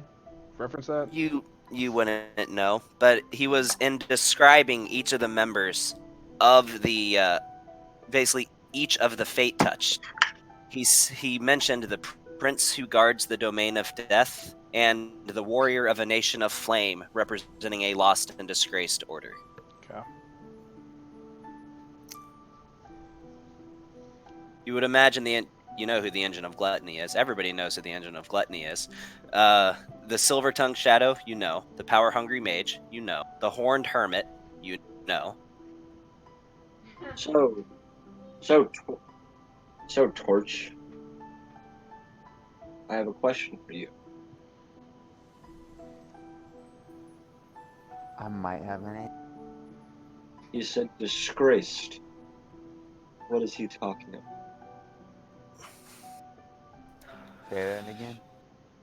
He says disgraced. You're from somewhere of disgrace. What is he talking about? Because he's talking about you.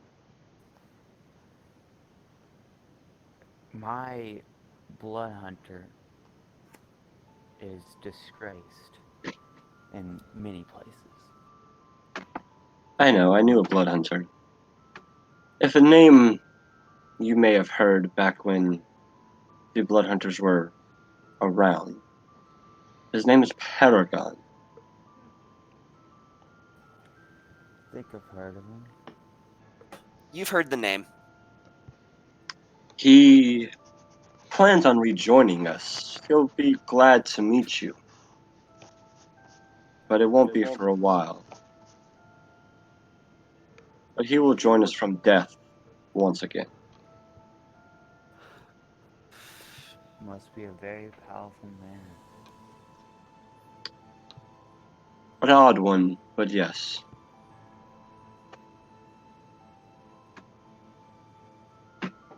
And then the prince... Who could that be? The prince who guards the domain of death. Dorian. Oh, if Dorian was here, I'd ask him a question. Because that's the only one that I could freaking think of there. Because he follows Kellenborg. Yeah, and Kellenvor is the god of death, so there's a fair chance. Yep, that'd be the only one I talk about that I could talk to. Also, completely irrelevant to this, Gavin. What's his face? Azrael would have given the armor back to Phoenix. So the identified armor that he got from the assassin. Yes. So this armor, what you know it does, it gives you resistance to radiant necrotic damage, as well as you don't know the full extent of it, and I'm saying that because I haven't made the armor yet, but you know it has some teleportation-like abilities, as well as the fact as you know that you could activate this leather, which you could wear underneath your plate if you wanted to wear it. to still get use. You wouldn't get benefit from the AC because if you wear 2 different kinds of armor, you just get the benefit of whatever the higher AC is. They don't stack.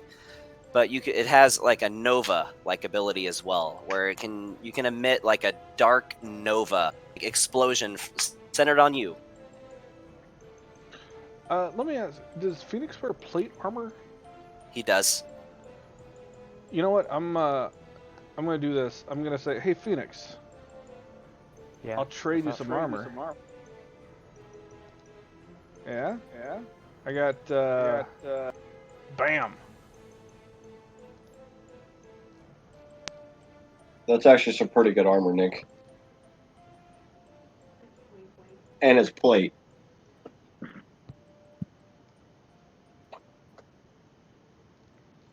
Well, it's a breastplate, but you could combine it. You could take off your breastplate and wear that, and you would get the bonus to AC.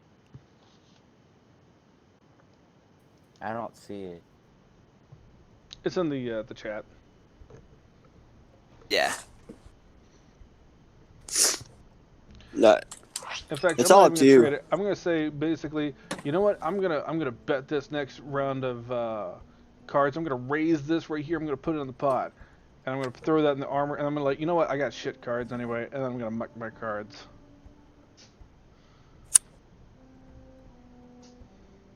Oh, so you're giving it to him. And I'm just gonna give a wink and say, you know what? Might come in handy if you're gonna be rolling with us.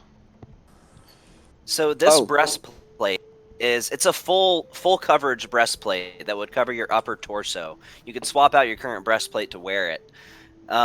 It is very nice and regal looking. You can tell that it's not metal from gleaming your hand over the breastplate. You can tell it is solely made of dragon scales with like a thick hardened leather base behind the dragon scales. And it is shiny, very shiny. Also, and I'll just happen to mention, you know what? I'm pretty sure that particular thing can actually tell us how close the nearest dragon is within 30 miles. Kinda kooky if we're having to deal with these cosmic dragons, but you know, that's just me throwing some stuff out there, just spitballing some ideas. That would be very useful. Well, you know what? I bet it, but I've got these shit cards, so I can't stick into the hand. So who knows, man? I can't fold. You know, I'm not to show my hand. Hey. Yeah, Phoenix, you've got 3 aces. Oh. Phoenix, you see Shaz with 4 aces, but then he mucks it, and then he's like, "How is there 7 aces in this game?" And then it's like, "Oh well, most of these cards are probably marked." And then I just throw them down anyway and muck the cards. And then you find out that you've been playing with the deck of many things this whole time. The world explodes. Phoenix, I have a question. What is it? Do you have a backup sword? I know you use 2 great swords, but do you have one just in case something happened? No, I don't. I'm gonna pull out the flame tongue short sword and hand it to him. Here. Okay. It literally, this is just a small version of the exact swords you already have. Here, it's just taking up space. I'm pretty sure you can get better use of it than I can. Thanks. Just in case, something happens. And on our travels, I'll make sure I will divvy out some of my potions and give you some healing potions and stuff like that. I don't think you have any. I have 1. I'll give you a few more. And I saw you cast some spells out there. I'll hand you a few mana potions as well. Thanks. I think this will do a lot. Good. Like I said, if you're going to be traveling with us, we help our own. That's just how the 7 deadly sins work. Well, I'm getting nothing but shit for cards, so I'm gonna go ahead and retire for the evening, and I'm going to head off to a different corner of the whatever we've got, and I'm Quick probably. question. Oh, God. Yeah, I mean, I put on. the shack is small enough that most of you guys can't fit inside, so you're just gonna find somewhere to camp. So, if I put on the new breastplate, will the other armor still have the effect it has? Well, let me see. What armor are you wearing right now? Oh, I know. You have, yeah. No. If once you break up a set of armor, if it's a full set of plate armor, then it's kind of a given that all pieces must be there for it to actually have its effect. Gotcha. What is his armor fucking done with? That's up to him if he wants to tell you. Okay. I'm Phoenix. Yes. I noticed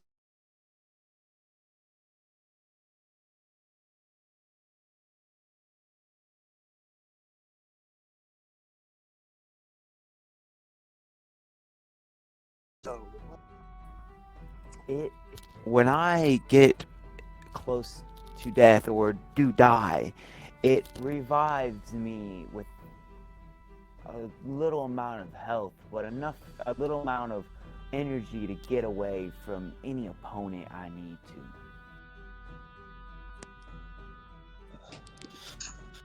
Would I know what spell I need to do to fucking enchant something for him?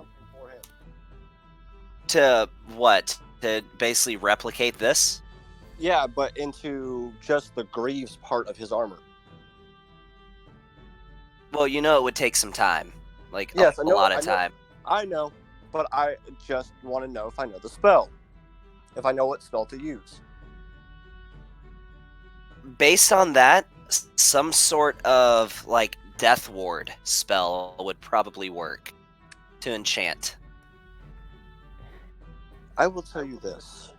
If I can find somebody that has certain spells, I can help them enchant a pair of greaves too.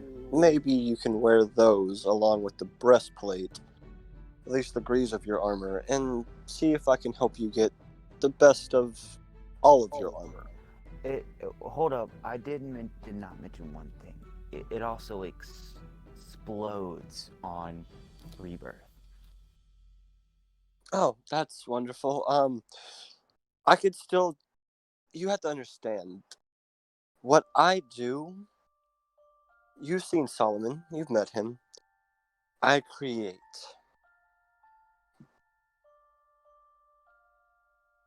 Yes, I can see that very well. I also can enchant.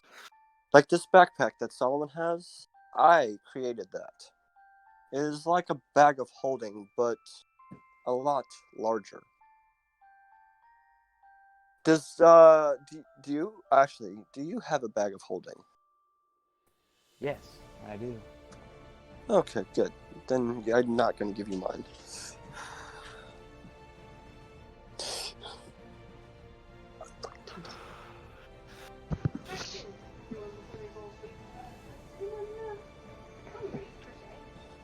I'm a bit snackish. Yeah, you guys are all pretty hungry. So, Aaron's gonna. What? East. Okay.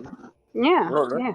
Helps Yeah, everybody out with be some good for noms. another 24 hours. Yeah, that's what I'm saying. What kind of feast would you like to make? It can be any food type that you want. You could have a pasta dinner, a good old Southern style Thanksgiving dinner, whatever you want.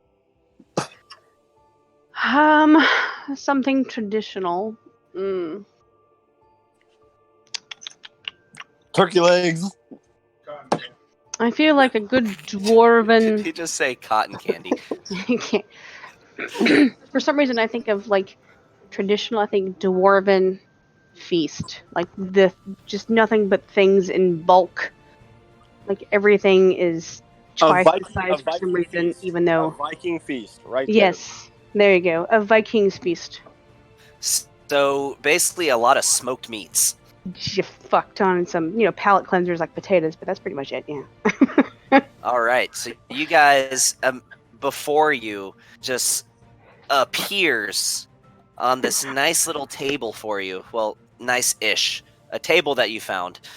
Just plates Stable. upon plates of smoked hams, turkeys, roast beef, garlic potatoes, also like roasted, and various like carrots and vegetables on the side. Emphasis on the side. There's a lot of meat. Aaron's gonna eat that, and then he's gonna take a sliver of the chunk of meat, and like he's gonna, before he hands over the sword, he's gonna cut the meat with the sword so that way it kind of cooks the dragon meat a little bit, and then wipe the sword off on his pants and hand it over, and then he's gonna take a bite of the fucking dragon meat. Okay, the semi-raw, just cooked around the edges dragon meat. Yep. Okay, make a Constitution saving throw. I had to do it. I had to do it. I think he gets it with advantage because of Hero's Feast. Technically, yes. Makes all wisdom saving throws with advantage. Oh, this That's is Constitution, wisdom. not Wisdom. Yeah. But not Constitution, just wisdom. All right, hold on. But I mean, he will be cured of all diseases and poison, and he's Sure. immune to poison. True, so... yeah. Including Immune to food poison. poisoning. Yes, and being frightened. His hit points also maxed to 2d10. So, it tastes like radioactive meat. You taste like chemicals, and you taste some real gamey meat. Your stomach immediately wants to reject it, but you manage to hold your guts in, but you don't imagine you want to go for a second bite. Nope. I'm gonna use that for a potion later. Oh, Somebody, I'm just gonna grab a potato and just like bite into the damn thing. I think it's safe to say at this point we all eat our fill. There is some Yes. glowing dragon blood on your lips. You look like a new age hipster. I'm gonna wipe it off and just. All right, dragon meat, not okay. So I need to do least that something kind of right quick while this is all going on. I'm gonna just excuse myself from the table for a moment, walk around to the other side of the shed, I guess, wherever, and try and get out of sight of everybody else if I can. Okay. First I'm gonna do is I'm going to go into shadow form, so nobody sees this. And All right. then I'm going to cast darkness around me so it's even less visible. And then I'm going to cast Summon Greater Demon. And I'm going to summon Fanir. What's the radius of darkness? Like 30... It's a 30-foot radius, I think? So 60 feet across. Like, I'm trying to make it so that it's, like, I'm off and away. Yeah, it's a range of 60 feet, actually. Well, it's a 15-foot radius sphere. Okay, so a radius of 30 feet. Alright, so you guys don't see anything. And If it was 60 feet, they would have seen the darkness, that the behind that cabin just suddenly got darker, but they don't see this. I'm going to summon Fanir. Anyhow, it's a rock. Yes. From like 60 feet out in the darkness. And then in telepathy in Abyssal, I will tell it to go and grab the other skeletal remains of the second assassin that we left behind and bring it to me. Stand by. What does it make? A charisma save or a wisdom save? I think it's a charisma save. Hold on.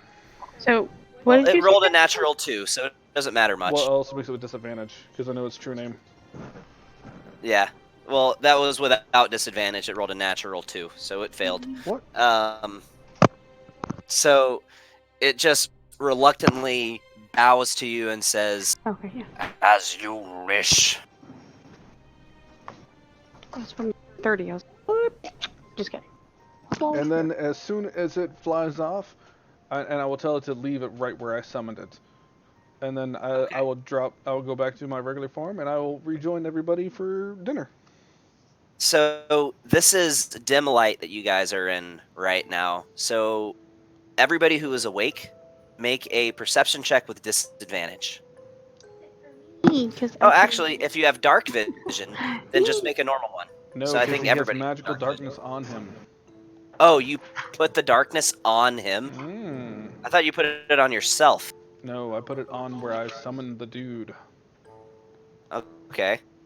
So the only thing that you guys see that strikes you as odd is what appears to be a big orb. Not really an orb, because you can't really notice any discernible lines, but you just notice. Well, roll a perception check to see if you can notice that much. Let's see. Perception. How do we do that? What's my button? Oh my god. Where's perception? Hold on. Perception. Huh? How do I do that?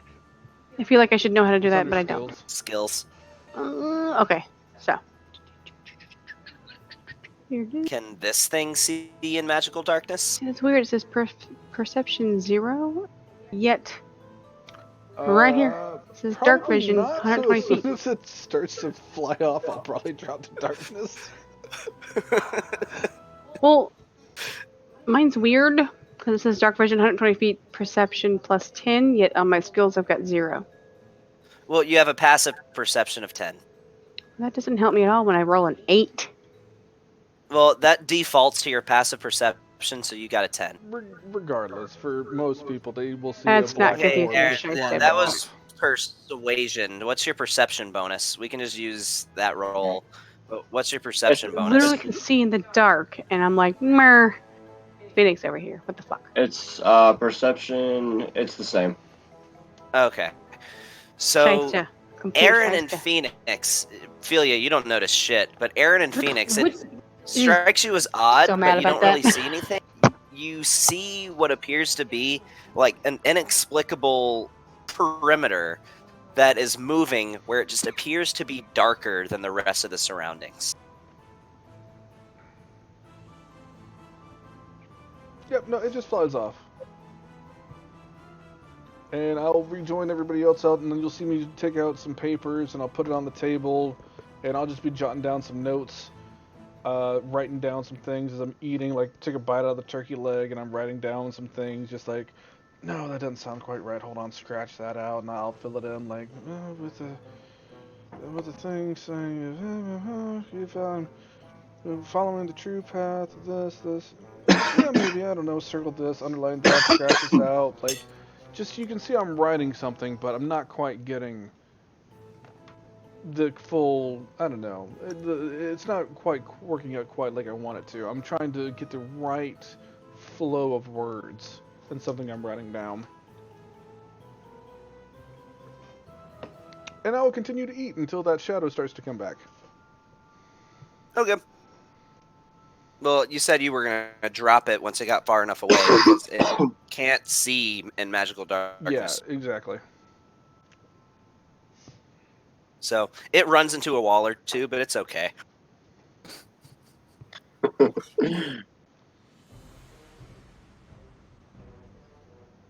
But that'll be what I do for the evening. I'll just continue working and writing my stuff as I eat until it returns and drops my stuff off. All right. Well, did anybody else have anything they wanted to knock out before we call it a night? Nope. I'll just say I'll spend until it's time to go to sleep. I'll spend the bulk of the evening writing. Nope. All right.